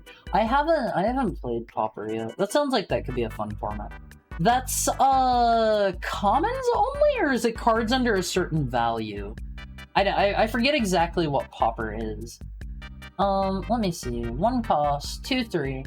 Whenever this creature attacks, you may pay 2. If you do, it endures 1. Put a +1/+1 counter on it. Or a 1/1 white spirit creature token. This one seems really super good. All common? Oh, Penny's the one based on cost. Okay. Yeah. Pauper seems fun, but... I don't know. I guess at this point, I would probably have enough cards to play, huh? I've played a fair amount of Magic by now.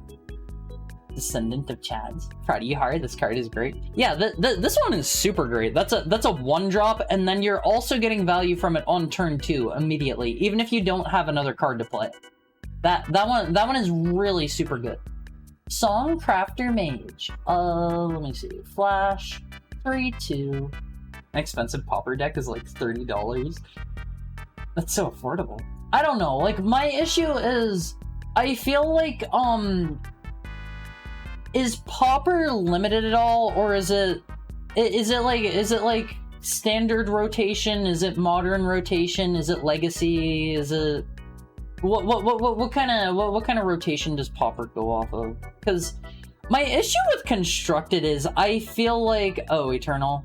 Okay. I feel like my issue with Constructed formats is they're usually a little too large of a playing space, and I don't want to be somebody that goes and looks up a deck online. No flack thrown your way if you're somebody that does that. I find the deck building to be a large part of why I enjoy the game, and I think that's part of why I like Limited so much, is I get to experience a new deck. I get to experience, like, new cards every single time. I feel like if I were playing Constructed, I would probably run into, say I was doing Edge of Eternity's Constructed, I think I would run into an issue of, like, only seeing the same cards played over and over and over again until you're on, like, the next set or whatever, right? And that just doesn't sound engaging to me. Whereas, like, if you're playing Limited, you're going to see way more cards. There are going to be times where it will absolutely not be fun. If you're playing Sealed and you just happen to get a bunch of bad cards that don't synergize well together and you can barely throw together a playable deck, that's gonna suck, and that's all there is to it. If you are playing Draft and you happen to, I don't know, not take something that can destroy artifacts, and somebody has, like, where was it? They have Thrumming Hive Pull and they play that and you get bodied every time. That's not super fun either, but, like, I find that the play space is way more engaging because you're going to see so many more cards. That is just my personal take on it. That's one of the things I love about Magic, is there are so many different ways to play. And there's so many different, like, types of gameplay within the ways to play. Like, Commander is totally different from Standard, is totally different from Limited, is totally different from Legacy, is total etc, etc. And I think that's one of the strong points of this game. Yeah, Loaded is the best. I can't stand rotating formats because I can't stand the idea of my cards that I buy not being legal in the format I'm playing. I mean, hi Kai, what's up? How's your Friday going? Hi. I personally like playing Limited most because while you're limiting yourself to either one set or one block or whatever, you can go wild. You can technically play Limited however you want. You can do, like, I'm going to get one pack of Dragonstorm, I'm going to get one pack of Edge of Eternities, one of... Well, like, you could do something dumb like that. It probably wouldn't be very fun. It probably wouldn't synergize very well. You probably wouldn't get great decks, but you're going to be able to... So, something that I found is, like, you can then go, if you decide to, you could potentially pull some pretty okay value cards, and then you can go, like, resell those to either your local game store or online, and it just kind of funds itself, and it ends up being a cheaper alternative, and it keeps the play space fresh, which, again, that's, like, my favorite thing about it. Gotta get going. I have Saturday overtime, so I gotta get to bed early. Good night, and good luck on stream. Bye, Finbar. Bye-bye. Thank you for joining us. Have a nice day at work. Have you actually sold any cards? I've sold quite a few cards. I think, in fact, I'm probably not positive on money, but I'm probably not very negative on what I've spent in Magic, because I've gotten some lucky pulls. Hi, Nick Dimmington. How are you? Wish I could say better, but I'm glad to hear your voice. I'm sorry, Tom. I hope things work out. I hope you can find a good living situation. Thank you for the head and tail pat, Victor. Alright, let's see. Stonecrafter Mage, 3 cost, 3/2, flash. Whenever it enters, target instant or sorcery card in your graveyard gains Harmonize until end of turn. Is that just the cost of it? It's Harmonize. Okay, its Harmonize cost is equal to its mana cost. This seems pretty busted. That seems like you can take a really broken, overpowered sorcery or whatever. Say you played like a really overpowered saga or something like that. You can just do it again with this guy. In Limited? I think there are enough instants and sorceries that are powerful enough in Limited that this would still be pretty good. Hi, I'm Pichimpy. You're negative unless you sold it already. That's true. Again, I keep bringing this guy up. I need to sell this dude. My buddy pulled him. He's like $100, and I've been lazy about it. I've been lazy. He's just been sitting around here. He's just been sitting around, and I need to get around to selling him. I don't think the cost of the Final Fantasy cards is particularly going to go down because they're having issues getting more printed, but probably better to sell it sooner rather than later. He's okay. He's not easy to cast. A Saga isn't an instant or Oh, it's instant or sorcery! It's instant or sorcery. I'm a dummy. I'm a dummy. Okay, yeah, he's less good. Yeah, I was thinking that counted enchantments. That's me being a dummy. I proxy everything unless I'm playing in a tournament. Have you played in tournaments? Ooh, we have a pro gamer. We have a pro gamer on our hands. Ooh.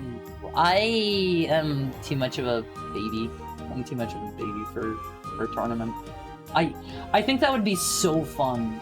You should know something else about Songcrafter Mage? Snapcaster Mage. Is this from... I don't recognize that set icon. Hold on. Which set is this from? Snapcaster. Is this one of the cards that's based off of, like, one of the tournament winners or whatever? Stonecrafter is a mechanical name reference to Snapcaster. Flash, whenever he enters the battlefield, instant or sorcery, flashback until end of turn, flashback is mana cost. Oh, yeah, basically the same thing. Yes, it is.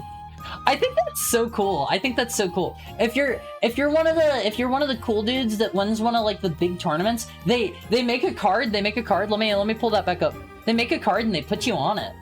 They put you on it, Olympies. This is one of the tournament winners. Isn't that cool? I like that a lot. I wanna play one of the unsets sometime. Olympies. Have any of you ever played any of the unsets? Does anybody have any unset recommendations for me? I kind of wanted to play, what's the machine one?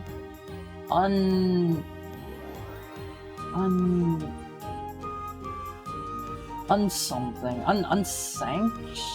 No. I forget what the name of that one was, but I kind of wanted to try that one out. I'm glad to hear you say that. Cool thing to add is I harvested another 2 terabyte hard drive. Nice! I feel like I could really use more hard drive space myself. Could really use that. One of the most famous cards from one of the most famous sets in Ishmael. I don't think I saw him in that set. Hollow Merc Siege. Green, black. Whenever it enters, choose Sultai or Abzan. See, these sieges seem like a lot of them are really broken. Choose Sultai or Abzan. Whenever counter is put on a creature you control, draw a card, triggers once each turn, or whenever you attack, put a +1/+1 counter on target attacking creature, gains menace until end of turn. This seems like one of the weaker sieges. I guess Sultai one seems better for card draw. Unless you don't have something to put counters on it. This one doesn't seem great. This one doesn't seem super amazing. I wouldn't be, like, giddy about getting that one. I know there's one really broken one that includes Mardu that every time I see it, I'm like, oh god, not this card again. It's, I think the Mardu side of it might not have been the Mardu side even, prints out like a 1/1 red goblin every turn or something like that, and it's not, it doesn't have a sacrifice at the end step, so like you just fill up with dudes. To be fair, $50 hard drive from 10 years ago, but redundant storage is kind of cool. If you got it for $50, that sounds kind of expensive for 2 terabyte hard drive. Yeah, that's the best siege. Let me see. 3 cost, 3/2, menace. Whenever 1 or more counters are put on a creature you control, if it's the first time counters have been put on that creature this turn, put a 1/1 counter on it. He seems like he's probably not great just by virtue of the fact that counters don't really seem like they particularly work out as an archetype, like you were saying, Sigurd. Oh, got it for free. Just going off market value. Nice! In that case, good work. That guy is the guy desperately trying to hold the counters deck together. I like that. I like that description. I like that description. Let me see. How many more of these do we have? Feels like 3, 4. 1, 2, 3, 4. We got 5 of these still. Ooh, I'm going through these so slow. Why is he 3 mana 3/2? Why is he bad? Is that a question for me? I can't tell if that's a question or if that's just like a, oh, why does he have to be bad? Let's see. We got monk. We've got bird. It's a question for God. Let me scoot these over some. I'm running myself out of space here on for this. Okay, let's see. We've got Humbling Elder. We've talked about Fortress Kinguard. 2 cost, 1/2. Whenever this creature enters, it endures 1. Put a 1/1 counter or create a 1/1 white spirit creature token. I don't particularly like that for 2 cost. You either have a 2/3 or you have 2 weak bodies. Kinguard, more like good card. Really? It doesn't seem great to me. I don't like him myself. He's a white common, so is Cam. Oh, well, that seems like he's good if you have Camel. Hi, Tails. What's up? Hi, Harrentex. Good evening. Hi. Hi. How's your Friday treating you? Twin Bolt. This is the one that I was talking about where you can blast 2 things for 1 damage each. Good in other sets, not great in this. Not great in this. Twin Bolt doesn't seem amazing. There are a ton of white cards that care about going wide. He's good with a ton of other white-red, too. Okay. Twin Bolt. More like Slew's Bolt. Nightblade Brigade. I like this guy a lot, personally. He is a 1/3 Death Touch Mobilize. I have found a lot of people are going to be kind of hesitant. He also has a Surveil when he enters. People seem hesitant to want to get rid of him, despite him having Mobilize, just because of his Death Touch. Like, that's not amazing, but he is Death Touch, so he only needs that one. I kind of like this guy. Personally. Death Touch scary. Yeah, Death Touch super scary. You just let him hit face and block his guy. He's pretty lame. I mean, that's still 1 damage per turn. It adds up. You know? Let me see. Snakeskin Veil. 1 green for 1/1 counter on target creature you control, gains hexproof until end of turn. This is really good. Not only does it save your thing from dying, you also get you get additional value from the 1/1 counter. This is really good. This seems like you'd want to run one of these. Thank you for the head pat, though. Thank you for the tail pat. Let me real quick grab a drink. Let me grab a drink. You can use it to not only save your thing from dying, but also potentially kill an enemy's creature.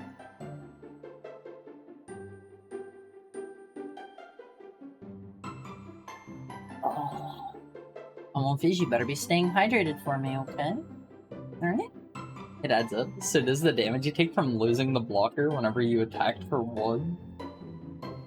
Let me see. Heritage Reclamation. So this is another one that gives you a lot of options. Choose 1. Destroy target artifact. Destroy target enchantment. Exile up to 1 target card from a graveyard. Draw a card. This one seems good because there are a lot of, if you're playing limited, there are a lot of artifacts and enchantments in this set in particular that you want to have an answer for.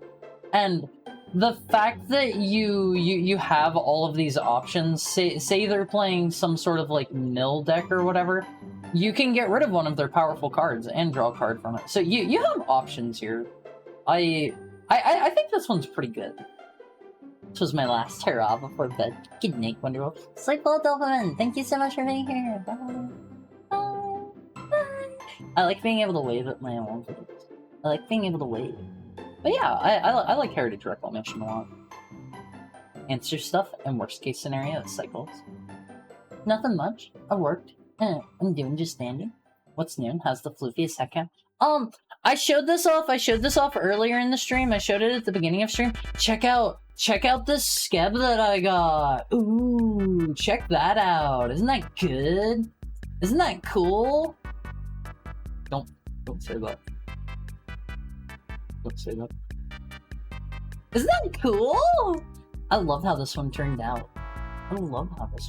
But I do think the artist maybe thought I was a girl or something. Perhaps. Maybe. Oh, maybe in the future for my next model, I should get like a suit as an alternate outfit. What do you think, Elmo Fades? What do you think? I could get a cool suit. Let's see. We talked about aggressive negotiation. Reverberating summons. This was the incredibly stinky card. 2 cost. At the beginning of each combat, if you've cast 2 or more spells this turn, this enchantment becomes a 3/3 monk creature with haste in addition to its other types until end of turn. 2 cost. Discard your hand, sacrifice this enchantment, draw 2 cards. This one sucks. This one is awful. Quote from Haru, I think it seems pretty good. Did I say that about this card? Did I say that? I don't know. That one seems particularly bad. Let me see. Jeskai Brushmaster. We did talk you down on that one. Double strike, 2 for 4 cost, prowess. This guy seems really good. Double strike is super powerful in and of itself. You staple something like prowess on there as well, and he's just even better. You can either convince them to, I don't know, like, attack you with something they think they can take, and then pump him up and hit them with the double strike and get rid of them. Or you can, I don't know, attack them directly and do more damage than they're expecting or whatever. He's okay if you cast him on 4, but that's a big if. Is he only okay? He seems good to me. I don't think I've ever seen this one, have I? Knockout. 3 cost. Put a 1/1 on target creature you control. Then it deals damage equal to its power to target creature and opponent control. Bite is good. I would take this. It's Felling Blow. I don't know what Felling Blow is. I would run that. Removal is always good, and having these fight or bite cards is super great. Salt Road Skirmish.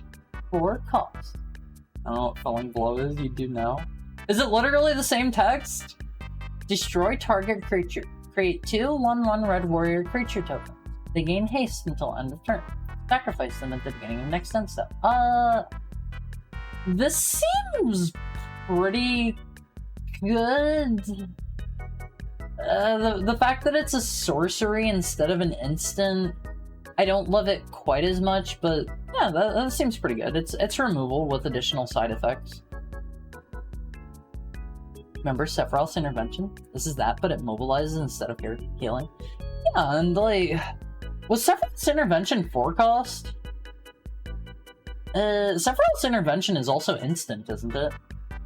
Sidisi, Regent of the Mire. I have never seen this guy. 2 cost, 1/3. Oh, intervention is full? Okay. Sidisi. Sacrifice a creature you control with mana value X other than Sidisi. Return target creature card with mana value X+1 from the graveyard to the battlefield. Activate only as a sorcery. If you pull this as your rare, you cry. He seems really slow, but like you could kind of ramp up your creatures to a bigger creature, but also you're slowing your tempo way down because you're going to be giving them summoning sickness every. Yeah, it's not great. That's not great. I guess you could block and then use that as a tap ability. Yeah, like that's about the best you could do, I guess. Let me see. Sand Skitter Outrider. 4 cost, 2/1, menace. Whenever it enters, it endures 2. He seems pretty good since he has menace and endure 2. You can pump him up to being a 4/3, although I was going to say he will be killed by something that has 3 power, but if he's menace, they need to throw 2 things at it, so it seems pretty good. 4 mana, 4/3 menace, not great. Really? Really? Need to have things that either enter, die, or graveyard value, then CDC again. Otherwise, he's quite bad. I'm so bad at like evaluating these cards. Thank you for the head pat, Twitter Jojo. Pretty scam. The outfit very much suits you. It's based off of. Let me pull. Here's this one again. I sent them a piece of art that Hoobie actually did a while back. Hoobie did this one, and I was like, "Hey, can you do something where I'm like in an outfit like this?" And they did a great job. They did a wonderful job. I like Hoobie's art a lot. Hoobie's great. Hoobie's great. Thank you for the follow, Sean Murphy's Love.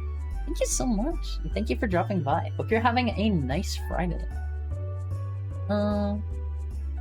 Would love Hoobie here. Yeah, Hoobie's great.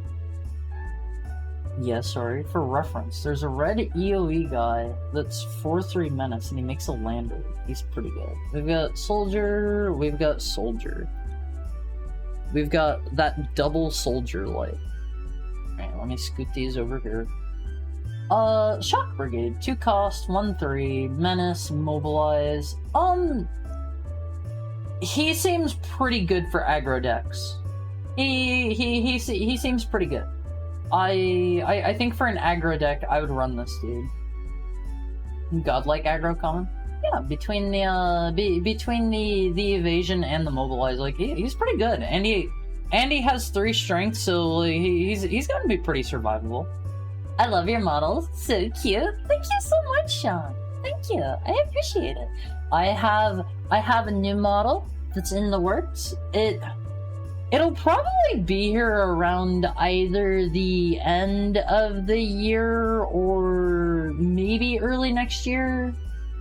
I'm not too sure.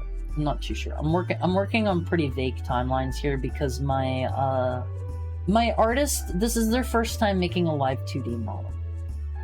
He's a middle of the road card, but the aggro deck is good. I love the suit. Yeah, the suit's so good. Alright, Feral Deathgorger, 6 cost, 3/5. Flying Death Touch. Whenever this creature enters, exile up to 2 target creature cards from a single graveyard. That's kind of whatever, but he is Flying Death Touch. Are you a fox? I'm a heckhound. I'm a heckhound. I'm a wolf. I've had people ask me how I can be both a hound and a wolf. Don't think about it too hard. Don't think about it too hard. I'm a very proud wolf. I'm a very proud wolf. And then his Omen ability, 2 cost, put a 1/1 counter on up to 1 target creature and draw a card. I like this dude. The Dusk Sight is pretty good. Flying Death Touch, I don't feel like that's super scary given that he's like, you know, you could just get a stronger dragon for that cost, but like, I like his Omen ability. We've talked about this guy. Just an okay dragon. Feels like there are a lot of dragons in this set that are like that. Focus the Mind. I think I like this one. I think I ran this one a couple times. 5 cost, or this spell costs 2 less if you cast another spell this turn. So this is good for triggering flurries. And it is 3 costs instead of 5 cost if you've already cast something else. And draw 3 cards, then discard a card. I like this card. Archetype Definer for the Jeskai Flurry deck. Yes. I really like Focus the Mind. I ran that multiple times.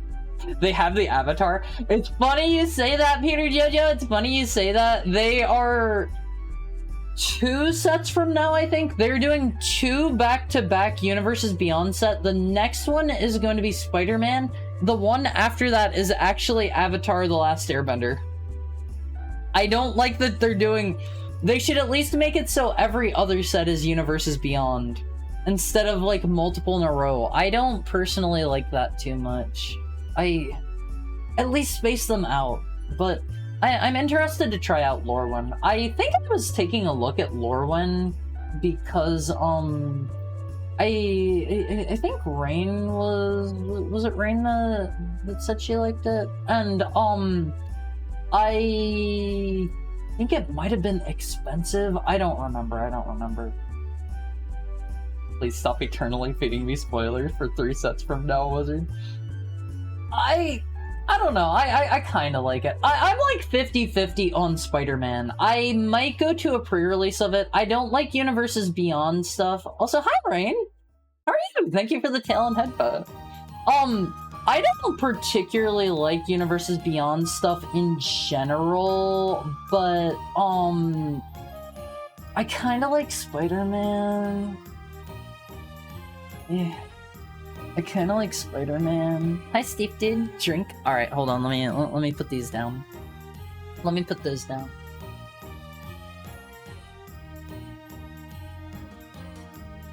How is your Friday? How is your Friday? I would have liked it if the co-op cards were just other cards with a collaboration skin. What do you mean co-op? Do you mean like the crossover ones? Yeah, forget it, stay hydrated. Marty Devotee, whenever he enters Scry 2, he filters, he seems okay. He seems okay. I don't love him. I don't hate him. Is that the proper way to feel about Mr. Marty Devotee? Giga Chad Devotee? Oh, is he the best one ever? Is he the best one ever? He's insane? Okay. We've talked about Heritage Reclamation, we've talked about Reputable Merchant. Frontline Rush. Choose one. Create 2 1/1 red goblin creature tokens, or target creature gets +X until end of turn, where X is the number of creatures you control. This seems pretty good for aggro. This seems pretty good. The fact that it's in 2 different pips makes it a little bit harder to trigger on turn 2, so might not be great for your pace in that regard, but it does give you options. Really good card. Remember when I said Kinguard is good because he goes wide? Oh yeah, that synergizes well with like Mobilize and going wide and whatnot. Yeah, I can see the use of Frontline Rush. Get a Weasel back in here. It's like an existing card with new art.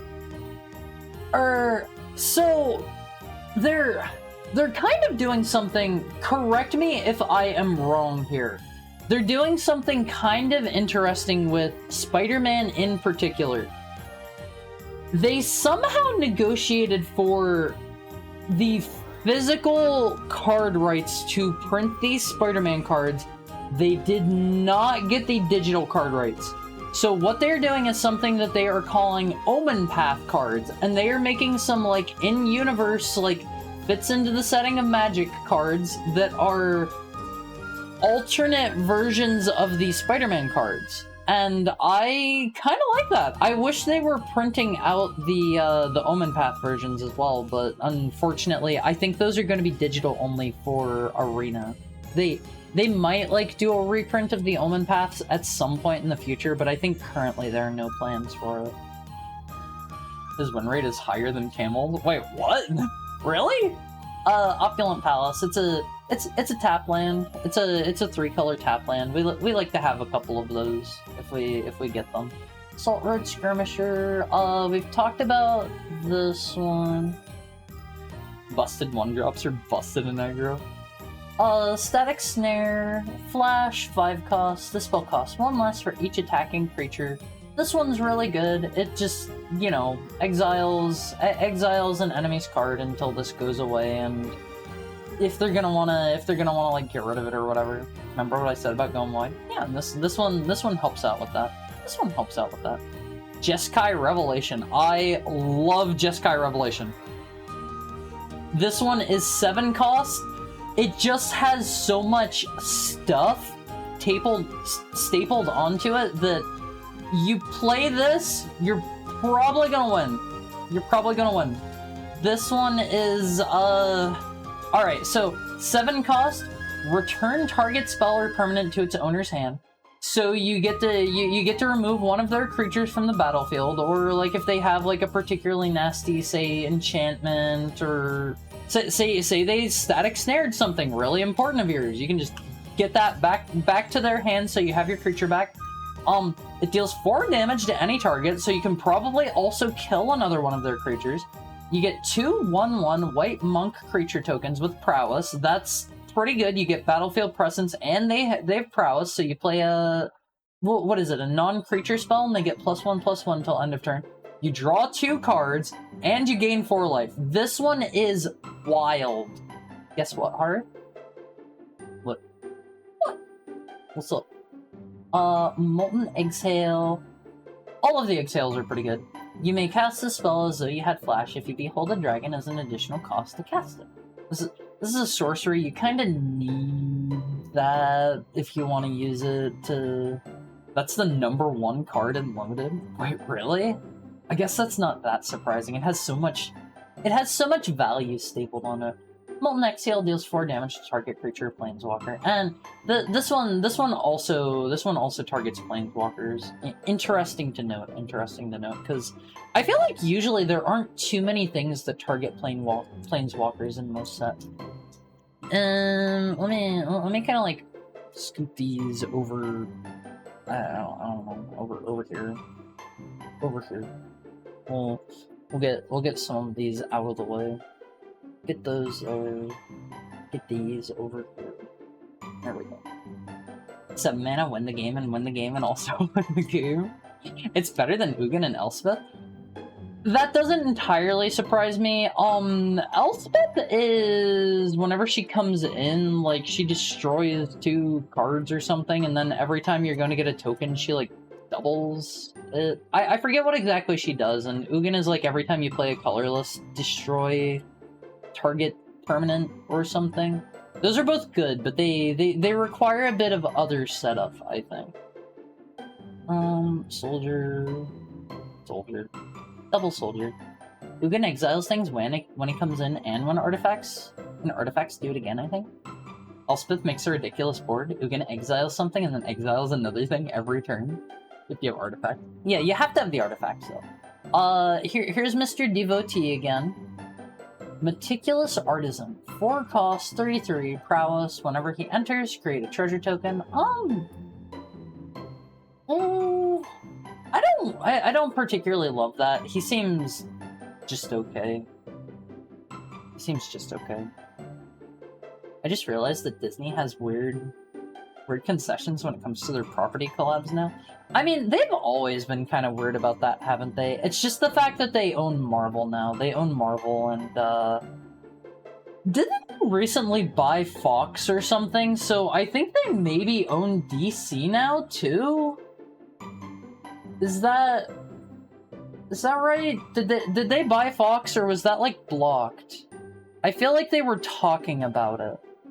Sora can only be in Smash without any Disney characters in Spider-Man and Magic. I had a friend that told me,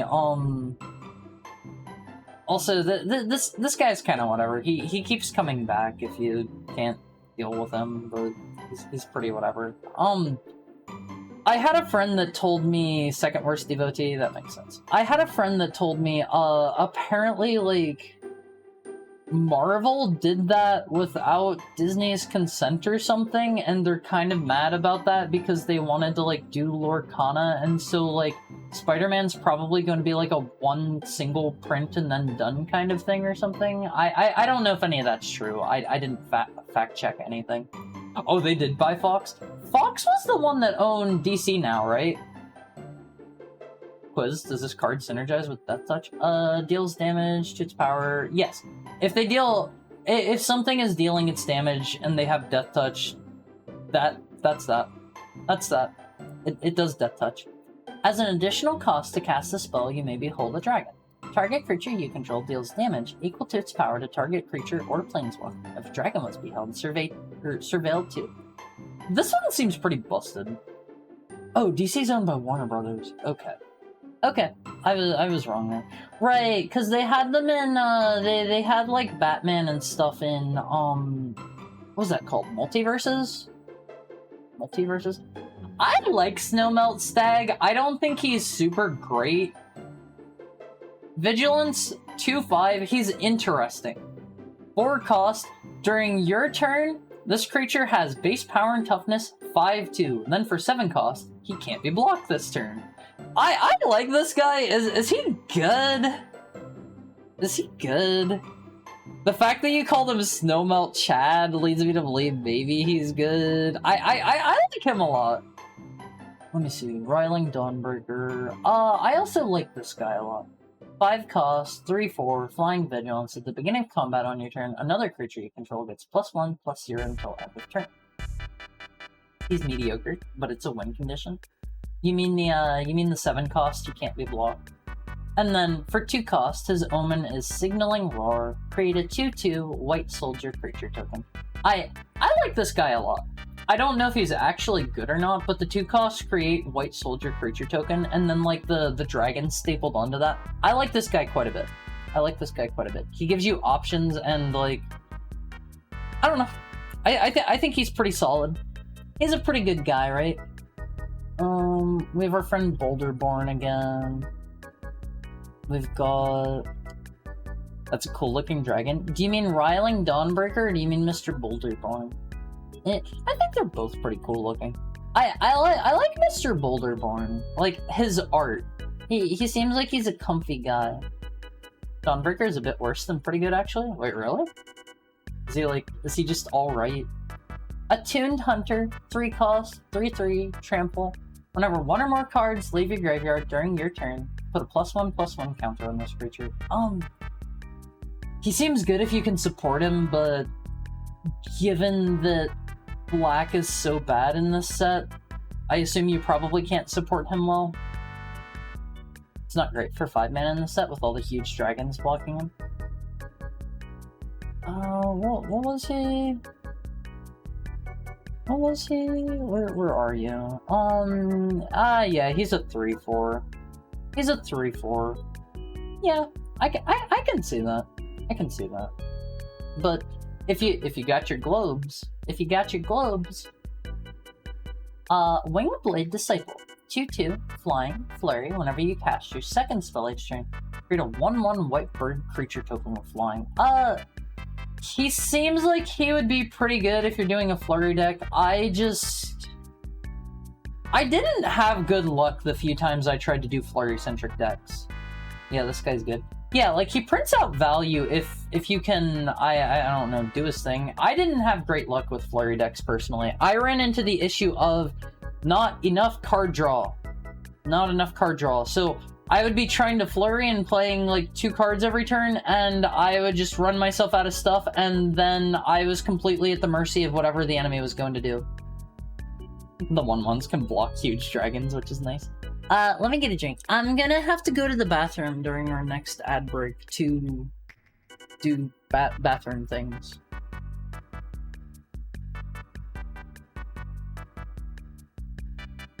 Bathroom things like, brushing my tail. I've been doing so much of that, trust me. Quarry Mountain Stalwart. I've never seen this guy before, either. 3 cost, 3/3, flurry. Whenever you cast your second spell each turn, this creature deals 2 damage. Oh man. Ooh, this guy would be busted in Two-Headed Giant. So I ran into an issue in Two-Headed Giant where I don't think I actually have any of them in literally any of these sets. What is that dude's name? The little annoying red goblin dude. I think he's like 1 or 2 cost, and every time I think it's any creature enters the battlefield, he plinks you for 2 or 1. That's for each target. I lost so fast whenever the enemy had like 2 or 3 of those out in Two-Headed Giant. This guy is that, but with flurry. He's nasty. This guy's nasty in Two-Headed Giant. As for in a one-on-one game, like, he doesn't seem super great. If you're just playing regularly, he doesn't seem amazing. Looks like the guy from Doctor Strange. I don't know the one. I don't know the one. Nose powder. Whenever this enters, search your library for any of the Abzan colors, then shuffle. Create an XX White Spirit creature token, where X is the greatest toughness among creatures you control. Activate only as a sorcerer. This one seems like this would be worse monument. I was going to say really good. No, why is this one so bad? Why is it so bad? Can't activate the effect on an empty board. Makes it 0/0. Yeah, but you just play it when your board's not empty. Sinkhole Surveyor, 2 cost, 1/3, flying. Whenever he attacks, you lose a life and it endures. This guy seems really good. This guy seems really, really good. Maybe not quite as much as I think, given that he's, don't say that, Sherlock. He doesn't seem as good since it's, you know, a flying-centric deck.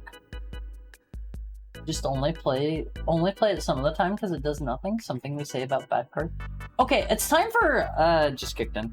It's time for our ad break, Element Phase. I need to go to the little Heckhounds room.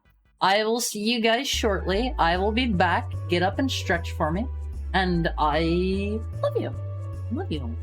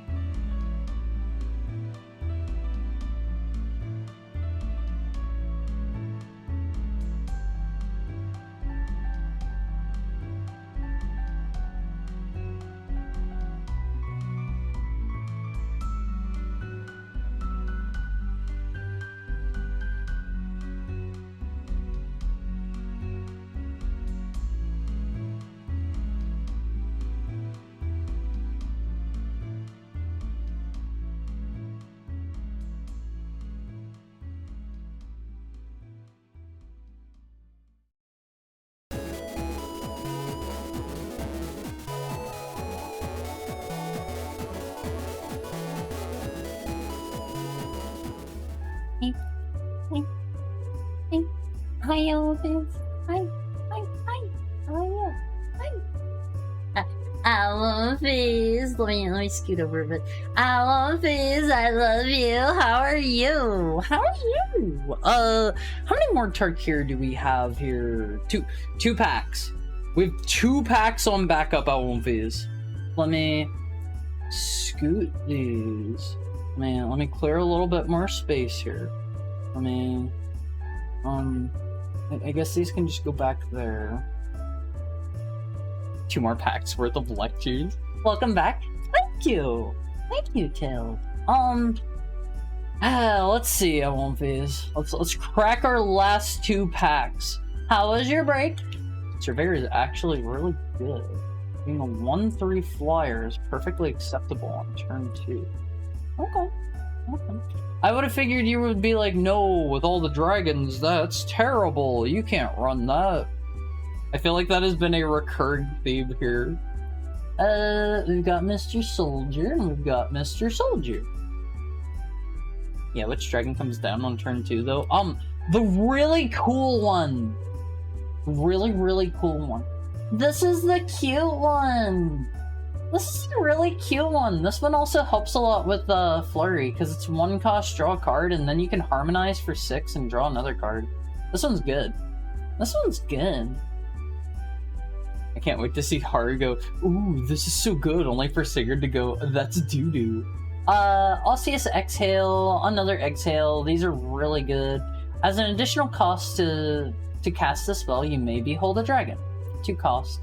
Deals 5 damage to target attacking or blocking creature. If a dragon was beheld, you gain 2 life. It is kind of conditional that, like, you know, it's attacking or blocking, but like it's 5 damage, and like you're going to be able to get them to either attack or block, most likely, with something you wanna get rid of. Shock Brigade, we already talked about this dude. He's really good for aggro. We talked about Death Gorger. We talked about Trade Route Envoy. 5 is a big number. Exhale is good. Yeah, 5 is a really big number. Focus the Mind, I really love personally. Monastery Messenger. Let me see. I feel ways about this guy. Let me refresh myself on what he does. So he's 3 costs, 2/3, flying vigilance. When this creature enters, put up to 1 non-target creature or target non-creature, non-land card from your graveyard on top of your library. I would say he's pretty good for a 3 cost vigilance flyer. Everything else is just bonus. This guy can just put Jeskai Revelation on top of your library. I mean, you need to have played it, so like you need to be holding on to him for that. Oh, here it is. 3 cost. Each dragon you control enters with an additional +1/+1 counter on it. Tap, add 1 mana of any color. There it is. That is the Dragon Storm Globe. This is the one that enables your dragons to go wacky. We like the orb. We like the orb element for this. Orb spotted. Let me here element phase. Let me real quick. I'm going to ponder my orb for a bit. Can you guys perhaps give me a little bit of space here? I'm going to ponder. What can we find in here? Orb retrieved. Can we ponder it? Oh yeah, we're gonna be pondering. We're gonna do a little ponder glob. Don't call it glob. Defibrillating Current. 3 costs, deals 4 damage to target creature or planeswalker, and you gain 4 life. That seems good. It's a sorcery, which, you know, I feel like any of these things that are sorcery speed instead of instant, they're a little bit less good because of that, but 4 is a good number. You can also target planeswalkers. It's quite bad. Really? Truly? Dragon Brood's Relic. 2 cost.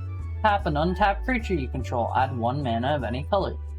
For all 5 +3 generic, sacrifice this artifact, create a 4/4 dragon creature token named Reliquary Dragon that's all colors, has flying, lifelink, and when it enters, deals 3 damage to any target, activate only as a sorcerer. I think this is probably pretty good, especially if you are running a Mardu deck and you have, like, say, Mobilize, or you're running, like, an Endure deck and you have, like, a lot of creatures you can spill out, because then you can... Marty, this card is green. Right, Marty doesn't have green in it. Never mind. Never mind. Sorry. But yeah, if you have like a lot of things with endure on them or whatever, like you can pump out like little tiny guys to trigger this. This seems okay because even if you have a bunch of little guys that otherwise you would just kind of be holding back and not attacking, it says untapped creature, so it doesn't work with mobilize. See, I always think in the context of Zerko. I always think of him, but I don't know. This one seems like it could be situationally useful in certain decks. You're gonna tell me it's awful, right? God awful. Never play that. God awful. Glacial Dragon Hunt. No, it's really good. Wait, really? Key card and 5-color dragon? Okay. Glacial Dragon Hunt. 2 cost, draw a card, then you may discard a card. When you discard a non-land card this way, Glacial Dragon Hunt deals 3 damage to target creature, and you can harmonize it for 6. I used this one for something, and I remember it being really useful. There was some situation where I used this, and I pulled off something tricky with this guy, and I forget what I did exactly. Makes a 4/4 lifelink flyer and kills something. Kinda nuts. No, I know what it does. Third person. Alright, Haru turned on the third person thing. Haru did the thing. Haru needs to turn up the price of the third person. Haru's gonna make that like 10,000 coins. But, how's Glacial Dragon Hunt? Cruddy? Is it cruddy? But Haru's getting so good at it. Haru will always be good at it. 2 cost, Steel 3 is pretty good by itself, and it loops and can cast from the graveyard. It is a good card? Okay. Eshki Dragonclaw. She's really good if Haru remembers right. Let Haru refresh himself real quick. 4 cost, 4/4, Vigilance Trample, Ward 1. At the beginning of combat on your turn, if you've cast both a creature spell and a non-creature spell, draw a card and put 2 Oh yeah, she's busted. She's busted. Right? 2 +1/+1s, and you get to draw a card? She seems a bit wild. Eshki, my wife? Let's get a good look at Sigurd's wife. She's a little blurry looking. Like top 20 cards in the set. Good! Good! Haru knows a thing or two. Okay, and then these ones are... We've been over these. Alright, I want these. Let's open our last pack. Let's open our last pack. There are technically some Edge of Eternity... Wait, what? There are technically some Edge of Eternities there, but not very many. Not many. Eshki loves harmonized cards. She can cast them for cheap and trigger her thing. Let Haru get a real quick drink.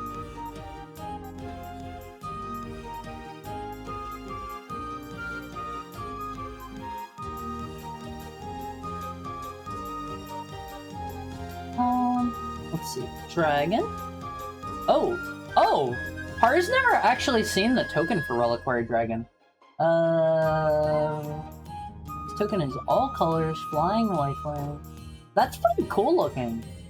Haru has somehow never seen this particular token before. Huh.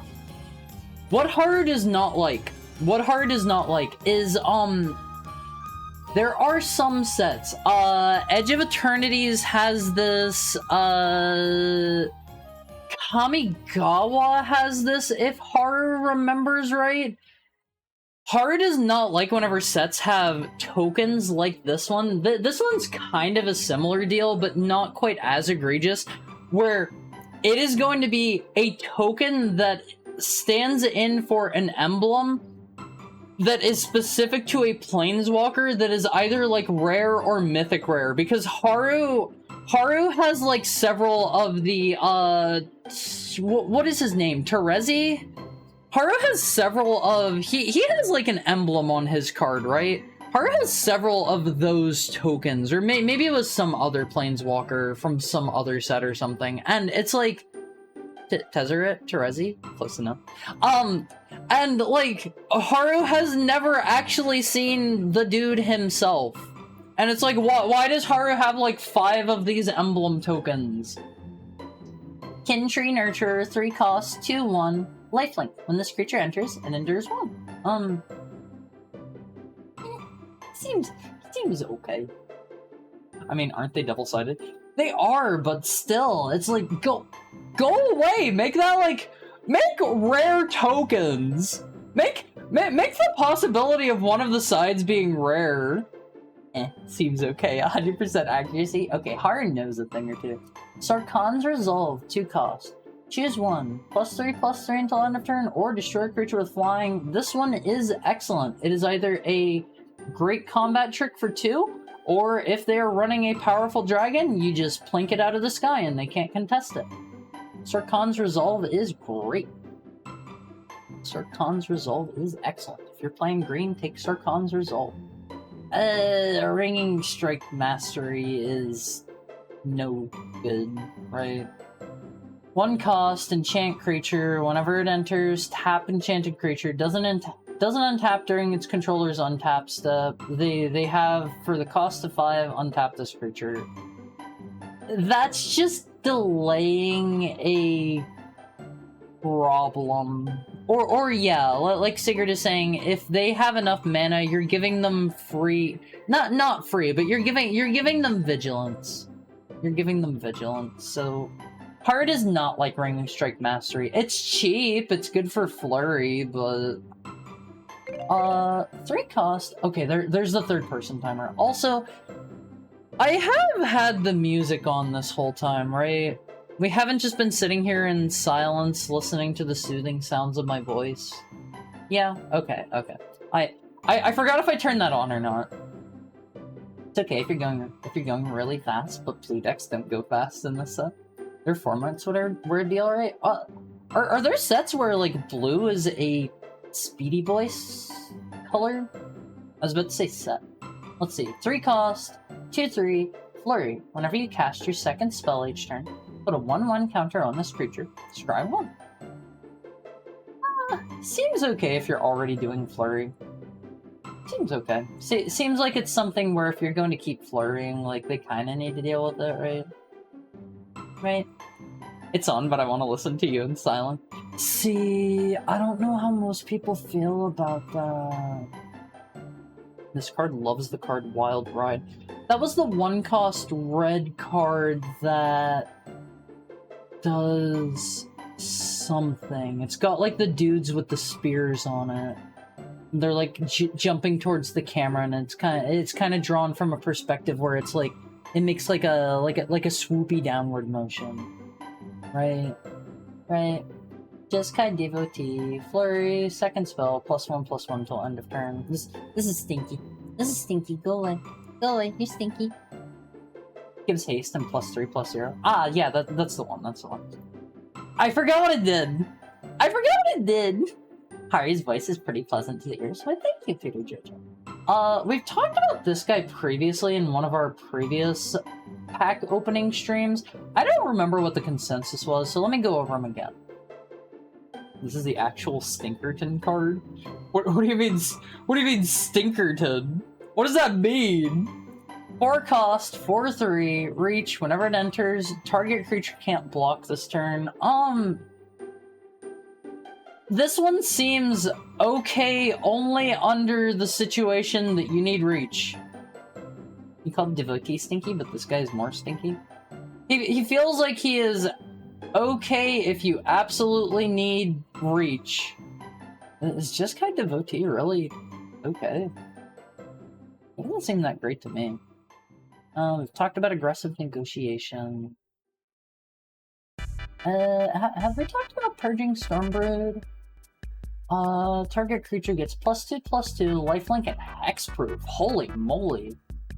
For 2 costs. 5 cost, 4/4, flying, ward. They have to pay 2 life. Whenever it enters, remove all counters from up to 1 target creature. Its ETB doesn't seem amazing, but this seems like a pretty solid card all around. Why are you pooping on him all of a sudden? You opened him earlier and said he seemed okay? I mean, Jeskai Devotee? I don't remember that. It never happened. It has a life tax. So the way ward works is, say I play this guy, right? Here's your itty bitty magic lesson for the day. Say I play this guy, he enters the battlefield, right? He has right there ward, pay 2 life. If you have where's a good card for this? Ward. Say you wanted to target him with like a removal spell. Say you have kill target creature. To be able to target him, you need to pay his ward cost first. If you cannot pay his ward cost, you cannot target him, period. Your thing is just, it doesn't even fizzle, it can't enter the battlefield, you just can't do it, straight up. You should have put on the Chinese Final Fantasy XIV music for this stream? What? Which music? You mean like some of the music from Stormblood? So like in his case, if you want to target him with a removal spell, say you have kill flying creature, you need to pay 2 of your own life, otherwise you cannot target him at all. Yeah, it's so targeted. Domer authored or whatever. This guy seems really good. Is that correct? Is he one of the ones we like? Thanks for the lesson, Master Mizuki. Oh no. That's not how word works? Is it not? Is it not? Okay, correct me. Sigurd is the actual cool guy here. You can also target your own cards without paying their ward cost. Why the heck are your nails so long? What do you mean? Hi, Blessed. How are you doing? You can target something with ward, but the spell will be count. Oh wait, can you? I thought it was you just straight up can't target them if they have ward. But if the spell is uncounterable, ward does nothing even if you decline to put. Okay. Did not know that. Hi, Blessed. How's your Friday going? How's your Friday? I'll wave at you. You can have a wave. I didn't know that. That's good to know. Here's our boy Dragon Sniper. He is super good. 1 cost. 1/1. Vigilance, Reach, Death Touch. This guy is a menace. I'm gonna clip your nails? Why? I grew these things out myself. He's not a dragon? Yeah, that's because he snipes dragons. He snipes them. This guy is you want him. He's cosplaying. He's wearing, I just noticed this. He is wearing the Armament Dragon's like armor. Oh, we didn't get an Armament Dragon this time. That's sad. He's wearing the Armament Dragon armor. I just now noticed that. I hate the stupid Grand Login armor. Basically every Abzan character is wearing armor. Skipping all the way? I wasn't trying to skip. I was just seeing if we got an Armament Dragon. Jeskai Monument. 2 costs. Whenever it enters, search for Jeskai colors. 4 costs. Sacrifice, create 2 1/1 white bird creature tokens with flying. That's okay, I guess, for 4. Yeah, that's alright. That's alright. It gives you some options. Is that the proper way to feel about this? Like, you can play it at 4. Another good monument. It's two birds that good. This art looks so doofy on One Piece. Look at this dude.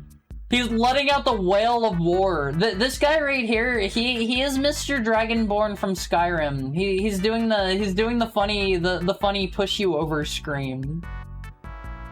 2 mana, draw a card, later on summon dudes. That's fair.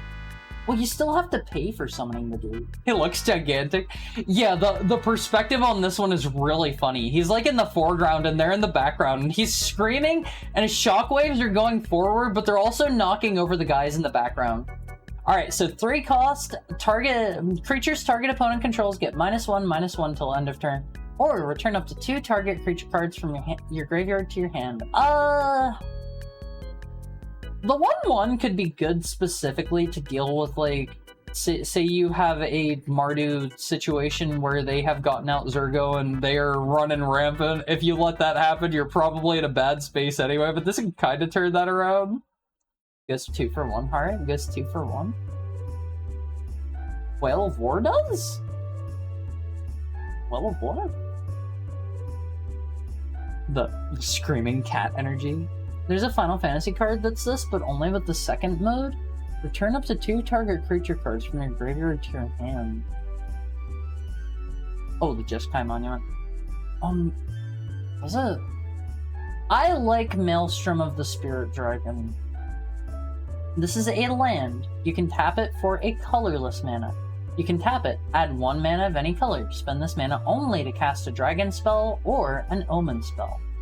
Or, tap. Sacrifice this land, search your library for a dragon card, reveal it, put it into your hand, then shuffle. I like Maelstrom of the Spirit Dragon. Obviously, you gotta be playing a dragon deck.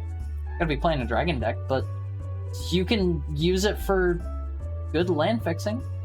It's a land with upside, so it's pretty good. Parination. Oh, we got a mythic rare. We got a shiny mythic rare. Ooh. Ooh. I'm curious what the actual chances are of getting a mythic rare in your shiny slot in a pack. Let's see. You are 6 cost. Return target permanent card from your graveyard to the battlefield with a hexproof counter and an indestructible counter on it. You have something nasty sitting in your graveyard. You bring it back, they can't target it, and also they can't kill it. I like Parination. It feels like it's a bit on the slower side just by virtue of the fact that you need to already have something good in the graveyard. But I do like it. It is pretty strong. Is that about the proper assessment of that? Yeah, it's slow. I love the Tarkir full art lands. These are pretty cool. You have the shadow of the double-headed dragon there. Pretty much. All right, that is all of our Tarkir cards. Should I perhaps open an Edge of Eternities just for good time, just to keep the good times going on One Piece? Perchance. We've got 2 of these guys left. Should I open 1? I'll give you 1 if you want. Just 1 as a treat. Let me see. What we got? There's some cards that are especially good hits for it, but yeah. What we got in this guy? We've been good. You can have 1 pack as a treat. I will save the other one for later. Maybe we do another. Hope you get memorable. You mean an Edge of Eternities? Here's Mr. Robot. Here's Spacesuit Mabel. Oh, that would be so great. Ooh, that's a cool looking lander. I like that one. I think there was also another lander token that's like a green one and it looks all grassy. Alright, let's see. Gene Pollinator, he's a 1 cost, 1/2, tap any untapped permanent you control, add 1 mana of any color. This guy doesn't seem amazing by virtue of the fact that you can't tap him for mana and he requires something else to tap. He's like mana fixing if you need him, but I don't love this dude. He's an artifact, so he can kind of slot into certain decks, right? I think there's 1 for each color, or faction as it were. So we can tap a... Oh, it's permanent. It's not creature. Oh yeah, you can tap like enchantments and lands and. Oh, okay, yeah, he's better than I thought. He is definitely better than I thought. I did not even realize that use case. I am a dummy.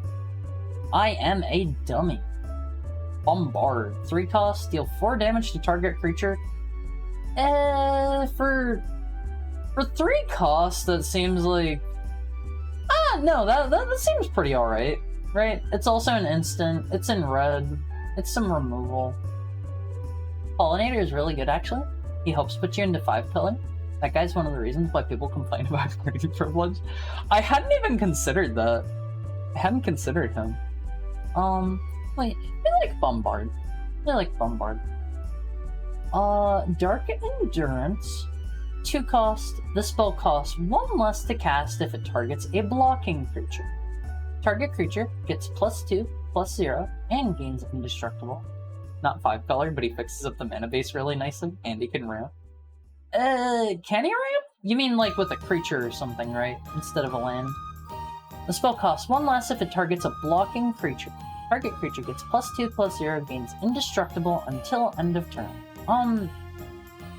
This seems like a good combat trick. you can use it on one of your creatures as you're blocking and make it even cheaper. Yeah, that one seems that one seems pretty good.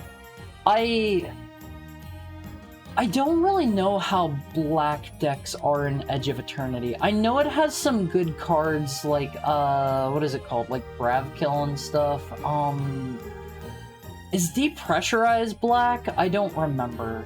Pro tip, don't use tricks on your blocker. Why? Why? Isn't that good? Oh man. Look at how much the camera is messing up the colors with this. Illvoid Light Chant. 2 costs, Flash. Whenever this equipment enters, attach it to target creature you control. Gains hexproof until end of turn. Equipped creature gets +1/+2. Equip 3. This one seems pretty okay. It gives your thing hexproof if they're about to be blown up, and it's also 1/2. Like, Equip 3 is kind of whatever for that, but this seems solidly alright. Okay, do you want a tutorial? Yeah, tell me why. Tell me why. You gotta educate. Let's see. Starship, or Starfighter Pilot. Card is A-okay. Trick that gets more valuable. Yeah, like, it's pretty serviceable.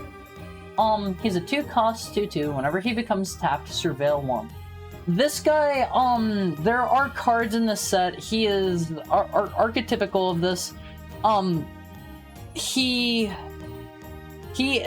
This man is specifically for, you want to use him to station your station cards. He will get extra value whenever he is tapped, so you use this man to station. He is going to surveil every time you do. Stationing isn't super great from what I've seen. Like, typically you don't want to go too hard on those, but he can do it. Your opponent leaves up 2 mana. You tap out all your mana playing your creature. You attack into that. Yeah, because you don't you got to take some risks. You got to take some risks.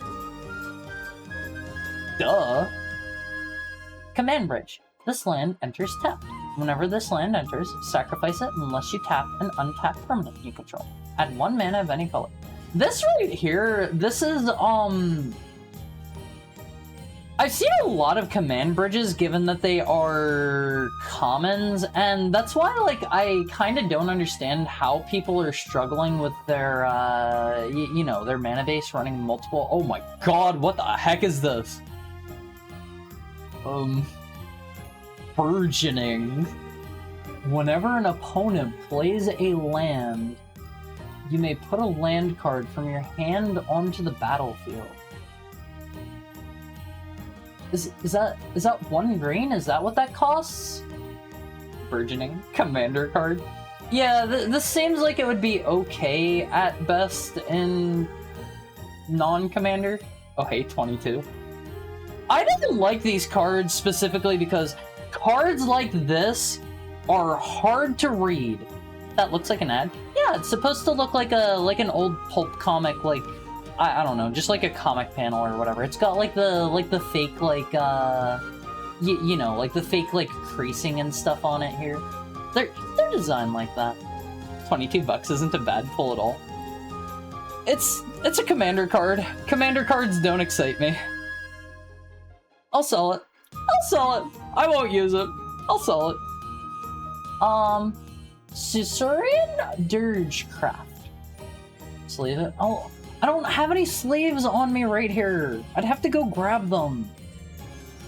5 cost. Whenever this spacecraft enters, each opponent sacrifices a non-token creature. At station 7, it becomes a 4/3 flyer. I don't love this. If you can like bounce it back to your hand somehow and cast it multiple times, like maybe. I guess if you're playing Commander or Two-Headed Giant, this guy's good, is it? Like 7 isn't super hard to get out, but the fact that they get to choose what creature, like I don't love that. Alright, explain why it's good. Explain why it's good. I like this dude. He's silly looking. He's just a silly little dude. Remember how you just said I bounce my... Oh, you won't want to bounce that. you'd want to destroy it outright. I see. This guy's a 1-cost 1/1. Whenever he becomes tapped, another target creature you control gets +X/+X, where X is this creature's power.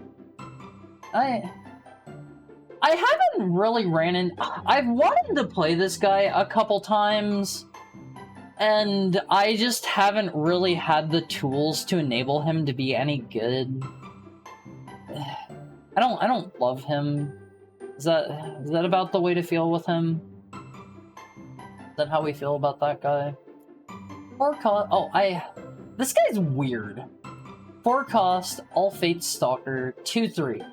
You can warp him in for 2, which is they enter, then they get exiled at the end of turn. You can play them for their cost later. Godlike card detected. When it enters, exile up to 1 target non-assassin creature until this creature leaves the battlefield. And then you can warp him... After you do his warp, you can bring him back in for 4. Is the use case for this guy, you want to trigger your own ETB twice with him. The first time you warp him in for cheap, you want to get an extra ETB off of one of your creatures. And then whenever you bring him back in the second time for real, you want to actually use him as exile. Is that the use case for this guy? I misunderstood how this guy worked the first time I tried to use him, and I forget what I did. I think I just exiled an opponent's card and just got rid of it because I thought it was going to give it summoning sickness when it returns, but I forgot it was the end of my turn they come back, so... He's a flicker and then an exile with a body? I don't know what a flicker is. I don't know what that means. Sorry. I assume the idea is you ETB your own thing, then play him again to exile one of their things? Yeah, that's what I thought. He can station while he's at it? Yeah, that's one of the big use cases for warps. Kavaron Harrier. 1 cost, 2/1. Whenever this creature attacks, you may pay 2. If you do, create a 2/2 colorless robot artifact creature token that's tapped and attacked, sacrifice at the end of combat. I don't love this because this is like, what is it called? This is like mobilize that you need to pay for. I mean, he's a 1 cost 2/1, which isn't bad, and he's also... He's an artifact, which, like... I don't know, there are some pretty good cards that care about artifacts. This one triggers Void, I guess, but costs money. Yeah, it would trigger Void. I don't know, like, I do not love this one. You want to know what this guy does when you warp him? Well, that's flicking. Exile and then re-enter. Mobilize 2 would be pretty insane on a 1-mana 1/2. Yeah, but like you have to pay for it. You have to pay for it, and it's just a 2/2, right? I don't know. I don't love this guy. I don't love that guy. Space-time anomaly. I have never seen this guy. 4 cost. Target player mills cards equal to your life total. This seems mean. I was laying down for a bit. How cardboard's the card? We got like a $22 card here. Where is it? Where is it? Over here. Actually, hold on. Give me that card. Yeah, that one seems kind of silly for a turn 4 card. This one, burgeoning. We got some pretty good cards from the Torkir packs too, I would say. Nothing like super crazy killer or anything like that, but I saw some stuff I liked in there. We got a rescue leopard. Yo, that's a cool card. Space-time anomaly. 4 costs. Target player mills cards equal to your total life. This seems like if you are playing white-blue and you manage to hold on pretty well, like, later into the game, this can be your win condition. You can just mill their cards, they run out of stuff, and that's that. Even if it isn't your win condition, you're getting rid of a lot of stuff in their deck and getting rid of a lot of their options and putting a lot of pressure on them to end the game fast and probably make bad decisions, right? Scout for Survivors. If you cast this on 20 life, you can win outright. Yeah, that makes sense. Scout for Survivors, 3 costs. Return up to 3 target creature cards with total mana value 3 or less from your graveyard to the battlefield. Put a +1/+1 on each of them. Total mana value 3 or less. I like this card. I like this card. I don't know if there are a lot of good 3 mana value or less cards in the set, but that one seems pretty good if you're running white, right? Also, look at the land. I think the lands in this set are really cool. This is a cool card because it synergizes with different archetypes. I gotta be honest, I don't actually really know the archetypes in this set off the top of my head. There's Void is red, black, Station is just mostly red in general, right? There's a lot in other colors too, but I think red was the Station heavy one. Adds counters for the green-white. For the green-white counters deck, and synergizes with little dudes for the white blue double spell deck. Red black is sacrifice artifact. Station is every deck. I thought there were more of them in the red decks. All right, that's all the packs of cards I'm gonna open for now. We'll save this guy for another time. I'll need to see if we can, I don't know, maybe I run into more cards somewhere. I don't know if I'm going to be able to actually find somebody to play the other cards that I had or not. We'll see. Thank you for the head pat, Peter Jojo. Thank you for the opening. Oh, thank you guys for being here. Let me take a look. I'm a hungry heckhound. I need to get some food. Hey Hard, can you can you go back to the hand cam and lay out some of the cards as if you were playing the game? I need a screenshot. Okay. All right. Hold the phone. I've had a request. Let me like does it matter what cards? Like I'll put this here. Well, let me scoot these up. Does it matter what I'm putting out where? This can go over here. We're going all across the sets. We're playing this guy and this guy. This is my let me scoot myself over a bit. This is my board presence right now. I won't phase. Just put like 8 cards in play. My board presence is I've got all of I don't know these dudes out. This is my land I have out. I've got Dawnsire, and we've got I don't know what Whale of War. This is my board state. This is a very funny board state I have here. Do you like it, on face? Do you like it? Just put like 8 cards in play. I hope you like it. I think given that I have the Eldrazi and Thrumming Hivepool and Dawnsire and Frenzied Bit, I think my board state I win. Yeah, let me see who we can raid now. Let me take a look who we got streamed. We got quite a few people streaming at this hour. You know what? You guys like card games, right? You guys like card games. I wanted to raid into Eros yesterday. He was having some issues with his what do you call it? He was having some issues with his stream at the time. Let's raid Eros. No, I hate card games. Gotta be raiding us into Uno. Night, hard all of this. Thank you all so much for joining me. Before I let you guys go, Discord. Hop in there if you're not already in. What do I have to announce? Let's do card game raid. How about that? Card game raid. So next week, if you're not already in the Awomfi Cord, we are going to be doing on the 31st, on Sunday of next week. Not this coming Sunday, we're going to be having a game night. If you are not already in the Wolfie Court, hop in. We are playing a completely free game. It is going to be SCP Secret Lab. Very fun game, by the way. Make sure you play with a microphone if you got one. More fun that way. Have a great weekend. Have fun with Eros. Let me real quick. I gotta put this back up on screen just because I really like it. This turned out so good. This turned out so good. Don't forget your raid message, and I hope to see you in the Olympic card for game night. That'll be a lot of fun, Olympics. I will see you probably Tuesday. Take care, have something nice for me, and I'll see you then.